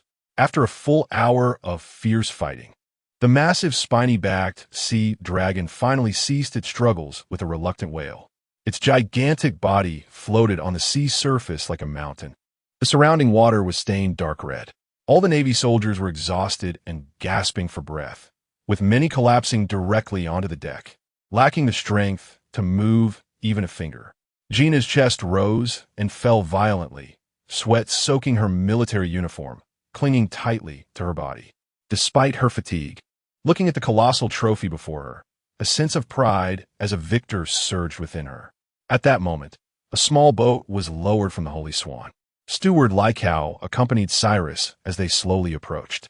Cyrus boarded the flagship, not sparing a glance at the fallen soldiers, his gaze only falling upon the now lifeless Sea King. Cut open its abdomen, expose the heart, he ordered in an undeniable tone. Several guards immediately stepped forward, using specially made blades to cut through the Sea King's skin and flesh. A dark red heart, the size of a small house and still twitching slightly, was exposed to the air. What is this for? Under the puzzled gaze of Gina and the Navy soldiers, Cyrus stepped forward, placed his palm on the massive heart, and then turned to leave. The entire process took no more than 10 seconds. Cyrus simply walked away, returning to the luxurious Holy Swan. The deck fell into silence. The Navy soldiers exchanged glances. Is that it? A soldier said in confusion. The prey we fought so hard to capture, and that holy presence. Just came to touch it? Is this just for amusement? A strong sense of absurdity spread in everyone's hearts. They felt like clowns putting on a strenuous performance on stage, while that high-up audience merely glanced with indifference before leaving. All their efforts, all the risks they took, seemed to become meaningless, like a joke. Gina clenched her fists tightly. The pride that had just arisen in her heart had long since vanished, replaced by a sense of powerlessness and humiliation. Back in his room, Cyrus opened his palm, revealing a mass of blood, the size of a human head, radiating a powerful life force, suspended in midair. Yes, Cyrus nodded in satisfaction. This was the essence he had extracted from the Sea King's heart using his magical power. The essence of the Sea King was indeed rich. He marveled inwardly. This small Sea King contained enough life essence to rival that of thousands in his past life. Moreover, the essence had little in the way of chaotic thoughts and impurities, making it even purer and easier to refine. He sat cross-legged, releasing his magical power. The massive essence began to spin rapidly, compressing and purifying under his guidance. The overwhelming blood energy was gradually refined into the most pure energy. Eventually, the essence was condensed into a pill the size of a dragon's eye, known as blood pill. Cyrus pointed at the blood pill, releasing his magical power, which engulfed the pill. Swish! The vital energy within the blood pill was extracted and wrapped in his magical power. Cyrus retracted his magical power back into his body. Instantly, the vast vital energy exploded within his meridians. He immediately operated his technique, guiding this warm current to surge through his limbs and bones, merging with his innate chi to transform into his own magical power. The previously stagnant cultivation bottleneck shattered, like paper under the impact of this massive medicinal power. Peak of Chi Refining Stage 4. Chi Refining Stage 5. Feeling the near doubling of his magical power, Cyrus slowly opened his eyes, a flash of brilliance passing through them. The progress is quite good. In the following 5 days, Cyrus issued the same hunting order daily. Gina and her subordinates could only numbly comply. The Navy's skills became increasingly refined through repeated hunts. From initially struggling for half a day to capture one, to later capturing 2 to 3 in a single day. The captured Sea Kings also grew larger. However, this was accompanied by casualties. One soldier, caught off guard, was ensnared by the Sea King's tentacles and instantly vanished into the sea. Another soldier was hit by splattered venom. Although he survived, he was left with a lifelong disability. Continuous hunting thoroughly angered the Sea King population in this area. Massive shadows frequently lurked around the warships, filled with threat and hostility. Anxious and restless emotions began to spread throughout the fleet. Meanwhile, Cyrus's cultivation surged rapidly under the accumulation of numerous blood pills, reaching the peak of Chi refining stage 5 in just 5 days, only a step away from Chi refining stage 6. Finally, after yet another difficult hunt, Gina's navy could no longer hold back. We can't take this anymore. How long is this going to last? It's too dangerous. I feel like those Sea Kings have already taken us as their mortal enemies. Yes, if this continues, sooner or later, a supergiant Sea King will appear that we cannot possibly contend with. Gina shared the same thoughts as her subordinates. St. Celes has no interest in the Sea Kings themselves. He only comes over each time, as if just going through the motions, touching the heart, and then leaving, seemingly to satisfy some bizarre and malicious curiosity. After some thought, Hanai decided to talk to the saint. She would try to persuade St. Celes to abandon this dangerous hunting activity. That night, Hanai asked the butler Raiko to convey her request for a meeting. Raiko looked at the pink-haired female Navy officer in front of him, whose expression was earnest but slightly haggard, and a strange glint flashed in his eyes. He thought to himself, the young master's methods are indeed impressive. In just a few days, this seemingly proud female officer has taken the initiative to bite the hook. It seems she has come to her senses and is ready to seize this opportunity to rise. Very well, Colonel Hanai, Raiko replied with a discreet smile. I will convey your message. Thank you, Butler Raiko, Hanai said gratefully. Raiko went to the upper deck cabin and relayed Hanai's request to the meditating Celes. Celes did not even open his eyes, but simply uttered 2 words, not seeing. He then added, let them continue hunting. Also, send my orders. All Navy soldiers participating in this hunt will each receive an additional 500,000 berry. Raiko was slightly taken aback. Not seeing? And still giving money? He was surprised, but quickly understood. I see. The young master is playing hard to get. He wants to temper Colonel Hanai's character a bit more, not rushing to devour her. Truly clever. Yes, young master. He bowed and took his leave, conveying Celes's words verbatim to the still-waiting Hanai outside. Hanai was astonished and helpless. That night, boxes filled with berry were sent to the Navy ship. When the soldiers saw a pile of cash, all complaints were instantly replaced by fervent excitement. My God, another 10 million berry. Long live St. Celes. What is there to complain about? With such good fortune, it's worth the risk. Amidst the uproar, there were still some clear-headed individuals who quietly reminded their companions, this is probably a death bribe. But their voices were quickly drowned out by fervent rebuttals. What if it's a death bribe? At least St. Celes is willing to pay. Dying with such value is much better than dying for no reason on some unknown battlefield. In their excitement, no one mentioned giving up anymore. Hanai watched the craze scene before her and sighed inwardly. She knew she could not stop it. Meanwhile, on the top deck of the Holy Swan, Celes sat cross-legged, the corners of his mouth curling into a faint smile. Just now, he felt another immense causal line extending from the direction of the Navy fleet. He chuckled inwardly. 50,000 berry per person. This amount is enough to buy each of their lives, plus the previous rewards. Even if they die in the hunt, this causal debt will never be settled. He subtly moved his mind and employed his old trick again. The massive causal line that had just wrapped around him was once again grafted onto Hanai. Inside the cabin, Hanai suddenly felt a pang in her heart.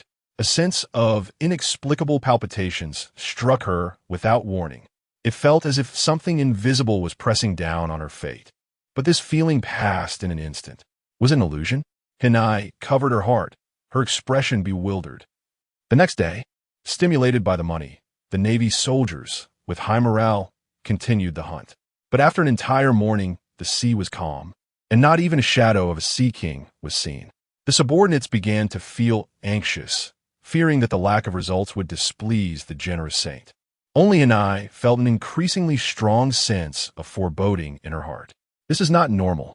This sea area has been stirred up by them, and sea kings are vengeful creatures.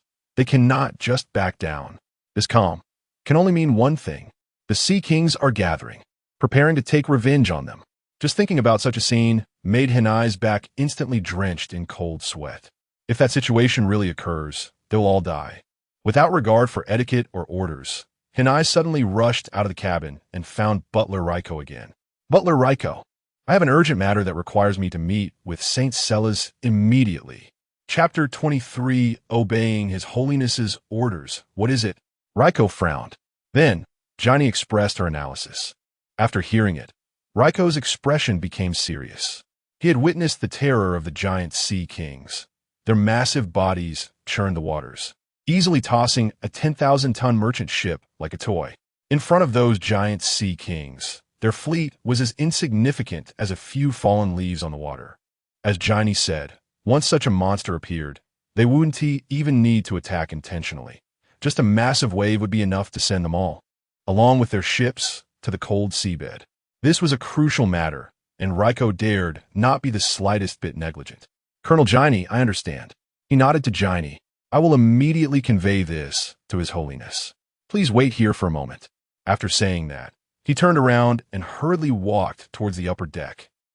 Inside the cabin, it was silent. In the luxurious master bedroom, Cyrus sat cross-legged, surrounded by a faint aura. He slowly opened his eyes and exhaled a long breath, which lingered in the air as a faint white line. Peak of Chi Refinement Level 5. He introspected, feeling the immense magical energy in his dantian, and was quite satisfied. The resources of this world are truly exceptional. Just a few giant sea beasts' refined blood has helped me push my cultivation to such a level.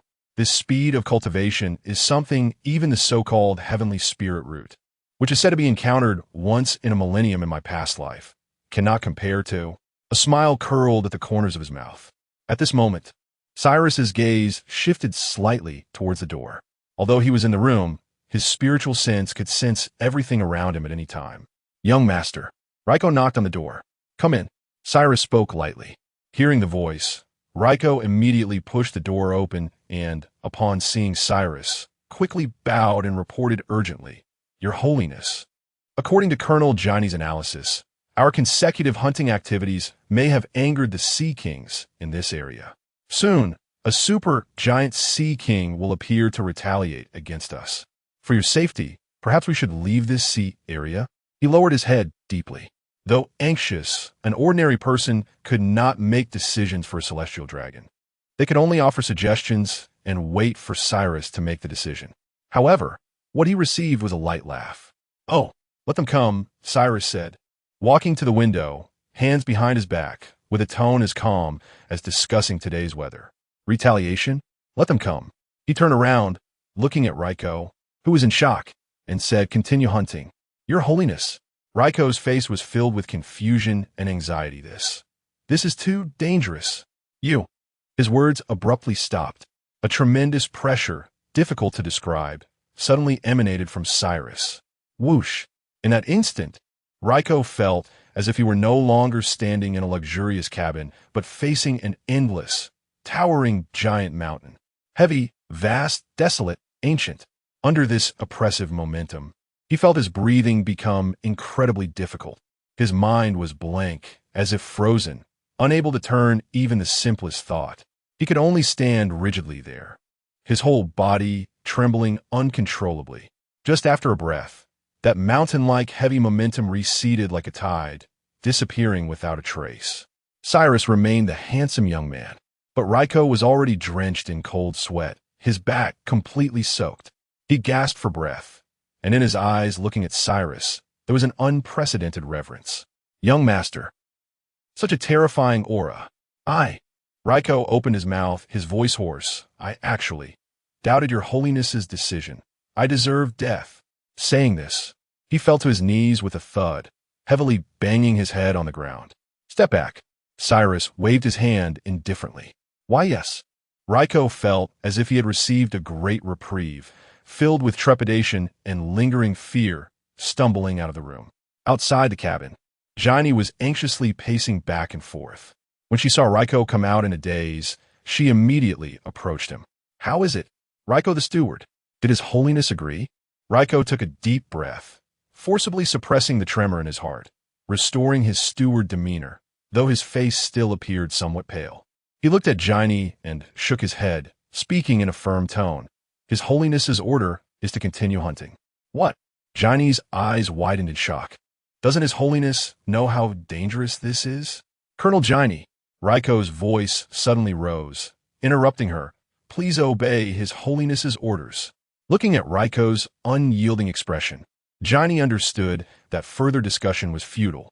She could only return to her flagship with a heart full of helplessness. Back at her room, Jaini immediately reported the situation here to Admiral Tsuru via snail phone. On the other end of the snail phone, Admiral Tsuru fell into a long silence after hearing everything. After a long while, her voice finally spoke again, with a hint of seriousness. "Things are a bit beyond expectations. Jaini," Admiral Tsuru carefully chose her words and said slowly, if the worst situation occurs, what you must do is ensure the safety of His Holiness at all costs. Understand? The Celestial Dragons are more important than anyone else. This is a harsh reality that cannot be denied, even if one does not accept it psychologically." "Yes, I understand," Jaini replied in a deep voice and hung up the communication. Meanwhile, in a certain secret training ground in the Sabati archipelago, Rayleigh looked at Arcadia, who was closing his eyes and sensing everything around him, with a hint of surprise in his eyes. "Who?" Arcadia slowly exhaled and opened his eyes. "Mr. Rayleigh, I seem to have felt it. The sound of the wind, the veins of the leaves, the tracks of insects and ants crawling in the distance. Although it's vague, I seem to be able to see them, nourished by the deep-sea gel bestowed by Cyrus." His brain received ample nourishment, and his vitality and responsiveness were significantly optimized. At this moment, under Rayleigh's guidance, he had touched the threshold of observation hockey in just a few days. "Not bad," Rayleigh nodded, generously praising him. "Your talent is even better than I expected. At this rate, in about a week, you should be able to master observation hockey." Upon hearing this, Arcadia's face lit up with joy. While they were resting and chatting, Rayleigh casually asked, "By the way, as an elite of CP0, don't you need a guard that is Holiness Cyrus? Isn't it standard for Celestial Dragons to have CP guards when they go out?" Arcadia smiled and replied, "Compared to the orders of the world government, I prefer to follow the orders of His Holiness himself." "Oh," a hint of surprise flashed in Rayleigh's eyes. He didn't expect His Holiness Cyrus to have such strong control over his subordinates. Arcadia seemed to see Rayleigh's doubt and added with immense respect, "Moreover, His Holiness is very strong enough not to need my protection." Upon hearing this, Rayleigh recalled the purple lightning from that day and the mysterious aura that could not be sensed, nodding in agreement. Indeed, just the power he demonstrated that day could easily take out 10 of you. The next morning, Hino once again led the team to prepare for the hunt. However, just as they were about to cast the bait into the sea, the entire area suddenly darkened without warning. A gigantic shadow slowly emerged from the depths of the ocean, covering the entire fleet, immediately following, accompanied by enormous waves. A creature as large as an island revealed its head above the water. A giant sea king.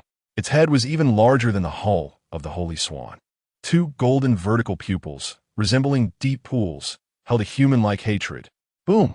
It twisted its body, and the stirred seawater transformed into terrifying waves dozens of meters high, crashing violently against the fleet. The warships were like a small boat in a storm, tossed high into the air and then crashing down heavily.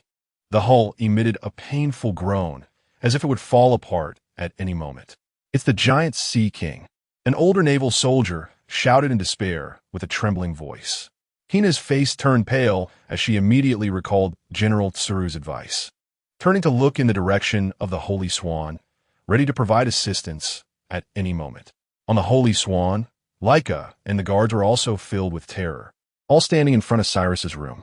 Only Cyrus remained calm. He walked out of the room nonchalantly, gazing at the enormous Sea King. After observing for a few moments, he flicked his long sleeves, channeling his magic to activate the sword and inkstone.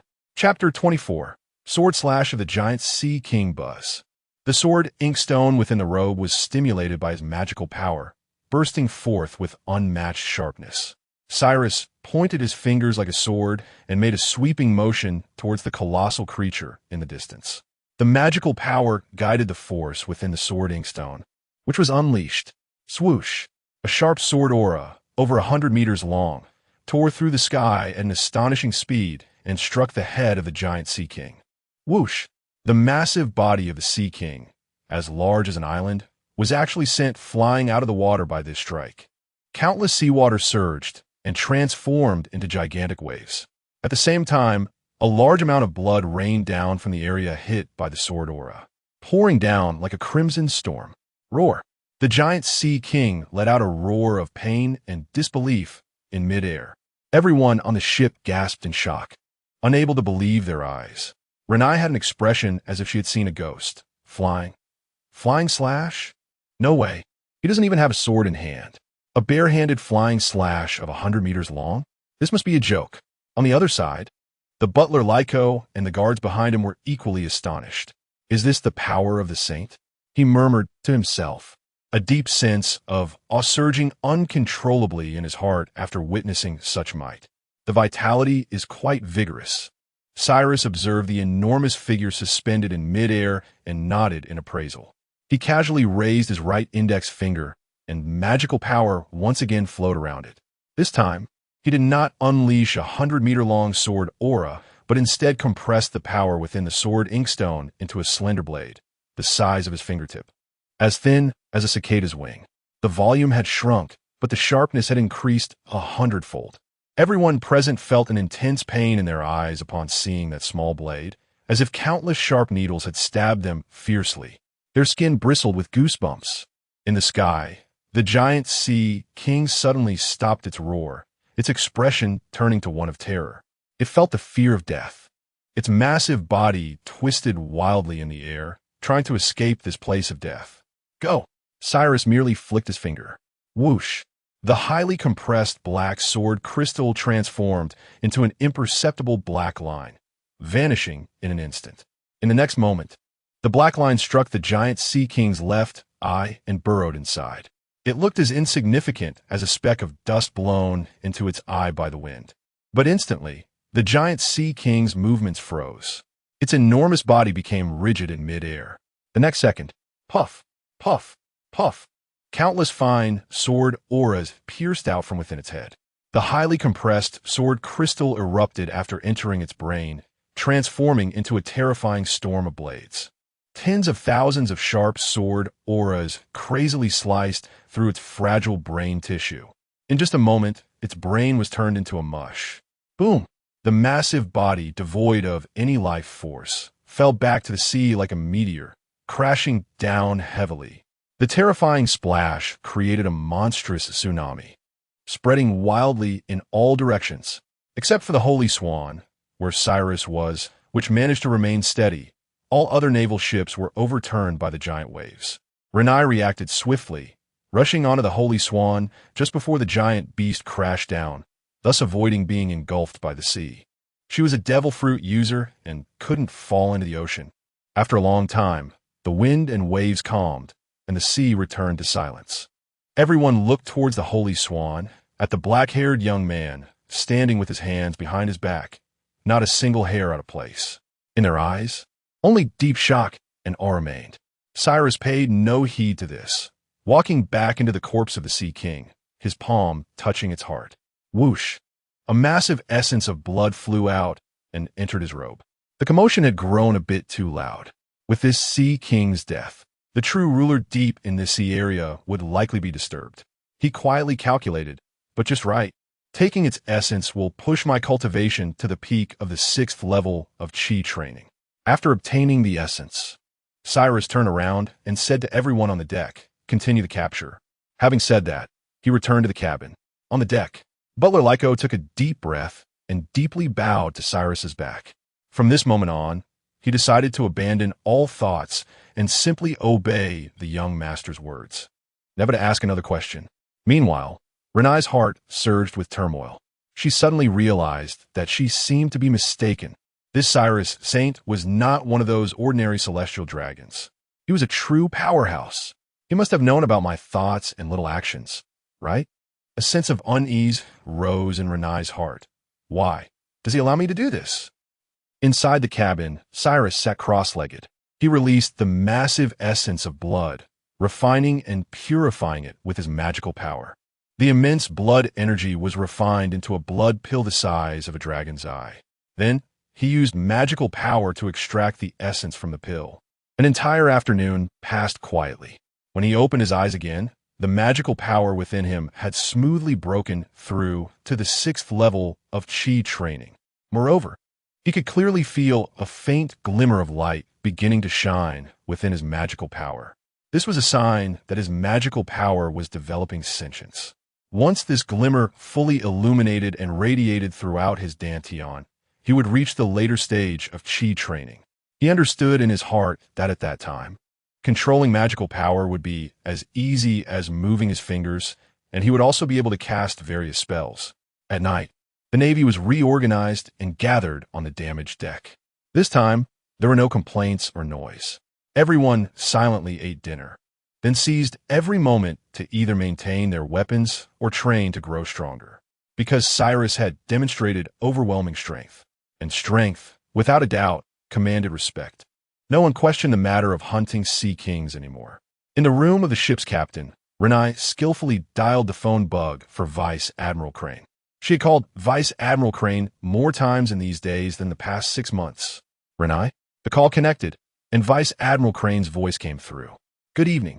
Vice Admiral Renai immediately recounted everything that had happened today. After listening, there was a long silence on the other end of the phone bug. After a while, Vice Admiral Crane's voice slowly rang out, tinged with disbelief. He slashed out a 100-meter-long flying slash without a sword. This surprised Crane, who had seen and heard much. Isn't it said that great swordsmen can achieve this level? Wait, is this Cyrus Saint actually a great swordsman? He hit it so deep. There wasn't a hint of it before. But Crane quickly suppressed her surprise because she knew that dwelling on the reasons was meaningless. She remained silent. This silence made Renai's heart even more anxious. Vice Admiral Crane. Renai, Vice Admiral Crane interrupted her, her tone complicated perhaps. We were wrong from the very beginning. Are you saying that the Saint might not have no ulterior motives towards you? Vice Admiral Crane's voice became somewhat ethereal, suggesting that from the very start, he regarded you as his possession. So, he didn't care about your little actions. These words struck Renai's mind like a thunderclap. What should I do then, Vice Admiral? Renai asked anxiously. The General Crane said no more, only that she would have someone take over her duties as soon as possible. After hanging up the phone, Renai tossed and turned, unable to sleep all night. Meanwhile, at this very moment, in the dark depths of the ocean 10,000 meters below, countless sea creatures were communicating through high-frequency sound waves. The king is dead, killed by those little bugs on the water surface. Its breath has vanished. The news spread like a plague through the dark trench. Ultimately, it reached a pair of enormous, molten lava-like eyes filled with rage. It was a deep-sea giant beast, thousands of meters long, crawling like an underwater mountain. It was the king of this 1,000-mile sea area. Roar. A furious roar was transmitted through sound waves to all its subordinates. Tomorrow, I will personally crush them. Roar, roar, roar. Countless minions echoed in response. The killing intent boiled in the dark seabed. Chapter 25. The Cloud and Smoke Barrier. Capturing the giant creature the next day, Hanai and her subordinates continued their hunt. However, no one knew that thousands of meters beneath their feet, a pair of enormous eyes, burning with the fury of molten lava, had already locked onto them. The terrifying deep-sea king, resembling an underwater mountain range, was silently rising like a ghost. Suddenly, the Sea King moved. In an instant, a massive shadow emerged from beneath the surface, covering a sea area of several kilometers as if it were the gaping mouth of an abyss. What is that? The Navy personnel immediately sensed the situation and their faces turned pale with terror. A supergiant sea king? Hanai's pupils constricted suddenly, and she felt as if she had fallen into an ice cave. On the other side, the butler, Raiko, also turned pale upon seeing the massive shadow. But thinking of Cyrus in the room, he quickly regained his composure. Inside the cabin, Cyrus slowly opened his eyes. A glimmer of concentrated brilliance flashed in the depths of his profound gaze. "It's here." He calmly uttered 2 words. In the next moment, the king of sea kings burst forth from a sea. Boom! An indescribable, terrifying force erupted from the seabed. The ocean, weighing thousands of tons, was forcefully pushed upward by its unimaginably large body. The Holy Swan and all the surrounding Navy ships were lifted hundreds of meters into the air by this power. It's over. This thought flashed through Hanai's mind. They would fall heavily from hundreds of meters in the air, and, at that time, whether it was steel ships or flesh and blood bodies, they would be smashed to pieces, leaving no trace behind. Just at this moment of despair, a calm figure walked out from the cabin, shaking his sleeves. "Cloud and smoke, go!" In an instant, streams of milky white mist surged out from his sleeves. The mist swirled and flowed, stretching in the wind, and in the blink of an eye, transformed into a vast sea of clouds covering several kilometers. This sea of clouds gently cradled all the ships like a divine hand. The downward trend came to a sudden halt. The anticipated shattering did not come. Everyone lay dumbfounded on this incredibly soft white cloud, their faces filled with disbelief. What is this? Hanai reached out her hand, touching the incredibly resilient cloud beneath her, her expression astonished. "Is this the power of a devil fruit? The cloud fruit? No, that's impossible. Celestial dragons don't eat devil fruits," but a multitude of doubts surged in Hanai's mind. Below, the Sea King, who had just stirred up a cataclysmic tsunami, also halted its movements. Its 2 enormous eyes, like blood-red lanterns, blinked, filled with deep confusion and surprise. These little insects are actually floating in the air, not falling down. After a brief moment of shock, a more violent rage emerged. Roar! It let out a furious roar and swung its massive tail towards the sea of clouds, like a pillar reaching the sky. This strike was strong enough to shatter an island.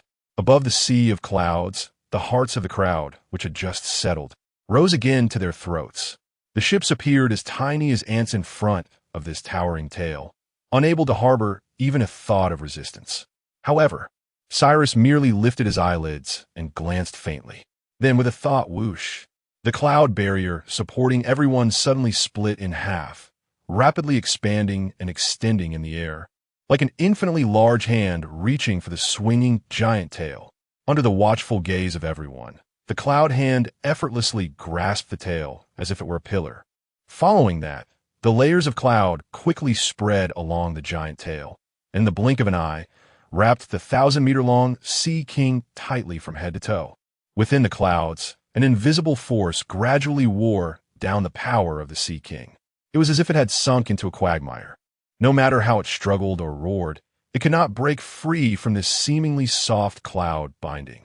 This. Hanai and Raiko and others were utterly speechless. Capture alive. St. Cyrus captured a Sea King alive. What terrifying power is this? Roar. The Sea King struggled violently, feeling the surrounding mist tighten around it, an unimaginable force coming from all directions. Its enormous body was forcibly restrained in mid-air by the cloud. It began to panic. Just then, Cyrus stepped forward, walking leisurely to stand before the bound giant beast. He extended his finger and snapped it. Swish! A sword energy, 100 meters long, was drawn from a sword and cut open the Sea King's abdomen, revealing a heart as large as a small mountain. Then, in the astonished gaze of everyone, Cyrus cut open a corner of the Sea King's heart and walked inside as if entering a door. Upon entering the heart, Cyrus felt as if he were soaking in a hot spring. The vast essence of life was so rich it almost became tangible. Cyrus sat cross-legged, his power surging wildly from within, beginning to extract the vital blood frantically. Outside, he still maintained the lifting of the ships and the binding of the Sea King. The scene looked astonishing, but in reality, it was nothing much. The strong in the pirate world could easily lift giants and defeat sea kings as easily as swatting a dog. Cyrus's own strength was actually not enough to lift the ships or bind the Sea King. But a cultivator's battle does not rely on brute force. Borrowing the laws of nature, understanding the world, is the true principle. What is St. Cyrus doing? Someone couldn't help but ask. No one answered. Everyone stood in place, dumbfounded, staring at the exposed heart of the Sea King. At the same time, the Sea King felt the rapid loss of its life force and began to resist violently. However, the cloud barrier tightened simultaneously. The layers of cloud condensed as if they were solid, tightly binding the Sea King. The Sea King felt like a loach tightly gripped by a giant. All its power could not be exerted at all, and it was powerless to resist. Hinai and Raiko and the others were already dumbfounded. They watched as the King of the Sea became weaker and more withered at a visible speed. Inside the heart, Cyrus was extracting vast amounts of vital blood, directly refining it into blood pills on the spot. Then, he directly seized the life essence from the blood pills. Boom! The magical power, carrying the enormous essence, returned to Cyrus's body, instantly surging like a fountain into his limbs. An invisible shackle was violently broken. At that moment, his cultivation reached the pinnacle of Chi refining level 6. Outside, everyone only saw the Sea King, bound in midair, struggling less and less. Finally, it hung its head weakly, the light in its eyes extinguished, losing all vitality. Just as it was dying, an even more terrifying aura, filled with a fierce ferocity, suddenly erupted from its heart. This aura instantly swept across the entire sea of clouds. The Navy soldiers above the cloud sea didn't even have time to grunt before they all fainted with rolled eyes. Hinai and Raiko, relying on their extraordinary willpower, barely managed to stay conscious and did not faint, but also pale-faced and sweating profusely, as if an invisible mountain had heavily pressed down on his soul. This is this. Conqueror's Haki. Gina's expression was one of disbelief. St. Cyrus actually possesses a rare talent among thousands? However, Gina suddenly thought it made sense, given how powerful St. Cyrus is at such a young age. His talent must be monstrous. As for Lycow's reaction, after a brief shock, his face revealed uncontrollable ecstasy. Conqueror's Haki. The saint. The saint is actually a born king. Of course, Cyrus did not release Conqueror's Haki. Conqueror's Haki is a suppression of status. Although he possesses the status, he wouldn't release it casually. Recklessly releasing power is a wasteful act. He had just broken through and momentarily let out his momentum without suppressing it. At this moment, within his heart, Cyrus slowly retracted his momentum. He spread his palm, and a wisp of magical power condensed at his fingertips. The originally dark magical power was covered by a faint dark red color, giving a fierce feeling. It had indeed been tainted with a hint of bloodthirst. Cyrus murmured, his expression showing no surprise. This is the price of the blood pill method's rapid success. Relying on devouring external blood to forcefully break through is ultimately not as pure as self-cultivation. The magical power inevitably becomes tainted with the resentment and malice of living beings before their death. However, he had already planned for such side effects. With just a thought, he firmly suppressed that wisp of bloodthirst. It was just that the transcendent aura about him now had a faint hint of ferocity. His cultivation had reached the peak of the 6th layer of Chi refining, and the effect of ordinary Sea King blood had significantly decreased. Beyond this point, the effect would be minimal. The blood pill method, the further it goes, the more demanding the material requirements become. It must use the blood of strong individuals who have undergone countless trials, with their vitality and spirit highly refined, to concoct a blood pill with sufficient medicinal power. In his past life, the best materials for blood pill were cultivators. In this life, in this world, he also needed to seek out some strong individuals. His gaze deepened. However, there's no need for me to search for them one by one. The corner of his mouth curled into a smirk. The Navy likes to imprison those formidable pirates in their bases. It would be unreasonable not to take advantage of this ready-made resource. Chapter 26, Return Journey. Undercurrents stirring. Having made up his mind to exploit the situation, Celery's no longer lingered. With a flicker of his form, he gracefully emerged from the huge heart-shaped gap. At the same time, a surge of magical power coursed through him, causing the blood that had stained him to disperse and fall to the ground. In an instant, he was completely dry, without a trace of bloodiness. Then, with a thought, the mist that bound the king of the Sea Kings began to slowly dissipate. Simultaneously, the great white cloud that had been lifting the ship gradually descended. Both descended smoothly onto the sea surface, not stirring a single wave. The entire process was incredibly gentle, as if what was being lifted was not tons of steel wreckage and hundreds of living beings, but merely a light feather. This effortless control astonished everyone even more. To manipulate such immense power with the same ease as one sonar. As Gina watched Celery's at the bow of the ship, a deep sense of helplessness surged within her. If this Celery Saint truly wanted to do something to her, she would have no power to resist. The hunt was over. It was time to return. Celery's said to everyone in a calm voice. At his words, everyone let out a sigh of relief. Finally, it was over. On the way back, Gina's expression was serious as she dialed the phone bug for Admiral Crane once again.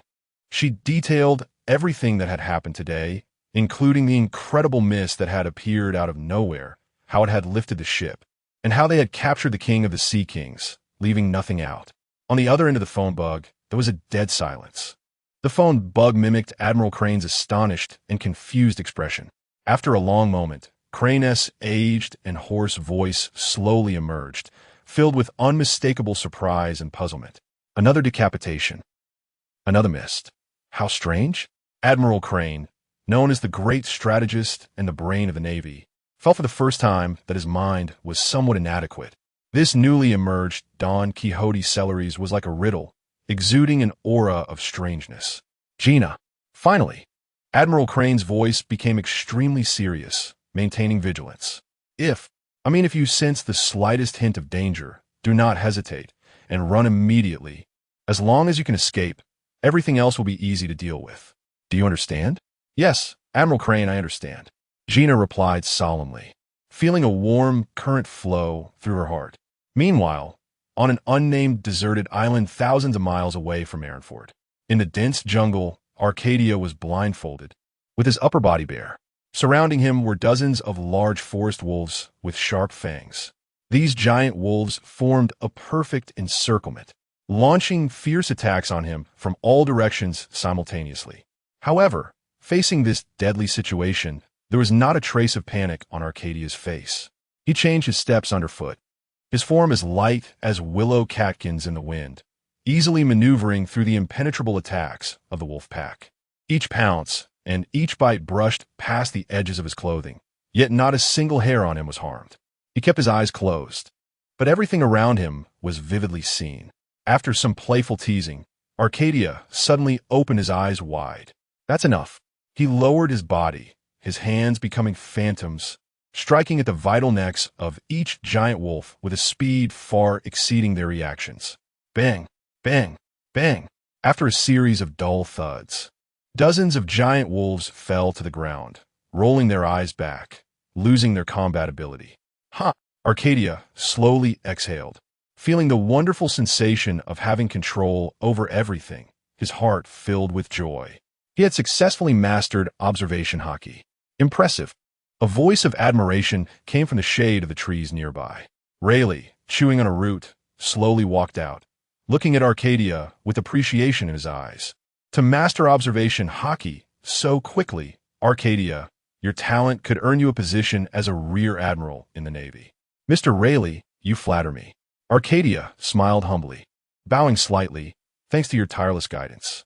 He knew very well that his rapid progress was due not only to Rayleigh's guidance, but also to the deep-sea gel bestowed by Celery's. That substance was key to his quick learning of observation hockey. My guidance has come to an end today. Rayleigh waved his hand, smiling, the rest is up to you. Yes, I understand. Arcadia thanked him earnestly once more. After tidying up, the two left the deserted island together, heading back towards the Sabati archipelago. At the Navy headquarters, Marineford, a standard Navy warship slowly entered the harbor. On the deck stood a tall, sturdy rear admiral clad in a justice cloak. He jumped off the warship and headed straight for the communications room, picked up a phone bug, and dialed. Admiral Crane, it's me, brand new. On the other end of the phone bug, Admiral Crane's slightly fatigued voice came through. Brand new, have you arrived? Yes, Admiral. Brand new replied with a smile, showing his white teeth, filled with confidence. I have arrived at the Sabati archipelago and am ready to take over Colonel Gina's duties. You can rest assured about the protection of the Celestial Dragons. Thank you for that. Admiral Crane responded with a smile, giving a few reminders before hanging up. She gazed out at the vast blue sea, and the ominous premonition in her heart grew stronger. Hopefully, she was just overthinking. Chapter 27, Your Highness. I have come to take over Colonel Hinai in the afternoon. The Holy Swan slowly sailed into the port of the Sabati archipelago. As the ship docked, Cyrus, surrounded by Lycow and other guards, stepped down the gangway. Just as he set foot on solid ground, a nimble figure appeared silently by his side like a ghost. Your Highness. Arcadia knelt on one knee, lowering his head, his tone laced with uncontainable excitement. The subordinates have not failed their mission and have initially mastered observation hockey. Cyrus's gaze swept over him, and he nodded slightly. He could sense that Arcadia's aura was more rounded and keen than it had been half a month ago. Not bad. He smiled and encouraged. Those simple 2 words were more uplifting to Arcadia than any grand praise. Yes, it is all for your highness. Arcadia replied excitedly. Get up. Cyrus smiled and waved for him to rise, stepping onto the carriage heading towards the auction. Arcadia and the butler followed closely behind. On the other side, just disembarking from the ship, Hinai followed Cyrus and the others with a complex mood. Suddenly, the transponder snail at her waist rang. Hinai quickly answered it. A strong male voice came from the other end. Colonel Hinai, I am Major Branlew from headquarters. On the orders of Vice Admiral Crane, I have come to take over your escort duties. Everything is ready on my end, and I can proceed with the handover at any time. Upon hearing this, Hinai felt her body relax. A sense of relief instantly spread through her limbs. She was finally going to escape this sea of suffering. Yes, Major Branlew. She suppressed the joy in her heart and replied in as steady a voice as possible. I understand. I will be waiting for your arrival at any time. After hanging up the transponder snail, Hinai let out a long breath. It felt like even the air in the Sabati archipelago, which carried the scent of soap bubbles, had become much fresher. Meanwhile, on the other end of the port, aboard a standard Navy warship, Major Branlew, after hanging up the communication with Hinai, revealed a confident smile. He immediately picked up another encrypted transponder snail and dialed the number for the highest power institution of the world government located in Mariewa. This is Major Branlew from the Navy headquarters. His voice carried respect and humility as he reported to the officers. Our department has learned that Don Quixote Cyrus is currently under the protection of Colonel Hinai from our headquarters in the Sabati archipelago. He paused and continued in a righteous tone. I believe that the identity of a colonel from our headquarters is not sufficient to protect someone as noble as Lord Cyrus. Therefore, I humbly recommend myself and request to take over Hinai's position as a major from our headquarters. This is to ensure that Lord Cyrus receives security that matches his status. There was a slight pause on the other end of the transponder snail. It seemed unexpected for a Navy officer to volunteer to be close to a celestial dragon. After a brief discussion, a dignified and satisfied voice soon came through. Major Branlew, your loyalty is commendable. We agree to your proposal. Yes, thank you for your trust. My lords, I will dedicate myself to ensuring the safety of Lord Cyrus. Branlew replied excitedly. After hanging up the phone, the respect on his face instantly vanished. Good. The first step has gone very smoothly, he muttered to himself. Vice Admiral Crane's plan was not to directly take Hinai away from the side of the Celestial Dragon. Doing so would only anger a noble Celestial Dragon. They must provide a reason that Lord Cyrus would be pleased to accept, and Hinai's low status, which would be a disgrace to your nobility, was the best reason. No Celestial Dragon would refuse such a proposal that would highlight their own status. Now, it was time to proceed to the second step. Major Branlew waved his hand and issued the order. Set sail. Destination, Area 1 of the Sabati archipelago, the human auction. Meanwhile, on the top floor of the human auction, Cyrus had changed into a more comfortable robe, reclining on a massive sofa. The auction house manager, a short, plump man with a handlebar mustache, stood nearby with a fawning expression, bent at a 45-degree angle. "Your Highness, I have news regarding what you instructed me to find." The manager's face was filled with a sycophantic smile as he reported that he had finally learned through various channels that on a remote island in the West Sea, there lives a giant turtle that has survived for over 500 years. I have dispatched the most elite team, and by the latest in a month, we will surely deliver that ancient turtle shell to you. Upon hearing this, Cyrus's calm eyes revealed a hint of rippling excitement. The artifact to conceal heavenly secrets has finally come into view. Once the turtle shell is in hand and refined into an artifact, I can officially begin cultivating Hinai as a furnace, he thought to himself. Well done. Cyrus casually picked up a priceless diamond from the fruit plate beside him and tossed it to the manager like a stone. The manager fumbled to catch it, and when he realized it was a diamond the size of a pigeon egg, he was stunned. He never expected that reporting a piece of news could earn such a staggering reward. After a brief moment of shock, endless joy followed.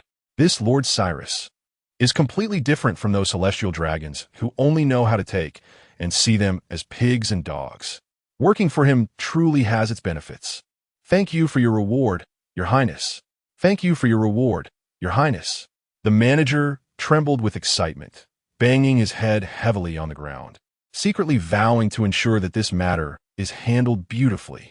He would work even harder to serve this generous prince. Just then, the butler Lycow walked in from outside and respectfully reported, "Your Highness, there is a person outside who claims to be Major Bramley from the Navy headquarters, requesting to see you." Cyrus was taken aback upon hearing this, and then a meaningful cold smile appeared on his lips. As a golden core old monster who has lived for over 1,000 years, his insight into human nature is unparalleled. With a quick thought, he roughly guessed the intent. The Navy seems to be even more anxious than I imagined. He thought, however, don't think that just because you are a mere major, even if an admiral comes, they won't take an eye from me. With this in mind, he waved his hand to Lycow. "Let him in." "Yes." Lycow bowed and exited. Soon, he brought in Major Bramley and the delighted and expectant Hinai behind him into the private room.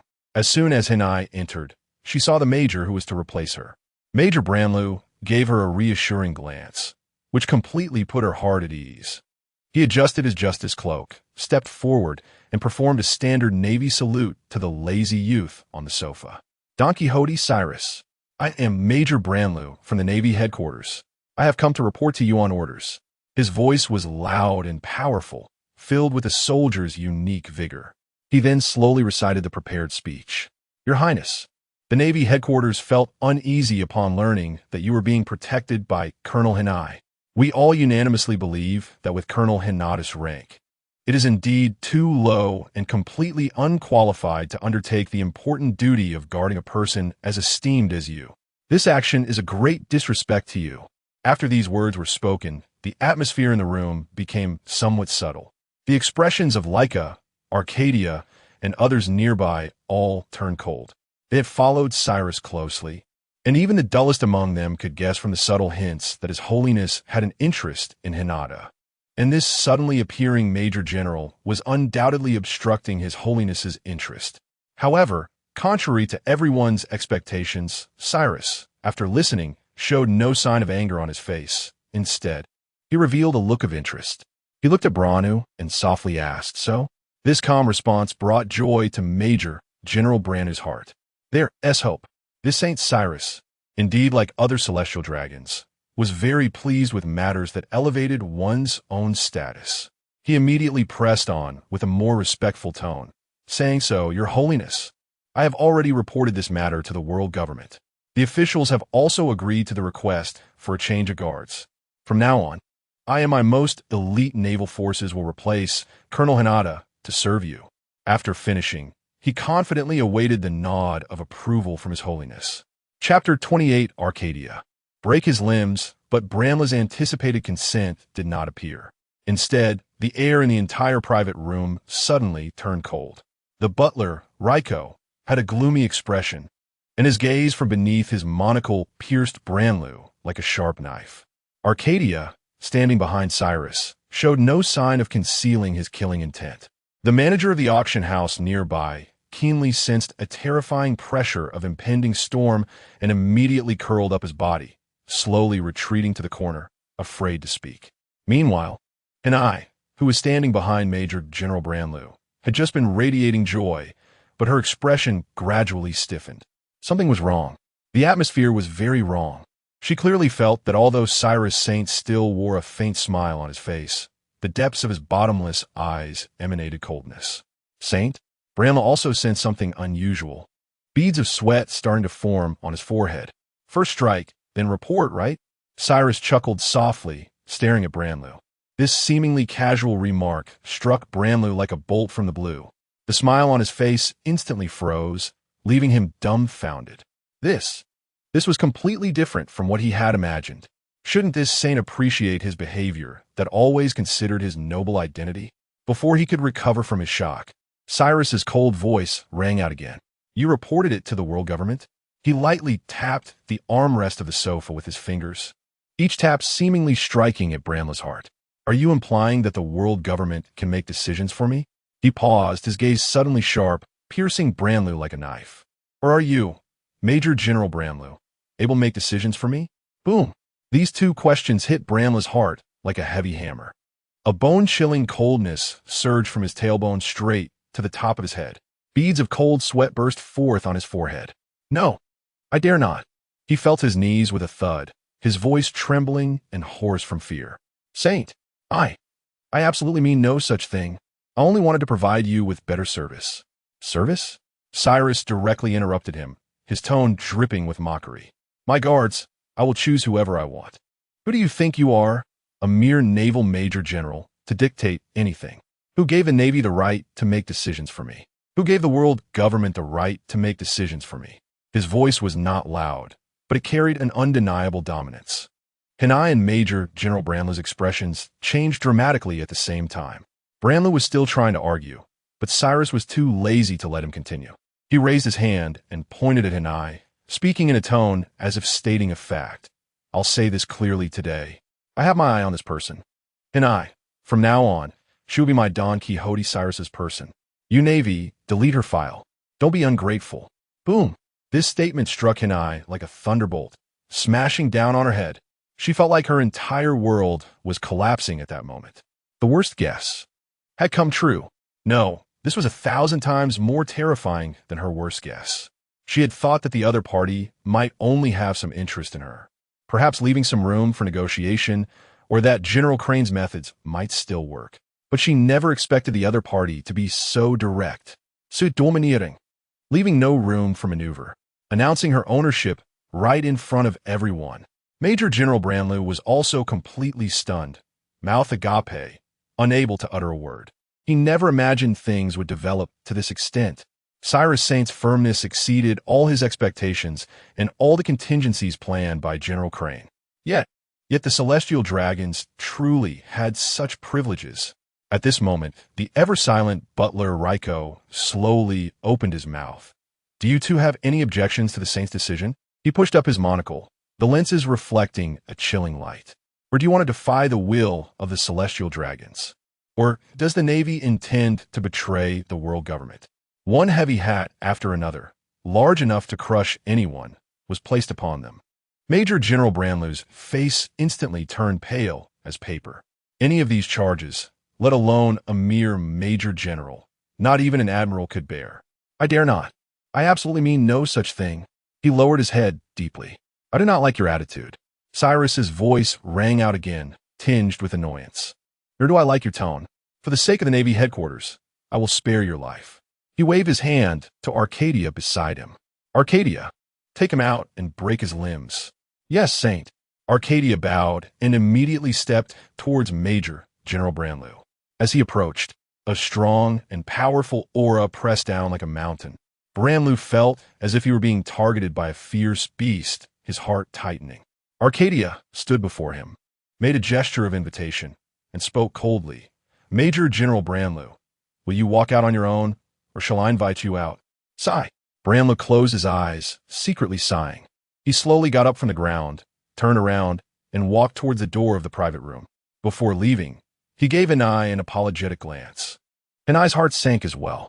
General Crane's methods were useless. In the face of Saint Cyrus's will, all schemes and struggles were meaningless. Soon, Major General Branlu's figure disappeared outside the door of the private room. Arcadia, like a silent shadow, followed closely behind. The atmosphere in the private room remained oppressive. Hanai kept her head down, afraid to look at the man on the sofa who had decided her fate. At this moment, a prayer arose in her heart that even she found absurd. Perhaps Major General Branlu could defeat that man named Arcadia? Then, relying on his identity and strength as a naval major general, forcibly escape from St. Cyrus's clutches? At the main seat, Cyrus didn't even glance at her. "Ryko, open the curtains," he ordered indifferently. "Yes, Saint." The butler bowed in response and stepped forward to pull the velvet curtains open to both sides. Outside the huge floor-to-ceiling windows was an open space. It seemed to be a coliseum reserved for nobles to settle personal grudges. At this moment, Arcadia and Major General Branlu stood facing each other in the center of the open space, already in position. Cyrus watched casually. For him, a former golden coral monster, this level of battle was no different from children's play. It was hard to take seriously. However, as a pastime, it was still acceptable. Chapter 29. The vulnerable rear admiral in the arena below. The atmosphere was tense. Branlu stared at the man in black opposite him, rapidly calculating in his mind. The CP organization provides bodyguards to the Celestial Dragons. Their strength won't be too formidable. Probably around the level of a brigadier general at headquarters. Those who can fully integrate the six styles are already considered outstanding. Very few can comprehend hockey. If one had that talent, they would have long been assigned to more important positions. With this thought, Branlu regained some confidence. He had already mastered armament hockey and could cover his entire body with it. In terms of strength, he was superior to the CP agent before him. His chances of victory were high. Rear Admiral Branlu, my master said he wants to break your limbs, Arcadia said with a cruel smile. After I defeat you, I will crush your bones one by one. Don't worry, I will control my strength to ensure you endure the maximum pain before you faint. Hearing this, Branlu's expression remained calm, but he secretly scoffed. Just you? But then he reconsidered. After all, this was a subordinate of the Celestial Dragons. Well, in consideration of the Celestial Dragons, I'll hold back a bit and put on a show of a mutually destructive stalemate. Resolving his thoughts, Branlu no longer hesitated. He suddenly stomped the ground. His whole body shot forward like an arrow. Soru. His figure instantly disappeared from a spot. The next moment, he appeared before Arcadia, his fist covered with a layer of armament hockey, like a cannonball being fired. The surrounding guests, attracted to watch the auction, gasped in surprise. So fast. Yes, and the power of that punch is tremendous. No wonder he's a rear admiral. However, just as that cannonball-like punch was about to land, Arcadia also swung his fist. Without flashy movements or unnecessary techniques, he simply met it head-on with a single punch. Armament hockey also covered the tip of Arcadia's fist. In the next moment, the two fists, both enveloped in hockey, collided head-on. Clang! It was as if two pieces of solid iron had violently struck together. In that instant of contact, the difference in strength was immediately apparent. Branlu's armament hockey was like a thin layer of window paper, easily torn apart. Following that, an overwhelming force that could not be countered surged from Arcadia's fist. Crack! Accompanied by the crisp sound of bones breaking. Branlu spat out blood and was sent flying backward. His punching arm twisted at an unnatural angle. Bang! Branlu crashed heavily dozens of meters away, rolling over several times before barely using his remaining hand to support himself on the ground, staring at Arcadia in shock. What? Such strong hockey? The surrounding guests gasped in astonishment. God, that bodyguard is so strong. He actually defeated a rear admiral with a single punch? That rear admiral's armament hockey was completely powerless before him. In the upper box, Lykow and the other bodyguards wore expressions of contempt. An arrogant fool. Lord Arcadia's strength has improved again. Meanwhile, Hanai's face stiffened like a stone sculpture. The last shred of hope in her heart was completely shattered the moment Rear Admiral Branlu was sent flying. In the arena below, Rear Admiral Branlu's expression became unprecedentedly grave. He realized he had underestimated the man before him. The opponent was much stronger than he thought. Branu immediately changed his tactics, abandoning the idea of a hard clash. Soru. His figure became a blur, moving at high speed around Arcadia, searching for an opportunity to attack. However, a smirk appeared on Arcadia's lips. 6 dials? I'm more familiar with this than you. Before his words fell, his figure also blurred. Soru. Arcadia's figure transformed into a vague afterimage, following Branu's trajectory with a delayed but swift response. In an instant, 2 indistinguishable afterimages began to flash and collide wildly in the arena. Bang, bang, bang. Each collision was accompanied by a dull boom and Branu's muffled groans of pain. Their speeds increased, to the point that the surrounding spectators could no longer see their movements clearly.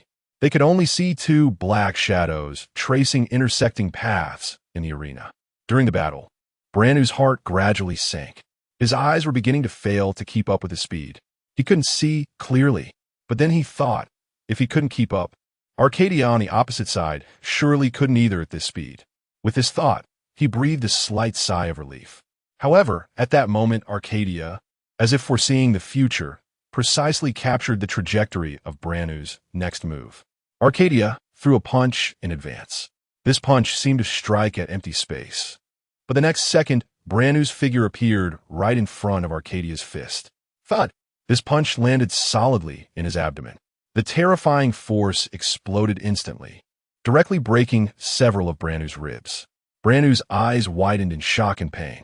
He was sent flying again, crashing heavily to the ground, unable to rise from the pain. The surrounding crowd gasped in unison. He saw through it. At that speed, he could still predict in advance. How'd he do that? Branu lay on the ground, unable to believe it, staring at Arcadia, who was slowly walking towards him. Why? He trembled as he asked. Arcadia approached him, looking down from above, and said, Observation hockey. Hearing these 3 words, Branu was even more shocked, and then a bitter expression appeared on his face. It was actually observation hockey. This was a power he had never mastered. Moreover, even the armament hockey he had already mastered was much weaker than Arcadia's. The gap was too vast. He had lost without injustice. The mission from Vice Admiral Crane could not be completed. In the next moment, Arcadia moved. He crouched down, fulfilling his previous promise, and slowly and precisely broke Branu's limbs. The scream echoed throughout the open space. Then it abruptly stopped. Rear Admiral Branu, after a violent convulsion, completely fainted from the pain. The surrounding air instantly fell silent. Everyone's eyes were filled with fear as they looked at the man in black who stood up as if he had only done a trivial task. So ruthless. Too ruthless. In the upper box, Sellers nodded slightly. Not bad. He didn't waste my training. Lycow and the others immediately congratulated in unison.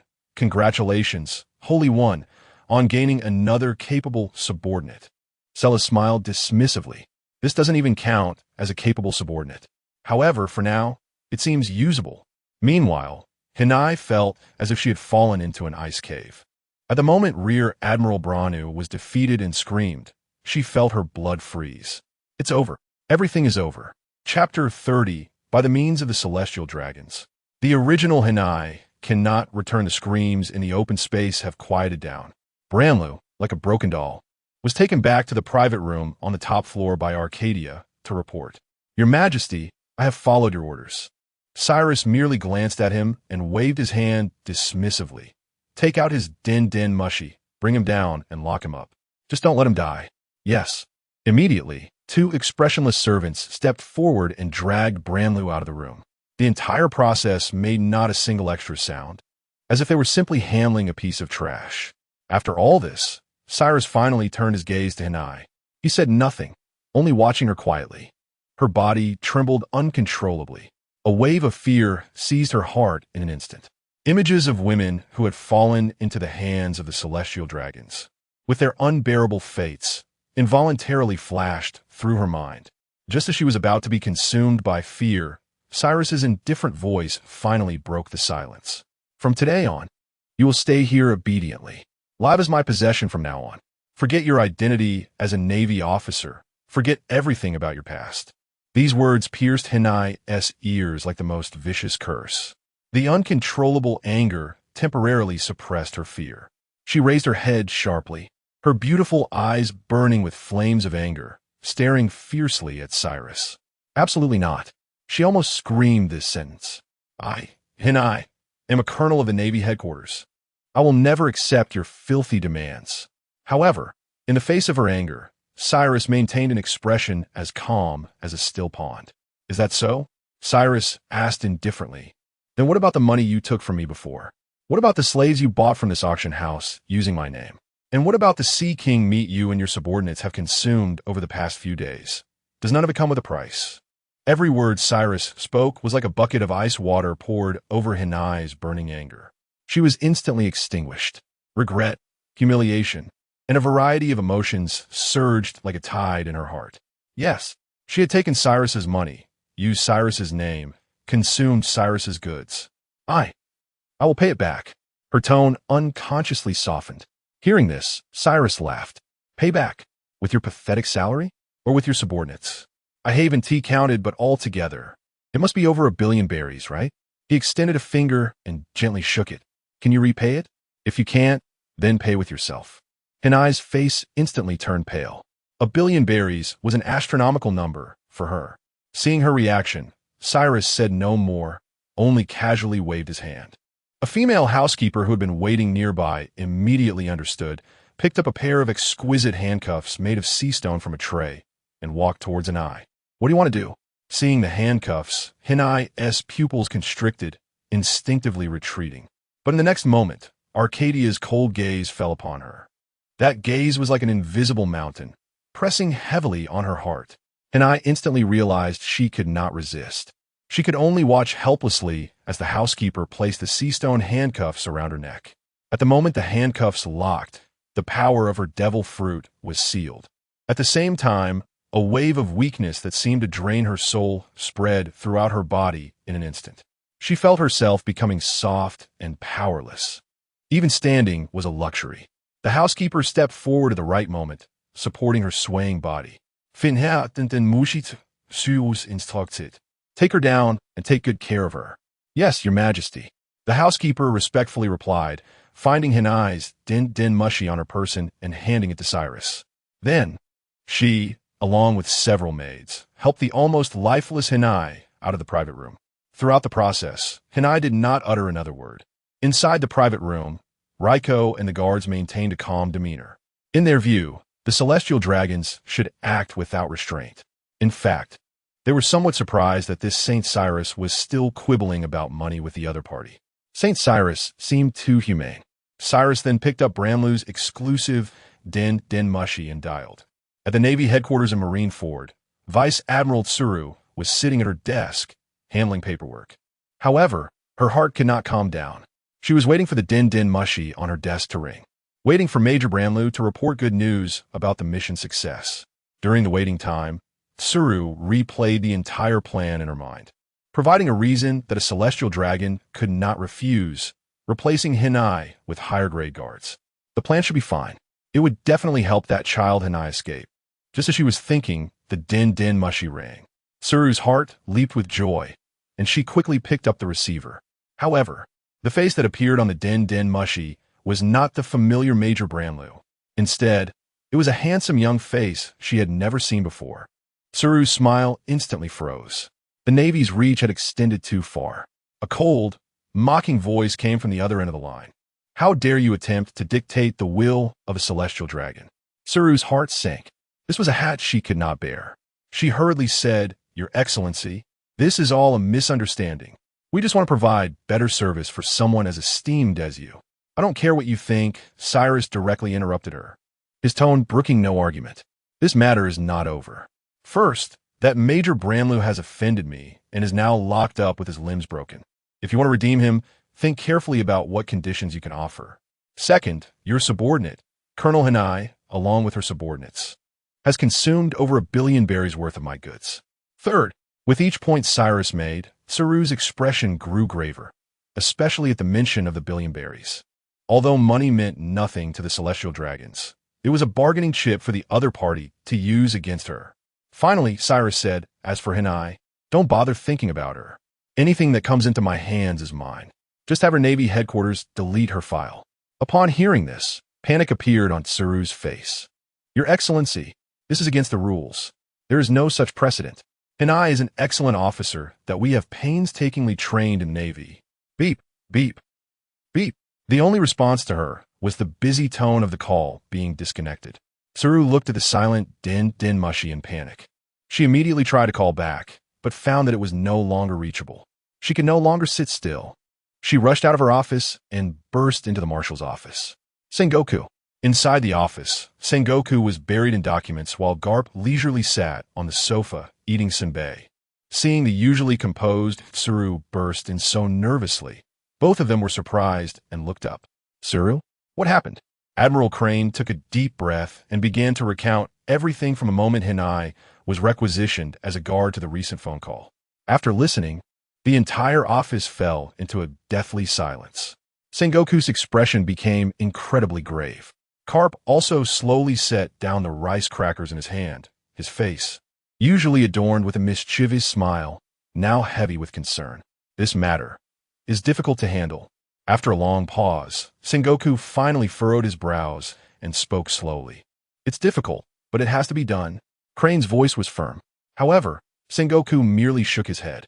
The difficulty does not lie in the attitude of Saint Celis, but rather, we're too far from the Sabati archipelago.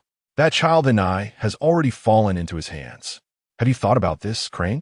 Even if we exert all our efforts to bring her back, with the means of the Celestial Dragons, will the Hinai who returns still be the same?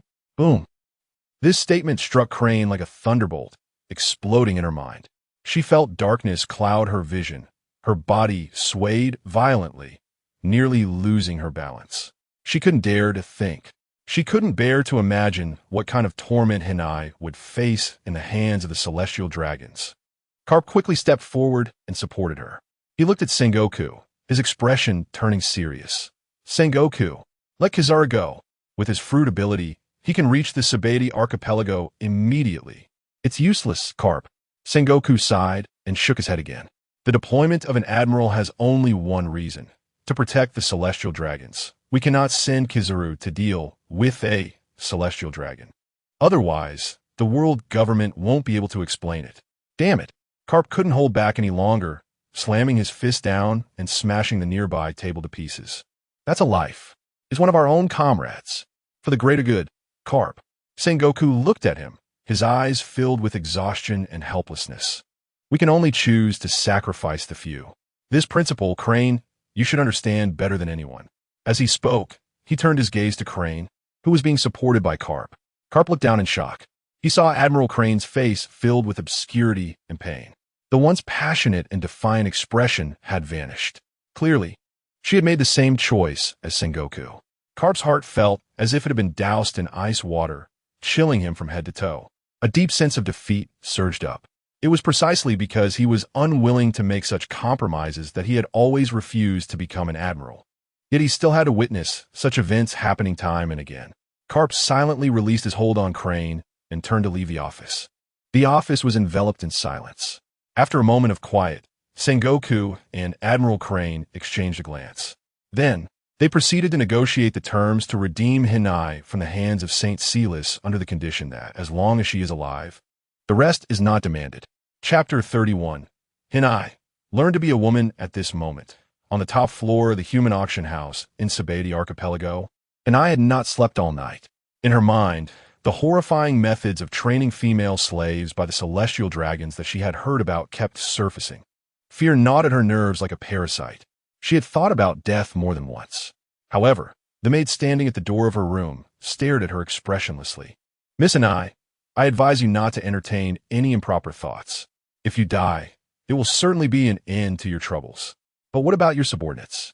The Holy One said that debts must always be repaid. If you die, then the bill of over 1 billion berries will naturally fall on their heads. I believe you wouldn't want them to be sold to the black mines around the world and worked to death because of your impulsiveness, would you? Yes, her subordinates. Hinai's heart tightened. A strong sense of guilt surged up. It was her casual agreement that allowed her subordinates to spend that man's money. Now all of this was retribution. She cannot die. Dismissing the thought of suicide, Hinai silently closed her eyes and anxiously awaited dawn. In another more luxurious room, Cyrus was watching with interest as Lycow presented the bill. Your Holiness, as per your instructions, the naval forces expenses today have increased by 3 million berries. Cyrus nodded in satisfaction. Continue. Let them eat, drink, and have fun to their heart's content. All the bills will be charged to Hinai. Thinking of this, Cyrus lightly traced a line with his finger, as if manipulating an invisible thread. A living being can only bear a limited amount of karma according to its own status, he mused. Just like the survival of a nation cannot be solely attributed to the life or death of an ant. Similarly, Hinai cannot endlessly accumulate debts to me. Once it exceeds that limit, the massive karma will manifest directly and cause her to die. After another day, when Lycow presented the bill again, Cyrus clearly felt that the thread of karma connecting him to Hinai had tightened to its limit. One more strand, and it would break. That's enough. He waved his hand with satisfaction. From now on, don't worry about those Navy men anymore. Find a place for them to stay. As long as they don't die, they can be used to remind Hinai of her situation from time to time. Yes, Your Holiness.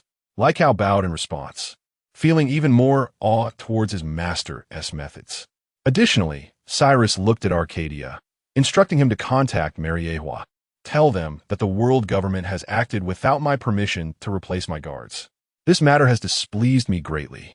To compensate for their mistake, I want the naval base in Sabati Archipelago to open all the prisoners they have to me for my use. Upon hearing this, Arcadia immediately took his leave. When the world government received this request, their first reaction was to refuse. However, they were caught in Cyrus's trap regarding acting on behalf of the Celestial Dragons.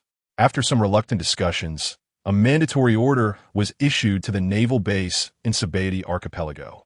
Meanwhile, after spending 2 whole days in fear and anxiety, Hinai was surprised to find that she was actually fine. There was no torment as she had imagined, nor any terrible treatment. She tentatively tried to communicate with the maids monitoring her, but they remained silent as if they were mute. She then attempted to indirectly probe the head maid.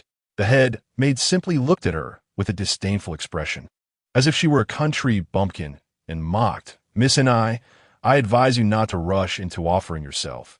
Before becoming the Holy One's possession, you should first learn what it means to be a true woman. Look at your rough skin, look at your stiff movements. You are not qualified to appear before the Holy One until every inch of your body is in its best condition. Who would want to appear before that, Cyrus? Hinai gritted her teeth in secret. Subsequently, the head maid arranged a series of courses for Hinai, from a most basic etiquette to controlling every muscle in her face to create the most charming smile, learning various musical instruments and dances to cultivate her temperament, to using the most precious essential oils and spices for full body care. With her powers sealed by sea prism stone shackles, she could not resist at all, and I was forced to learn as if she were a puppet.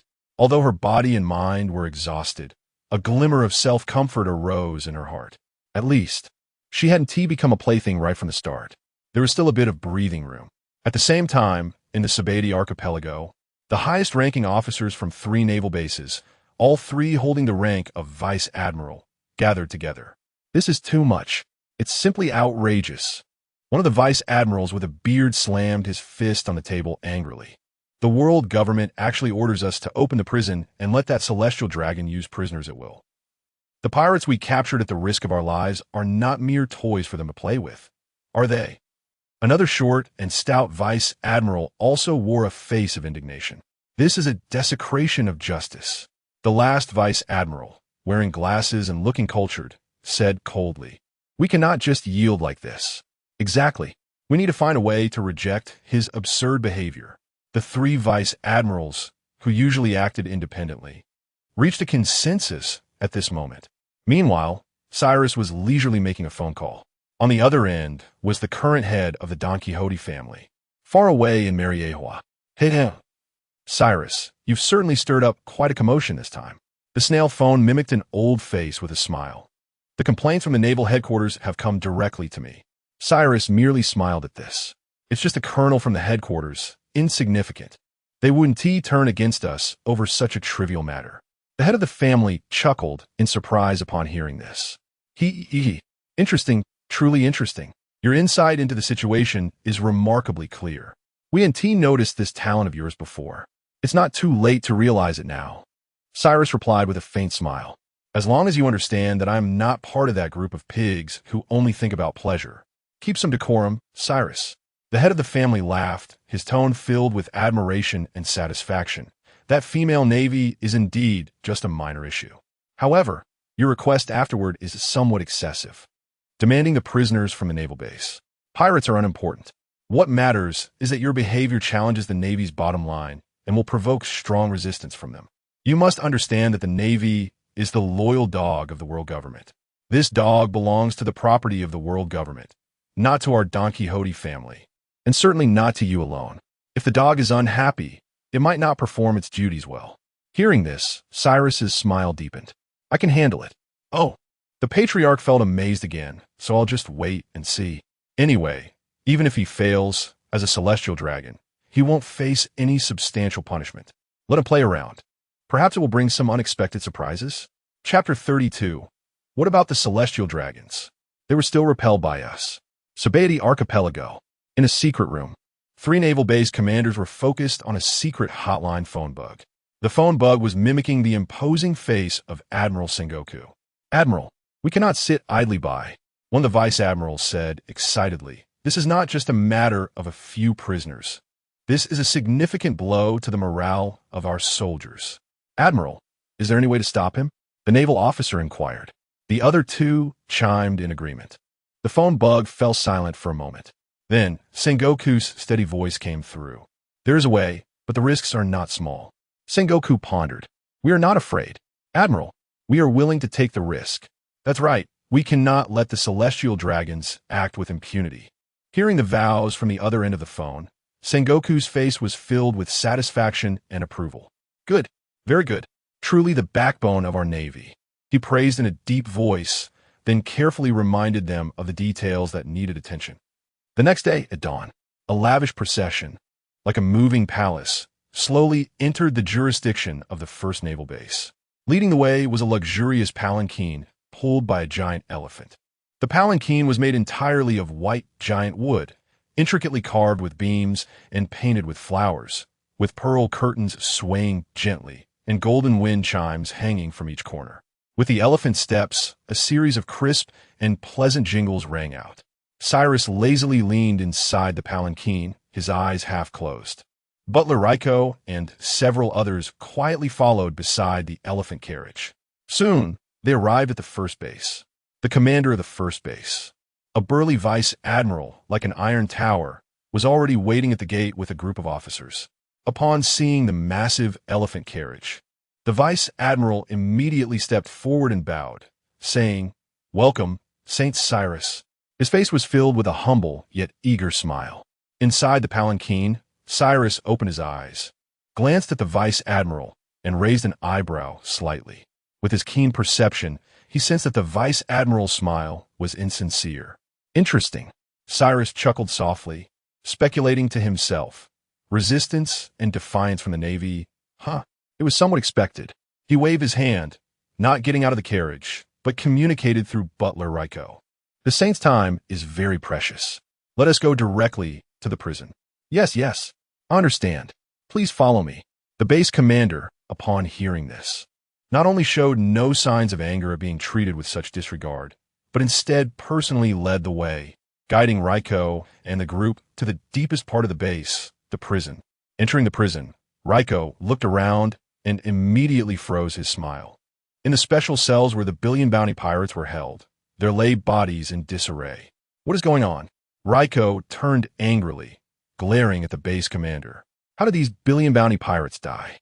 Upon hearing this, the base commander displayed a look of surprise and helplessness. He first exaggeratedly gasped, then hurried forward to peek inside the cell, then slapped his thigh heavily and spread his hands. Oh, Lord Raiko, you don't know. The conditions in this prison have always been this terrible. Look, it's dark and damp, simply a breeding ground for germs. He sighed, shaking his head in distress, adding that these pirates are all unruly desperados who would fight to the death over a piece of moldy bread often leaving them injured. It's not surprising that a few die occasionally. His helpless demeanor could compete for the best dramatic actor of the year. Raiko was so angry he almost laughed, feeling insulted in his intelligence. Just as he was about to explode, Cyrus's flat voice came from the palanquin. Arcadia, take the men to the second base. Upon hearing this, Raiko's anger was instantly suppressed. He glared at the base commander with a fierce expression, but said nothing more. The base commander, full of apologies, sent Arcadia and his group off. Watching their departing figures, the base commander's mouth couldn't help but curl up slightly. Forming a smug arc, the Admiral's strategy is indeed brilliant. Disposing of those valuable pirates under the pretext of accidents, sudden deaths, recurrence of old injuries, and so on. Although there are some procedural flaws, what does it matter? As long as we can protect our comrades' hard work, it's all worth it. He felt a sense of righteousness like never before. Arcadia, leading a team of guards, arrived at the second naval base. The commander of this base, a short and chubby vice admiral who always had a smile on his face, also greeted them with a beaming smile and the highest level of ceremony. Welcome, welcome. Enough chit-chat. Where are the cells? Arcadia asked coldly. Please follow me. The vice admiral, unfazed, led the way with a smile. Soon, Arcadia arrived at the cell area. He took a glance, and his expression instantly darkened. The special cells were empty and spotless, not a single strand of hair to be found. Oh dear, Lord Arcadia, I'm truly sorry, so very sorry. The commander sincerely explained. The order from the world government was issued only yesterday. However, our base's prisoner transfer plan was already established last week and reported to headquarters for filing. As he spoke, he pulled out a document stamped with a bright red seal. Last night happened to be our monthly prisoner transfer day. I, too, was just strictly following the regulations. Arcadia didn't even look at the document. He merely shot the base commander a cold glance, making the latter's heart tighten. Then Arcadia turned and walked out of the prison, dialing the phone bug. Same. On the other end of the line, Cyrus listened to the report, still with no emotional fluctuation, simply saying calmly, "Go to the third base." Arcadia hung up the phone, leading his men away without looking back. The second base commander smiled broadly as he sent them off. Want prisoners? No way. Watching Arcadia's retreating figure, the commander sneered. Soon, Arcadia arrived at the third base. The situation was identical to the first two. Either the prisoners had unfortunately died, or they had been transferred in accordance with regulations ahead of time. Not a single powerful pirate remained. Arcadia expressionlessly glanced at the third base commander, then dialed the phone bug again.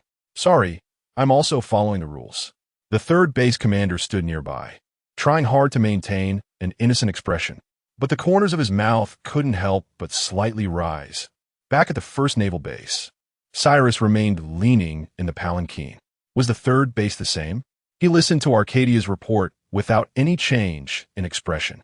Beside the elephant carriage, the commander of the first base was apologizing profusely. Saint Cyrus, I'm truly very sorry. I sincerely apologize that you had to lower yourself to come here only to leave empty-handed. It is all the fault of this official, as the governance has been inadequate, leading to this series of unfortunate events. I earnestly request your majesty not to be angry.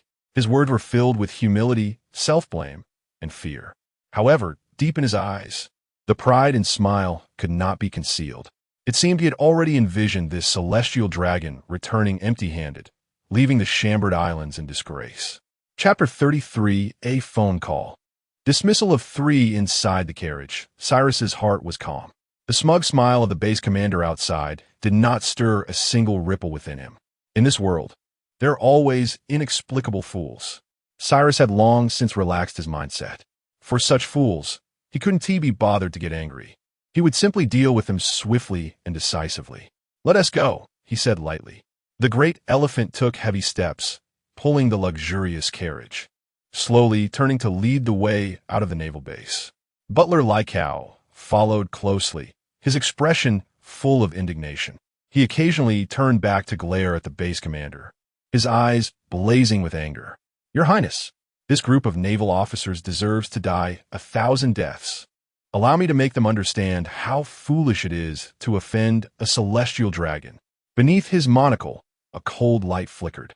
At this moment, Arcadia returned, inquiring towards Cyrus in the carriage. "Your Highness, should we take care of a few?" However, Cyrus merely waved his hand indifferently. "No need to trouble yourself. Just a bunch of clowns." Saying this, he took out a golden phone bug under the puzzled gazes of Lycow and Arcadia.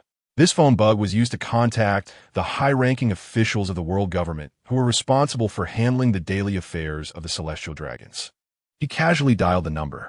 BRR, BRR, BRR. The phone bug was answered almost instantly, manifesting the face of a middle-aged man full of humble and flattering smiles. It was the same official from the world government who had previously acted on his behalf. "Respected Saint Cyrus, what orders do you have?" The official's voice was filled with cautious flattery. Cyrus briefly recounted the events. "That is how it is. The commanders of the 3 naval bases, you handle it." After speaking, he hung up the phone without waiting for any response. Lycow and Arcadia exchanged glances in bewilderment. Holy Mary Geos. In an office, the world government's high-ranking official was standing in place, holding the microphone high. He listened to the cold, busy tone coming from the phone bug, beads of cold sweat rolling down his forehead. Last time, he had unilaterally agreed to the request for a change of guards at the naval headquarters, thinking he had done a good deed for Saint Cyrus. As a result, he almost caused a huge mess. He still remembered the warnings that came from the Don Quixote family afterward. That chilling feeling kept him from sleeping well for several days. This time, he absolutely could not make any mistakes. He must remedy the situation well.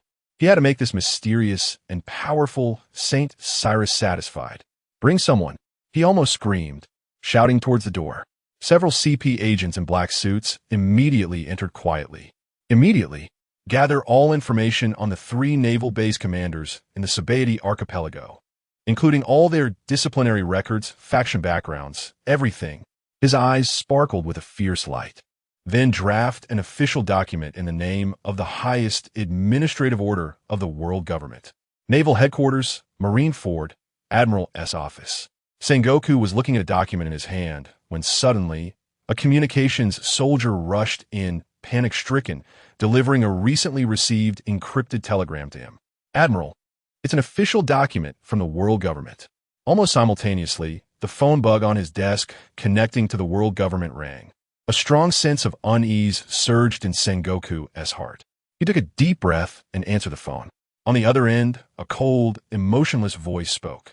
"By order of the highest administration of the world government, due to serious dereliction of duty, negligence, and malicious behavior by Vice Admirals Roberts, Malcolm, and Williams in executing matters related to the world aristocracy, which severely damaged the dignity of the world government and the Navy, it has been decided, effective immediately, to dismiss the aforementioned 3 from all positions and ranks, and to order them to leave their respective bases immediately to undergo subsequent investigations. Notification complete." After speaking, the other party hung up the phone without giving Sengoku any chance to respond.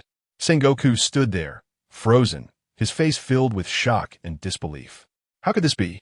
Meanwhile, in the Sabaody archipelago, in a reception room of the 1st Naval Base, the 3 commanders who had just achieved a great victory were gathered together, raising their glasses in celebration. "Ha ha ha! Delightful! Truly delightful!" The bearded Vice Admiral downed his rum, his face flushed with excitement. "You should have seen that Celestial Dragon-ass butler. His face was as black as the bottom of a pot. Indeed, I felt the same.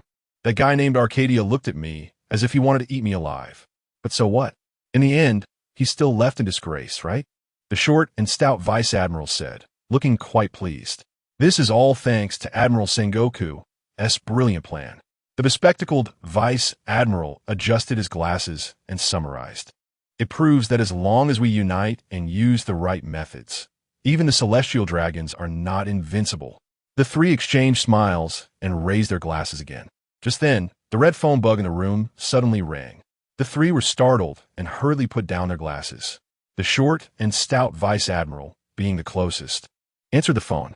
The cold voice from before echoed through the receiver, repeating the dismissal order word for word. The smiles of the 3 instantly froze.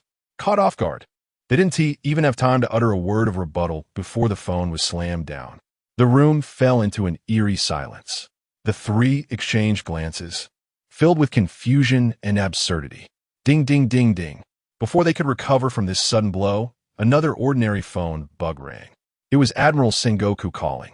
I already know what happened. Sengoku's voice was filled with unprecedented gravity and anger. The world government bypassed our naval headquarters and issued the order directly. Don't panic. Stabilize the situation. Before he could finish, bang. The heavy door of the reception room was kicked open from the outside, shattering into pieces. Amidst the flying wood chips, several aides stationed at the door were knocked down like rag dolls, their lives unknown. Then, several CP agents in white suits and masks stormed in like ghosts. The leading CP agent held a dismissal document sealed with a blood-red stamp of the world government, scanning the three with a deathly gaze. By order, Roberts, Malcolm, Williams, immediately take off your Navy uniforms. Get out of the base. This voice clearly reached Admiral Sengoku's ears through the phone bug. The three vice admirals, who had just been immersed in the joy of victory, now turned pale. Cold sweat breaking out. They were both shocked and furious. They never expected the Celestial Dragon's retaliation to come so quickly, so ruthlessly, so unreasonably. No investigation, no interrogation. Not even a chance for them to defend themselves. Just a phone call, a piece of official document. For decades, their achievements, glory, and status were completely stripped away in an instant. On the other end of the phone, Sengoku listened to it all, his face also revealing uncontrollable anger. But beneath this anger, a hint of fear could not be suppressed. However, Sengoku held it in. He spoke to the phone, addressing the three base commanders. Obey the orders of the world government. Do not defy them. Although it was very humiliating, the Navy could not resist the orders of the world government. The consequences of resistance, no one was willing to accept. Yes, Sengoku. The three base commanders responded with their heads bowed, suppressing their resentment. Chapter 34. Dare to have an opinion? Kill them. It's better to be sensible, lest we take action. The leading CP coldly sneered. The three base commanders clenched their fists in anger, but in the end, they took off their Navy coats and left the base. What's going on? Commander, where are you going? What does the world government mean? The soldiers in the base were shocked and confused, glaring angrily at the CP agents. But soon, they were calmed down by the three commanders. Do not resist. Resisting the world government will lead to no good outcome. After persuading them, the three commanders managed to calm everyone down before leaving the naval base. The CP agents looked on coldly. They would love for someone to resist, as that would give them an excuse to kill. Bang! With the three commanders walking out, the base gate slammed shut. For now, the three major naval bases were taken over by those mysterious CP agents. Leaving the base, walking on the noisy streets of Sabati Archipelago, the three former vice admirals felt completely out of place in this world. Just then, their transponder snail rang again. It was Sengoku. It's my fault. Sengoku's voice was filled with deep guilt and exhaustion.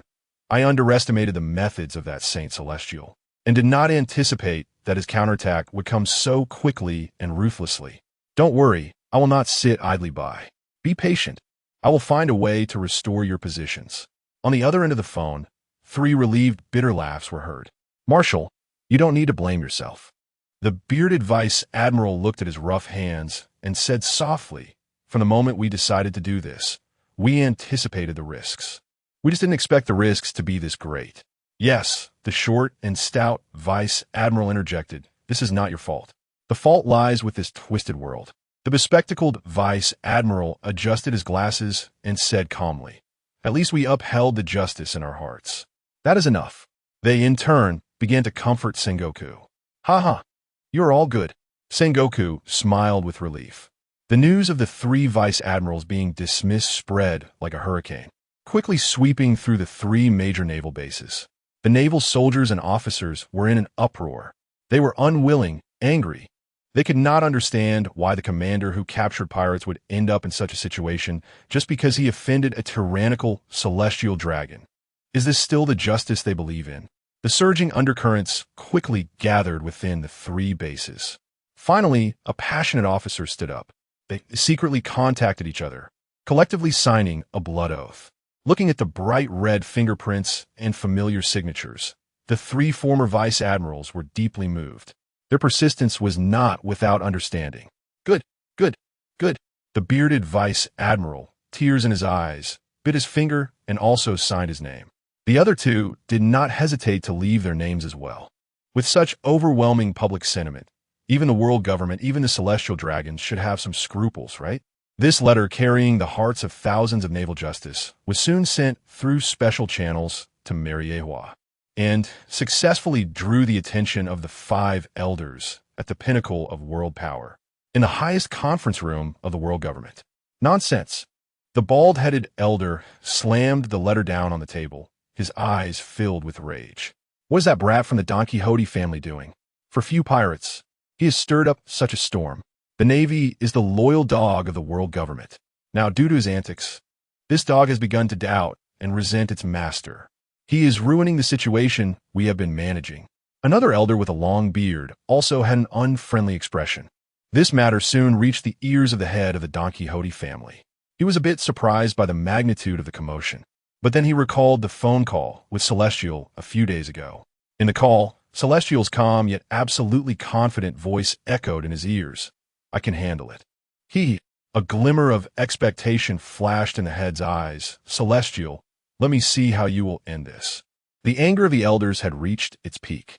Immediately connect me to Don Quixote. Celestial. The bald elder was about to give the order. At that moment, a subordinate hurried in to report.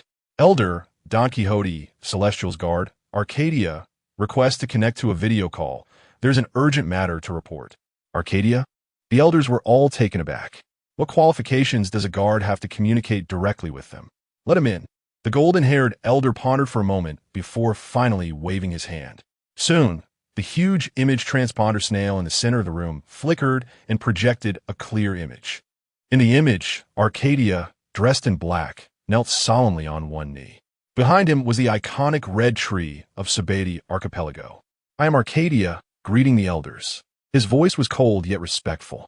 However, the moment he spoke, the 5 elders, who were used to seeing powerful figures, all slightly narrowed their eyes. They sensed something unfamiliar from Arcadia. Are CP's guards this strong? Boom! The next moment, an invisible wave of energy erupted from Arcadia. It was an extremely thick haki. At the same time, Arcadia fought through the trees with a blindfold over his eyes, and scathed, demonstrating his skilled observation haki. The elders frowned as they watched. A CP agent of this level shouldn't be sent to be a guard. Everything about me is bestowed by Saint Celestial. Arcadia slowly retracted his aura, his voice still devoid of emotion, but the fervor and loyalty in his words could not be blocked by the image. The conference room fell into a dead silence. The elders were silent. At this time, a subordinate delivered an updated report to them. It recorded the changes in Arcadia's strength in less than half a month. A powerful force strong enough to serve as the core elite of the CP organization. And such a powerful force showed absolute, almost faith-like loyalty to that Saint Celestial. This indirectly confirmed that his master, the Don Quixote Celestial, possessed considerable strength and means. The 5 elders simultaneously recalled Celestial's peculiar history. Dislike of enjoyment, reclusive, indifferent to rules, acting bizarrely.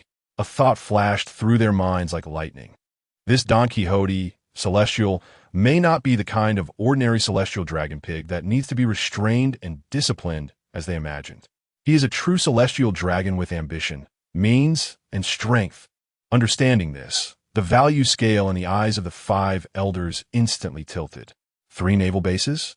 Thousands of naval soldiers? 3 vice admirals? All of these combined are not worth a single potential descendant of a divine dragon. A loyal dog can be raised again, but a true dragon, once missed, there will be no chance to win over again. The gloomy expression on the blonde 5 elders' face instantly melted away like ice and snow. He directed a friendly smile towards the image of Arcadia. Arcadia, is it? Very well. Your loyalty is commendable. Go back and tell your master that we fully understand his intentions. There is no need for him to take action personally on this small matter. We will handle it. With that, he smiled and cut off the call. The moment the image disappeared, the smile on the 5 elders' face also vanished, replaced by cold authority. Relay my orders. The bald 5 elders with the knife spoke coldly, his voice devoid of any emotion. The three major Navy bases G3, G5, and G8 in the Chambord Islands are to be disbanded immediately. All soldiers and officers are to be dismissed on the spot, sent back to their hometowns, never to be employed again. As for those three, foolish idiots who don't know their place, and that ridiculous letter. A trace of cruel killing intent flashed in his eyes. Let CP0 handle it. Eliminate them, along with all the Corps officials who sign their names. Let all the dogs understand one principle. Masters are to be pleased, not questioned. Chapter 35. The criminals of Level 5 of Impel Down in a temporary safe house rented in the Sabati archipelago, three former admirals huddled at the center, surrounded by their loyal subordinates. Everyone was eagerly anticipating the impact of the joint letter. Don't worry, Commander. 3,000 soldiers signed it. Even the world government must face it. A young major, with bright eyes and a confident tone, exclaimed. Yes, we are just stating the facts. We are not wrong. Justice will prevail. Hearing the passionate and trusting words of their subordinates, the three former admirals smiled. Bang! The door of the safe house exploded. It caved in violently, as if struck by a rampaging giant elephant, accompanied by the sound of twisting metal. Whoosh, whoosh, whoosh. Several white figures burst into the small room. CP0 agents. Without a word, the slaughter began the moment they entered the room. Finger guns. Storm legs. The white figures moved like ghosts in a confined space. CP. A major exclaimed in disbelief. Why? Puff. Before he could finish, a finger pierced through his chest. Damn it. The world government wants to kill us. Another colonel attempted to draw his gun. Crack. In the next instant, his neck was snapped by a swift kick. Blood erupted in the small room. Stop. A bearded admiral shouted in anger. We are the Navy. We'll let you in. However, he was met with a scornful laugh. The Navy? Ridiculous. The leading CP0 agent flickered and appeared right in front of him, a hand clad in white gloves casually gripping his throat. The terrifying strength lifted the former admiral off the ground. WY? He managed to squeeze out, his eyes filled with disbelief and despair. Why? The CP0 agent seemed to hear a great joke, and a low, cruel laughter emerged from beneath the mask. It's simple. Dogs cannot bite their masters. It's the rule. At that moment, crack. A crisp sound of bones shattering echoed. The admiral's eyes still held confusion and disbelief as his head drooped lifelessly. Life was completely extinguished. No. The remaining two admirals, their eyes bloodshot, rushed forward to fight together. But it was futile. Before CP0, they were as weak as infants. In an instant, the safe house was left with nothing but a floor covered in corpses. All the loyal subordinates who had gathered and signed their names were not spared. At the same time, in the three major naval bases, all soldiers were forcibly dismissed. Why? Some hot-blooded soldiers expressed their dissatisfaction. Yeah, they dismiss us without even a reason. I won't accept this. The world government wouldn't be so heartless. But the next moment, they were met with the ruthless methods of CP agents. Puff, puff, puff. The few outspoken soldiers were killed on the spot. Anyone else have objections? The CP agent coldly surveyed the room. Step forward if you dare. The air fell silent. Everyone trembled in fear, hurriedly removing their uniforms and fleeing the base in panic. Back at the safe house, after the killings ceased, the leading agent picked up a din-din mushy and directly dialed Sengoku. In the Marine headquarters in the Marshal's office, Sengoku paced anxiously. He knew about the joint letter and secretly hoped that the Gorosei would relent, but he also worried about a stronger backlash. Bururu bururu. At that moment, the din-din mushy rang. He quickly picked it up. It's me, Sengoku. However, the voice on the other end was not familiar. Marshal Sengoku. Sengoku's heart sank. The tone and manner. It was a CP person. We have dealt with the situation in Sabati archipelago. The CP agent said ominously, stop your little antics. And the Gorosei require an explanation. After saying that, the call was abruptly hung up. Sengoku stood frozen. Dealt with? What does that mean? A chill ran from his tailbone to the top of his head. Could it be? He immediately used the highest priority line to call the Gorosei. Just as he was about to plead, the line connected, and he was met with the cold voice of the Gorosei. Sengoku, manage your people well. and do not let such challenges to the world government's authority occur again. After that, the call was directly disconnected. Sengoku, gripping the receiver, was left dumbfounded. This is bad. The Gora CI's attitude indicated they did not intend to spare the Navy members who signed the letter. Those people from Sabaody. Sengoku slumped into his chair, silent for a long time. He then sought to investigate the situation. Soon, the anticipated bad news came back. The 3 demoted admirals and their core loyalists were all killed on the spot. The 3 major bases had 3,000 soldiers forcibly dismissed, never to be employed again. Damn it! Sengoku clenched his fists and slammed them on the table, his face filled with pain and regret. I shouldn't have. At the same time, he felt a deep unease towards the name Don Quixote da Flamingo. Meanwhile, in Mariehua, the home of the Don Quixote family, upon learning of the Gora CI's actions, the family head was first taken aback, then burst into hearty laughter. Ha ha ha! Well done! This is a true member of the Don Quixote family. Finally, we have someone who knows how to wield power smartly. That day at the auction venue, a CP0 agent personally came to see him, bearing a decree from the Gora CI. Esteemed Saint Celestial, the agent said respectfully, the Gora CI have dealt with those disobedient wild dogs. After the meeting, the agent presented a thick catalog with utmost reverence. From now on, throughout the Grand Line, all Navy branches and CP agencies, any pirates we capture will be available for your selection. Or, if you have a target in mind, just say the word and we will capture them for you. He paused and added, the Gora CI also mentioned that in Impel Down, aside from the legendary 6th level, you can freely access the prisoners from the other 5 levels. Butlers Raiko and Arcadia, listening to this, looked astonished. How little time had passed. Not even an afternoon. The resistance from the 3 major naval bases had been completely dismantled. Moreover, the Navy and CP agents had become tools for the Celestial. Please extend my thanks to the Gora CI for their consideration, Celestial said with a slight nod, secretly amused. The mere Navy does not deserve my direct intervention. It is surely the responsibility of those beneath me. Otherwise, what is the purpose of maintaining such a large group of officials for the world government? This time, the reprimand was quite effective, Celestial thought to himself. I believe there will no longer be any foolish trouble from now on.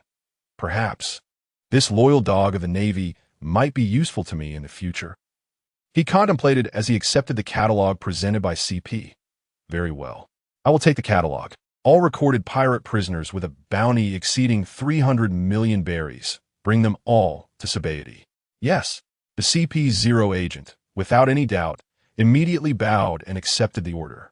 Go ahead. Cyrus waved his hand. The subordinate took his leave with a deep bow and quietly retreated. The efficiency of CP did not disappoint Cyrus. That evening, a Navy prison ship arrived at the Sabaody archipelago. On board were 27 vicious pirates with bounties above 300 million. They were all tightly shackled and dragged into a spacious room for the auction by CP agents. Well done. Cyrus, hearing the news, hurried over with delight. This is what my subordinates should do. The CP personnel bowed. Cyrus nodded slightly and entered the room alone. Outside the room, Lycow and Arcadia stood guard at the door, preventing anyone from entering. Inside the room, Cyrus stood with his hands behind his back, looking indifferently at the fierce pirates before him. Celestial dragons? The pirates looked at Cyrus with surprised and suspicious eyes, wondering what he intended to do. The next moment, everyone knew. Cyrus's mind moved and his long sleeves waved. Wow! A tremendous magical force erupted like an angry dragon, instantly filling the entire warehouse. What the hell? The 27 pirates with bounties over 300 million turned pale with fright. They didn't even have time to scream before, in the next instant, they were all crushed into clouds of blood mist. Their life essence was forcibly seized, blended, and compressed by Cyrus's magic. Pure vitality was rapidly refined. Soon, the blood mist that filled the room coalesced into blood pills the size of pigeon eggs. A total of 10 blood pills quietly floated in the air, exuding a bloody smell and a fierce aura. Good quality, comparable to a practitioner at the 4th level of Chi training. Cyrus looked at these blood pills with a hint of satisfaction in his eyes. He waved his sleeves again, and the magical power surged out like a tide. Swish! The 10 blood pills were enveloped by the magical power, and their vitality was extracted. Moments later, the magical power, infused with rich life essence, returned to Cyrus's body. Boom! Cyrus closed his eyes as if a thunderclap echoed within him. His magical power rapidly grew. The shackles of the 7th level of Chi training were instantly broken. At the same time, the originally blood-colored magical power suddenly shone with a faint glow at this moment. Cyrus slowly opened his eyes, a flash of brilliance passing through. Feeling the magical power that now had a substantial glow, the corners of his mouth slightly lifted. 7th level of Chi training. Magical power giving birth to sentience. Finally, he could practice spells. Outside the room, like how Arcadia and the surrounding guards suddenly felt a terrifying pressure emanating from inside the room at the moment Cyrus broke through. What a strong aura! Is it the young master? Their breathing instantly halted, hearts pounding like thunder, and the hairs on their arms stood on end. Other guards fainted one after another, unable to withstand Cyrus's aura. Is it really Conqueror's Haki? Lycow said with fiery eyes. Yes. Arcadia looked emotional, his gaze equally fervent. The young master is a born king. This was certainly not Conqueror's Haki, just an ordinary release of aura. However, to those in the pirate world, it seemed very much like Conqueror's Haki. After a long while, Cyrus calmed his magic and walked out of the room. His aura was more restrained and peaceful than before. But in the eyes of Lycow and Arcadia, Cyrus at this moment was more terrifying than ever. They lowered their heads in greater reverence. Let's go back. Cyrus said, "Ly." Yes. 2 as for the room? Naturally. Someone will go to clean it up. Chapter 36. Spells. Spells. Nightfall. Sabadi Archipelago. In the luxurious suite of an auction house. In a quiet room, Cyrus sat cross-legged, surrounded by an invisible halo. After he advanced to the 7th layer of Chi training, his spiritual power surged like a rushing river, nurturing a sense of spirituality sufficient to practice spells. Spells are various changes observed and mimicked by cultivators from the heavens and the earth. Therefore, they are fundamentally related to concepts like yin-yang, 5 elements, 8 trigrams, and 4 symbols, among others. In addition, there are some special spells. Since a person's spiritual root and cultivation methods differ, most cultivators master different spells. Cyrus mastered the Primordial Unity 5 Elements book, which records detailed spells related to the 5 elements. This technique specializes in the 5 elements. Besides this, he also collected a number of special and unconventional spells in his past life. At this moment, Cyrus closed his eyes, his consciousness spreading like an invisible tide, silently enveloping everything within a kilometer radius. Sous la réflexion technique. This is a unique mental, sensing, secret technique. Its core is imprinting the heart with the heart, perceiving the breath changes of sentient and non-sentient beings around him. Once cast, it can sense changes within hundreds of meters. And since Cyrus is a reincarnated old monster with profound realms, he can sense changes within a kilometer when he masters this spell. Indeed, he opened his eyes, revealing a hint of a smile. This soul reflection technique has limitless potential. Not only does it exercise the spirit, but if practiced deeply, it can also sense the heavenly heart and comprehend a special divine ability called heart ease. At the same time, for enemies with weaker mental will than his, it can even forcefully read their minds. At this moment, in Cyrus's perception, everything in the estate was laid bare. 100 meters away, a guard responsible for night patrols was feeling uneasy due to having contradicted the butler, Lyco, during the day. On the other side, in the maid's quarters, a young maid who had just received a reward was filled with admiration and affection for him. The thoughts of ordinary people were as clear as a palm's lines, laid out for him to see. Cyrus nodded slightly.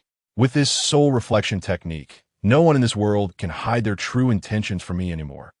On the other side, the first half of the Grand Line, Marine Headquarters, Marine Fort. In the Marshal's office, the atmosphere was tense.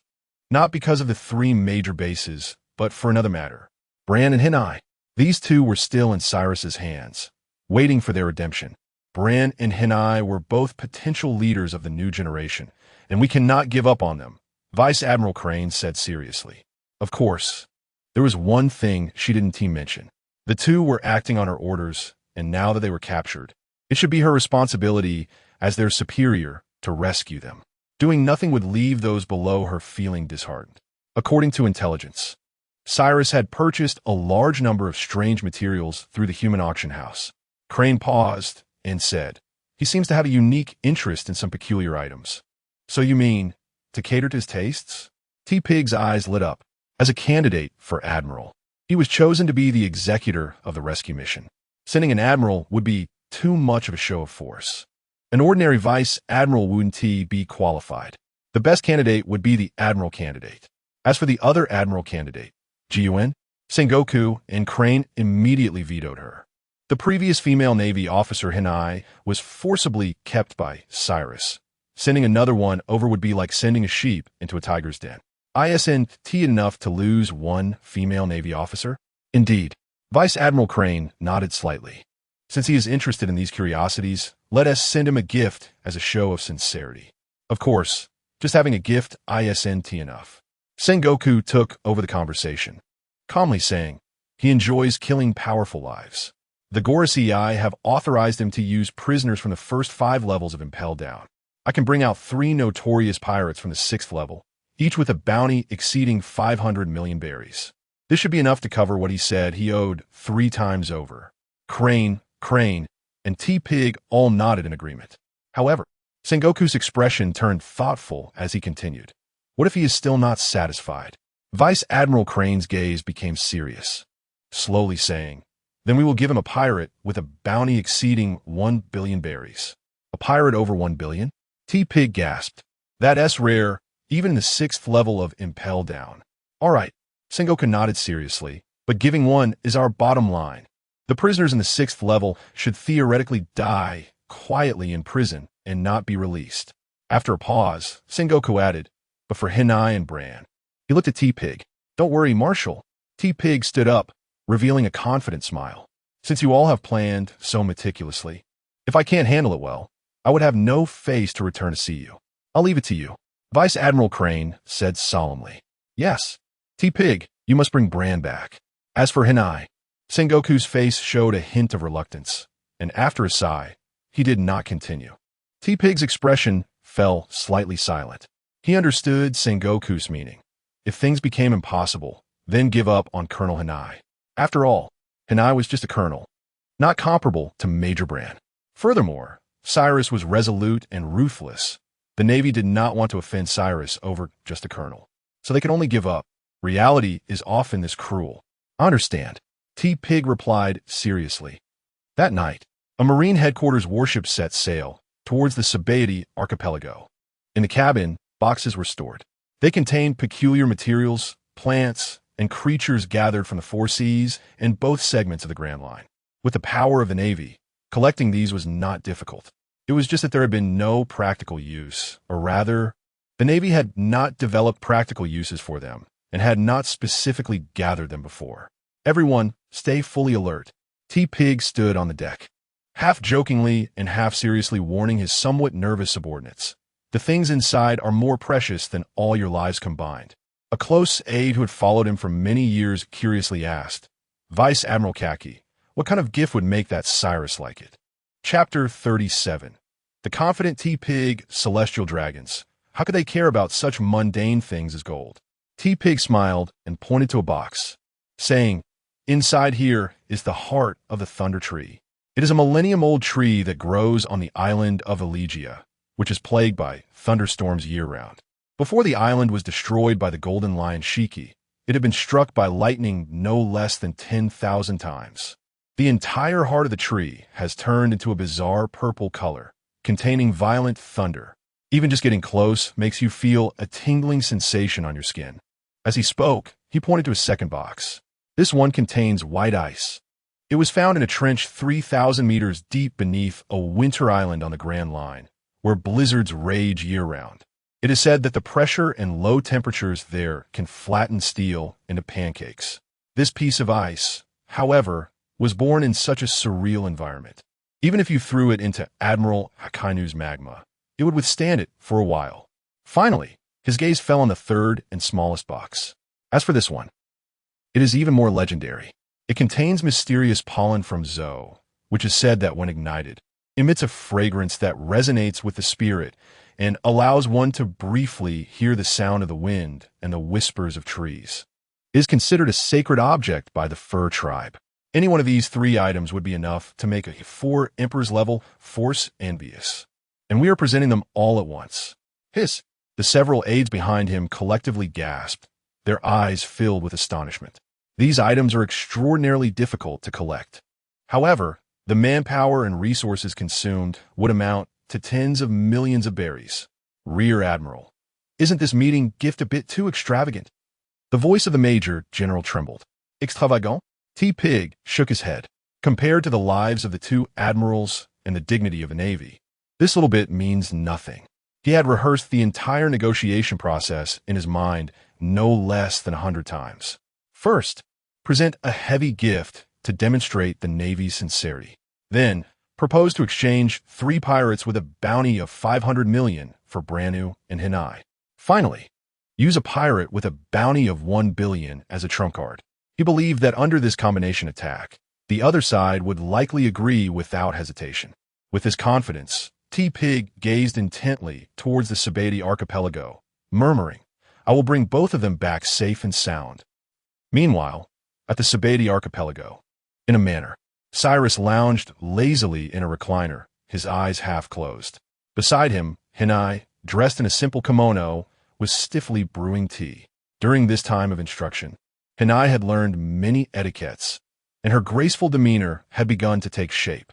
Next, she would start serving her master. The housekeeper was still preparing for it. Cyrus had entrusted this matter entirely to the housekeeper. On the surface, he seemed to be looking forward to Hinai's training results, but in reality, he did not have much malicious intent, just a bit of small expectation.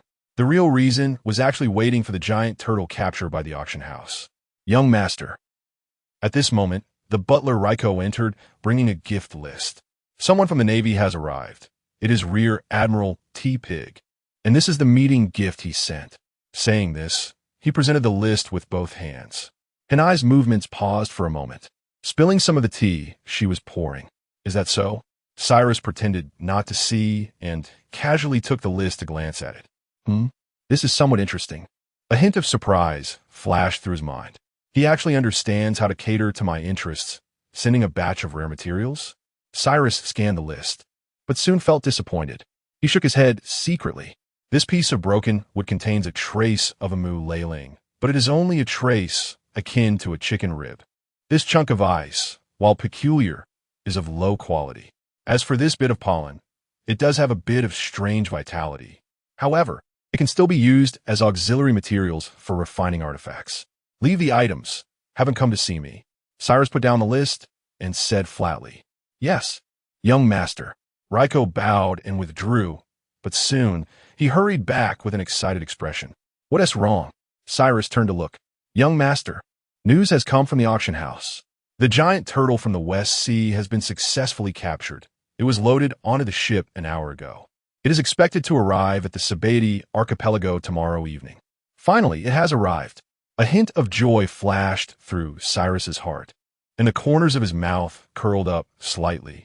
Finally, he could refine artifacts, bypass the heavenly secrets, and seize Hinai, this excellent furnace. Beside him, Hinai inexplicably felt a chill, almost dropping the teapot she was holding. She felt somewhat bewildered. Her instincts were issuing a warning, as if something bad was about to fall upon her. But this warning vanished in an instant. As a result, Hinai could find no clues, only feeling lost and confused.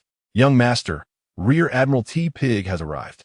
At this moment, a steward came to report. "Oh." Cyrus gently nodded, suppressing the thoughts in his heart, and said, "Bring him in." "Yes." The steward bowed and withdrew. Before long, a man with an ugly appearance, wearing wooden clogs and a warm smile, was brought in. It was none other than Rear Admiral Kaji, codenamed T-Pig. Upon entering the manor, T-Pig's eyes immediately fell on Hinai, who was kneeling and brewing tea beside Cyrus, her expression blank, as if she were an exquisite doll with her head lowered. Sigh. T-Pig silently sighed in his heart. He recognized Hinai the spirited girl who graduated from the elite training camp. How full of vigor she once was. But now, her eyes only held indifference. As expected, she has already fallen into the hands of the Celestial Dragons. A sense of regret and anger rose in T-Pig's heart. But he quickly suppressed it. Calm down. The urgent matter is to save her.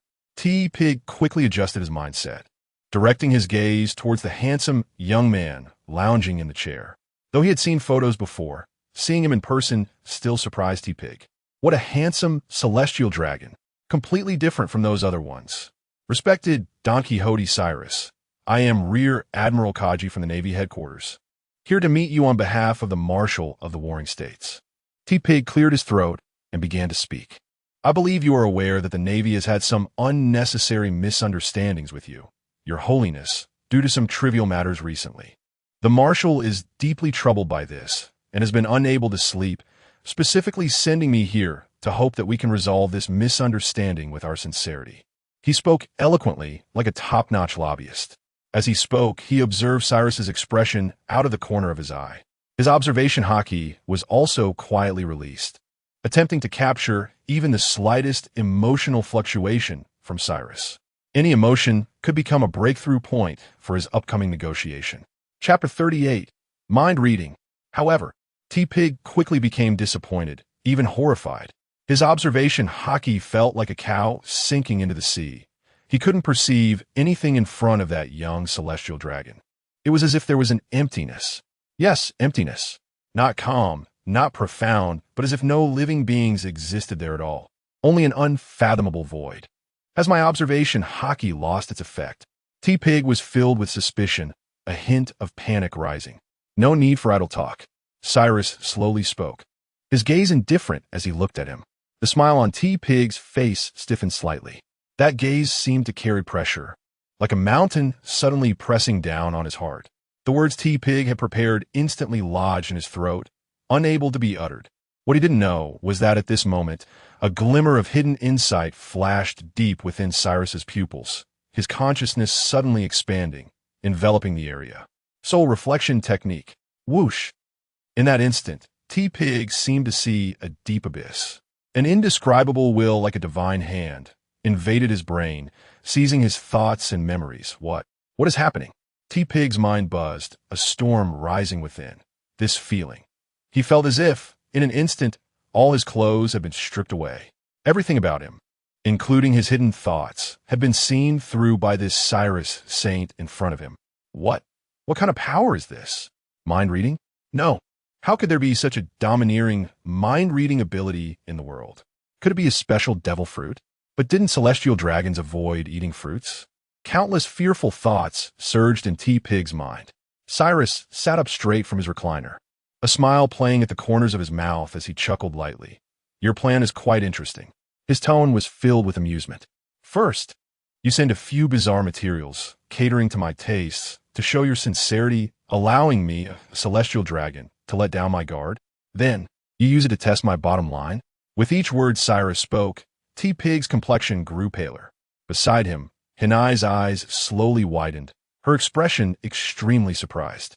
Then, when I let my guard down, you throw out a plan to exchange 3 prisoners from Impel Down's 6th level, each with a bounty just over 500 million. For Hinai, and that one called Branu. If I refuse, you pretend to be in great pain and throw out your Navy's trump card. Cyrus couldn't help but scoff at this point. An elderly pirate with a bounty of 1 billion? Boom! T-Pig's brain completely crashed. He understood.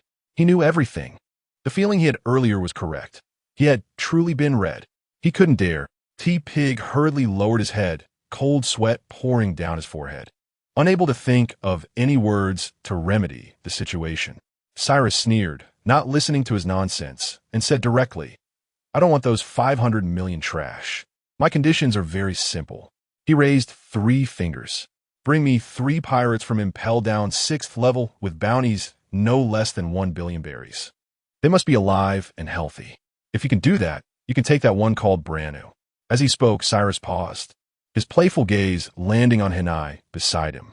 Under his gaze, Hinai's body trembled, a look of panic and unease appearing on her face, even spilling the tea in her cup without noticing. As for Hinai, Cyrus chuckled.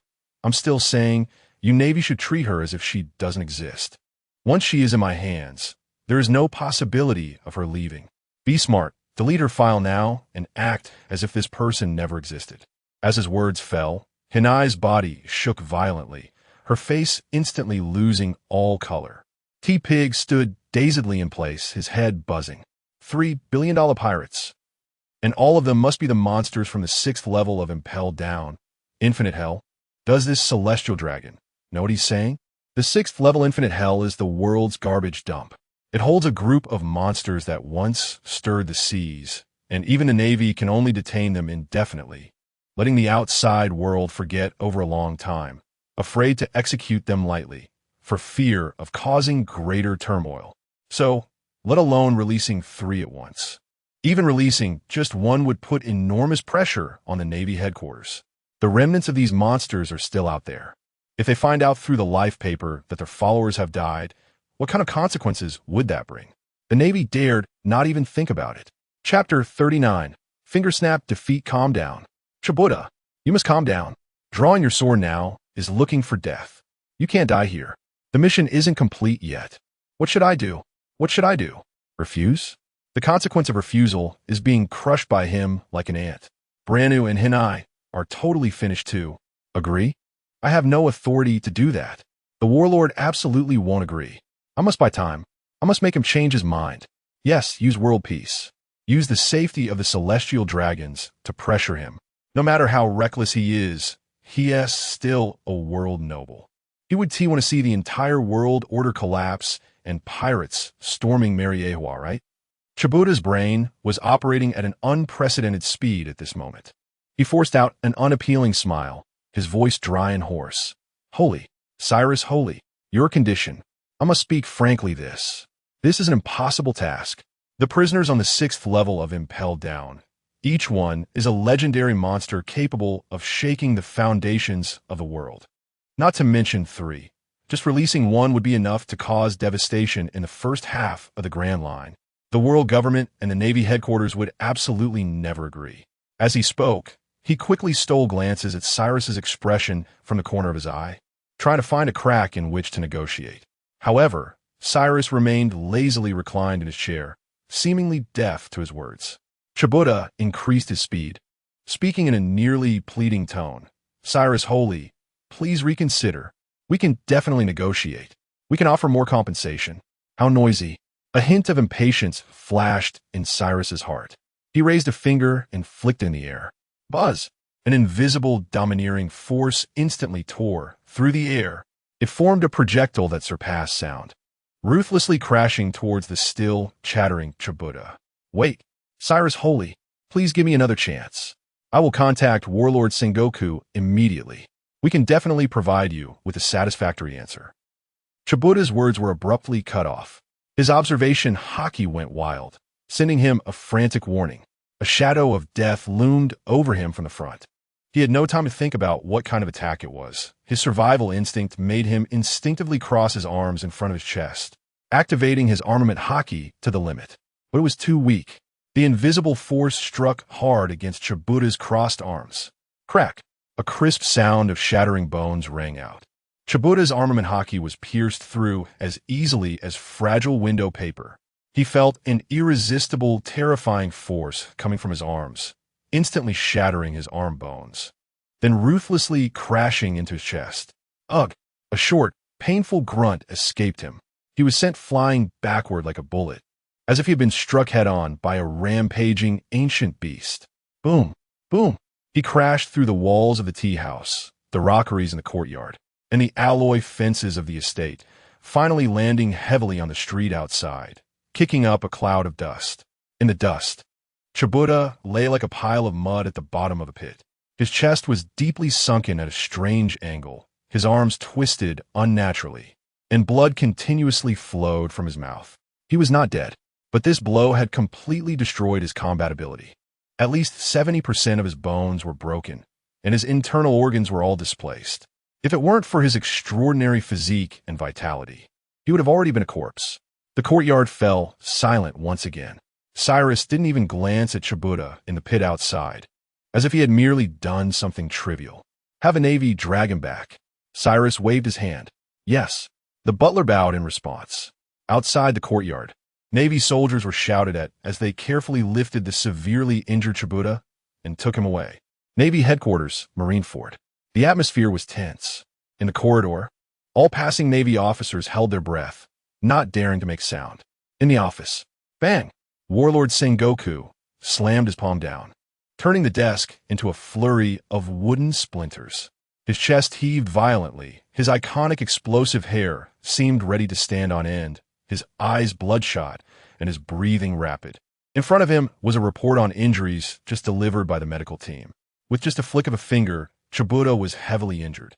Had his strength reached the level of an admiral? Sengoku's face was filled with apprehension. How old was he? Just 18. Chapter 40. We can only give up on Hinai. What kind of monster have we, the Navy, the world government, gotten ourselves into? Beside him, Vice Admiral Tsuru's expression was more serious than ever. In her wise eyes, there was a hint of emotions called helplessness and confusion. She looked at her furious friend, who was as angry as a raging lion, and spoke with a bitter tone. Sengoku, calm down. This is not the time to be angry. Calm down. How can you expect me to calm down? Sengoku suddenly turned his head, glaring at her with bloodshot eyes. Chibuta is seriously injured. Branu and Hinai have fallen into enemy hands. I know, Chibuta said he can see through our plans. Vice Admiral Tsuru's voice was filled with exhaustion. Even Chibuta, with his unfathomable strength, was powerless, toyed with like a plaything. She sighed deeply, as if that breath took away all her energy. Sengoku, we have no choice. All of our methods have failed. To force, it would be self-destruction. With his strength, if he really set his mind on a massacre in Marineford, the consequences are unimaginable. If we delay any longer, with his unpredictable and tyrannical nature, he will only present more harsh and unacceptable conditions. By then, we might not even be able to redeem Branu. What do you mean? Sengoku asked with difficulty. Compromise. Tsuru closed her eyes, unable to bear looking at Sengoku's face filled with humiliation and unwillingness, and agreed to his conditions. This is our only choice. For the Navy, we must bow our heads. Sengoku fell silent. For a long time, he dialed Cyrus's number. 5 at 500 million, 3 at 1 billion, plus a demon slaughter order that allows me to designate a target for attack at will, as long as it doesn't violate regulations. In the manner, Cyrus listened to Sengoku's suppressed voice on the phone, filled with anger, humiliation, and exhaustion. A smile appeared on his face. The Navy ultimately chose to yield, to bow their heads, because they knew very well that if they did not agree, Cyrus had ways to make them comply. For example, disposing of Hinai and Branu, or he could personally come to Marineford for a visit. Okay, Cyrus's voice remained calm, instructing CP0 to deliver the goods to the designated location in batches. As for the one named Branu, you can send someone to collect her. The other end of the phone fell silent. After a long time, Sengoku's voice, filled with endless fatigue and pleading, spoke again. Don Quixote, Cyrus Saint. He said with difficulty, Hinai. Hinai is also the daughter of the Navy, a child we watched grow up. She sacrificed her youth for justice. I implore you, spare her life. We, the Navy, will always remember your mercy. This statement was no longer negotiation, but almost a plea. The implication was a hope that after Cyrus grew tired of playing, he would give the Navy a chance to redeem a Hinai who might already be physically and mentally exhausted, her dignity shattered, but at least still alive. Hith hith. Cyrus merely chuckled and hung up the phone. Once it was in his hands, there was no possibility of leaving. Sunset. A port. A sea breeze blew through. A corner of the waterproof cloth was slightly lifted, revealing an ancient giant tortoise. At the same time, Hinai learned from a maid with whom she usually had a good relationship about the final outcome of the Navy's negotiations with Cyrus. She had been abandoned, to exchange for an intelligence officer, for the so-called overall situation of the Navy. In an instant, Hinai felt the world spinning. Everything in her eyes lost all color, leaving only a cold gray. Death, a thought slithered into her heart like a venomous snake. But in the next second, Cyrus's cold, indifferent eyes and his demonic whisper of a threat resurfaced in her mind. If you die, I will make your subordinates experience despair 100 times more painful than yours. She cannot die. Fei, fei, fei, fei, fei, fei, fei. And I let out a few meaningless dry laughs from her throat. 2 lines of tears slid down her cheeks. Drip. The tears fell onto the tatami beneath her, spreading a small dark stain. From this day on, there would be no more Rear Admiral Hinai in this world. What remained was merely the possession of the demon named Don Quixote Cyrus. Chapter 41, the Taishu Yujin Sutra, the Archipelago of Xiangbedi. In the top manor of the auction house, Rena, dressed in soft and smooth silk casual wear, had her hands awkwardly folded on her knees, her head bowed low. The eyes that once sparkled with confidence and sharpness now held only a dead, hollow gaze. She was now just a prisoner, a trophy branded with that man's ownership. Rena was prepared to face any humiliation, torture, or even death. But Cyrus's next action completely exceeded her expectations. From today on, you will learn here, Cyrus said as he led Rena into a quiet room. He did not produce any terrifying torture instruments or utter any words of humiliation. He simply placed a stack of newly written books on the table. On them were written a peculiar script she had never seen before. Each stroke seemed to contain some kind of mysterious and profound rhythm. At first glance, it resembled pictographs of some lost civilization. Upon a second look, it seemed like mystical symbols used by sorcerers to communicate with the heavens and nature, filled with an ancient aura. What is this? Rena slowly raised her head, looking at Cyrus in confusion. A basic spiritual script. A hint of nostalgia flashed in Cyrus's eyes. Every cultivator starts by learning this before entering the path. The meaning of the spiritual script is profound, and its content changes with combinations.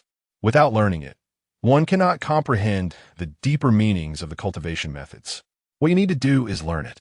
The thought of nostalgia in Cyrus's mind vanished as he spoke to Rena. Spiritual script? Rena was even more puzzled.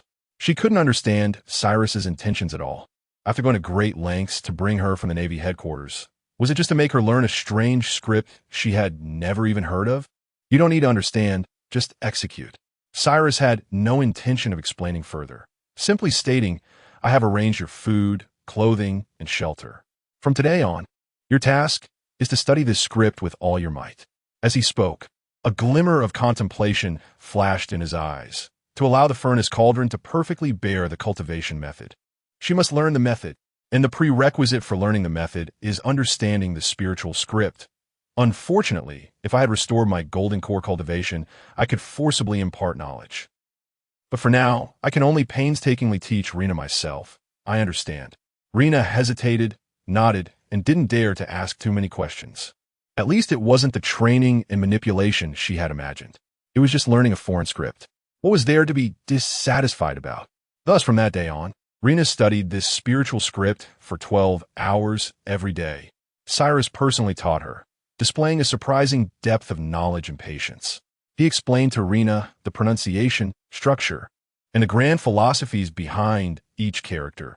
Look at this character, Chi. Cyrus gently pointed to the paper. It is the essence from which all things are formed. When gathered, it takes shape. When dispersed, it becomes wind.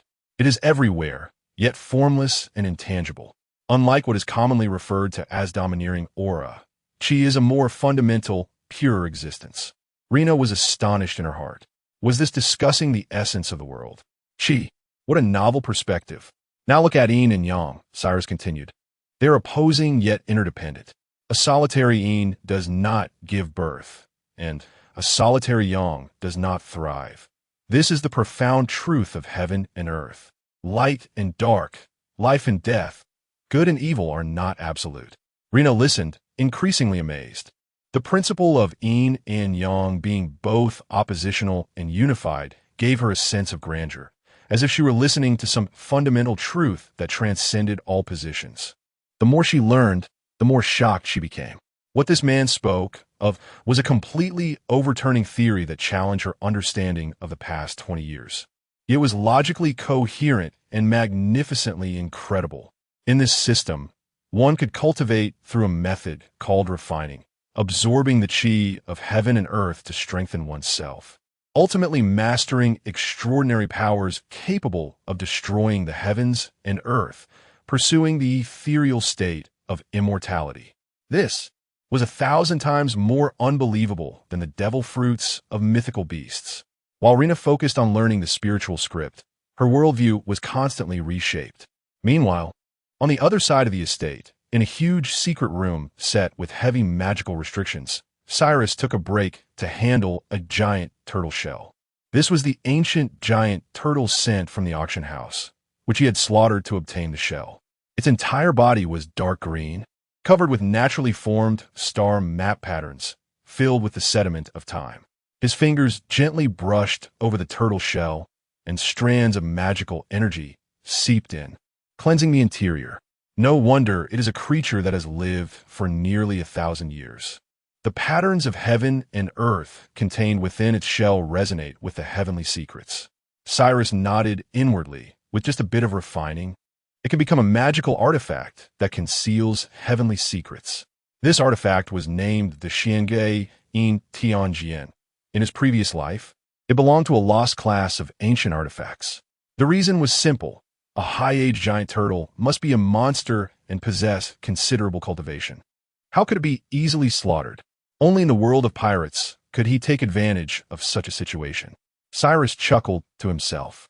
He methodically prepared for the refining process, patiently waiting for Rena to learn the spiritual script.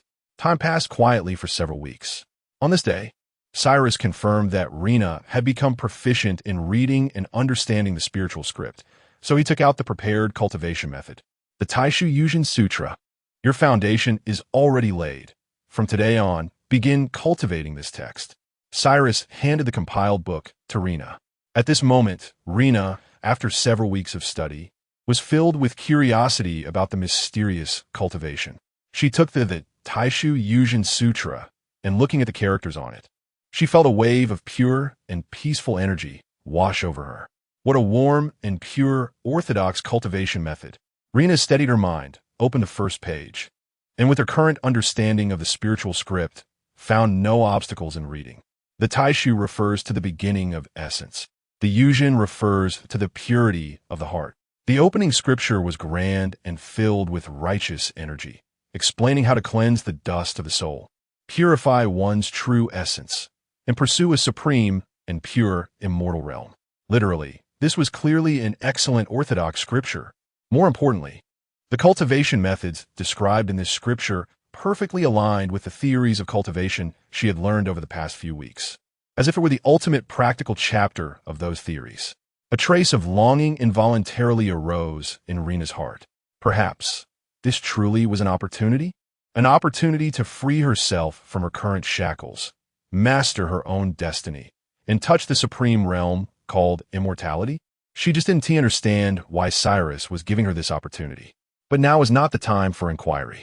Rena suppressed her distractions and continued to flip through the pages.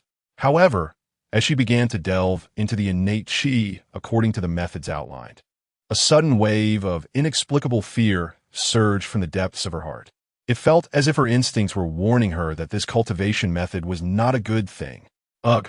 Rena's fingers trembled, and she accidentally dropped the cultivation text onto the floor, as if that warm jade book had suddenly transformed into a red-hot brand. She couldn't help but feel puzzled. Why would such an open, peaceful, and pure cultivation method cause her instincts to violently reject it? Fortunately, Cyrus was not here. Rena checked the book again, letting out a sigh of relief. Cyrus had handed her the cultivation method, explained it once, and then left her to familiarize herself slowly. Meanwhile, in the secret room, Cyrus was carving runes on the inner wall of the turtle shell with true fire. His movements suddenly paused. He raised his head, his deep gaze seeming to penetrate layers of walls and space, seeing everything that happened in the study. Just a moment ago, he sensed the familiar fluctuation of heavenly will. In the world of pirates, it should be called the will of the world. It doesn't matter. It's all the same thing. The corners of Cyrus's mouth curled into a faint smile. Has it begun? He calmly set down the mana engraving knife in his hand and thought to himself, sensing my actions, she instinctively began to act. However, her technique is still so rough. Cyrus shook his head and sighed. In his previous life, as a half-step Nascent Soul, he naturally had dealings with heavenly will. The instances of using and manipulating were not few. Well, Let her give birth to some unrealistic hopes under this protection. A glimmer flashed in Cyrus's eyes. The higher the hope, the more painful the fall will be. Only by piercing through her heart and spirit at once can she briefly enter a state of despair, which would help reveal her innate chi. After saying that, he unconcernedly gathered his mana again and continued to engrave the runes. As for the guidance of the will of the world, if Hinata had doubts about the technique itself, that would have no effect. The technique itself is not the problem. The Taisu Yuzhen Jing is a superior scripture of the righteous path. However, once a heavenly demon was born, it allied with the Yin-Yang Dao to create another method of control targeting this technique. As a result, many fairies and holy maidens became slaves. Later, similar techniques were abandoned, which resolved this disaster. Cyrus, being unremarkable, was once invited to develop the method of control and provided assistance to the downfall of many female cultivators. Chapter 42, I know you are slacking off. The instinctual warning of the world will echoed like ripples deep within Rina's soul. That feeling of resistance from her soul made her unable to help but doubt whether Silas had ulterior motives. However, after multiple checks of the Tai Su Yuzhen Jing, she found no issues. It was very complete. At the same time, that resistance was not aimed at the technique itself, but rather at Silas. In other words, after days of contemplation, Rina gradually figured out the problem and murmured to herself, "It's not the technique that's the problem, but the very act of Silas making me cultivate this technique that is problematic." As this thought arose, Rina felt a surge of clarity in her heart, as if she had pierced through a certain fog. Is it really like this? Rina's expression changed. This feeling, according to Silas and the technique, belonged to a whim. That's the most accurate. Then I can't cultivate. Rina looked at the technique, her expression darkening, but Silas would not allow her to give up. She gritted her teeth and thought of a plan that wasn't really a plan. She could only delay as much as possible. In the following days, Rina on the surface strictly followed the instructions of the technique, sitting cross-legged, with her 5 hearts directed towards the heavens, attempting to enter a deep state of meditation. But in reality, her spirit did not relax in the slightest. After a day of cultivation, she gained nothing. She lowered her head, feeling a bit anxious, her peripheral vision cautiously observing Silas not far away. She saw Silas's expression calm, as if he was completely unconcerned about her difficult cultivation situation. He didn't notice? A hint of luck suddenly rose in Rina's heart. But unbeknownst to her, Silas, seemingly engrossed in reading, had already seen through Rina's fluctuations in spirit clearly. As expected, he smiled faintly inside, with no ripple of emotion, mental resistance, hence unable to enter meditation. He was not angry because everything was as predicted. In the following days, Silas showed no reaction to Rina's slow cultivation progress. He continued to provide her with the highest quality food and the most comfortable environment daily, only occasionally inquiring with concern if there was anything she did not understand. This indulgence gradually gave Rina more courage. This is quite normal, isn't it? According to Silas, without special means or the help of high-ranking cultivators. It would take at least over 10 years of meditation to reveal innate chi.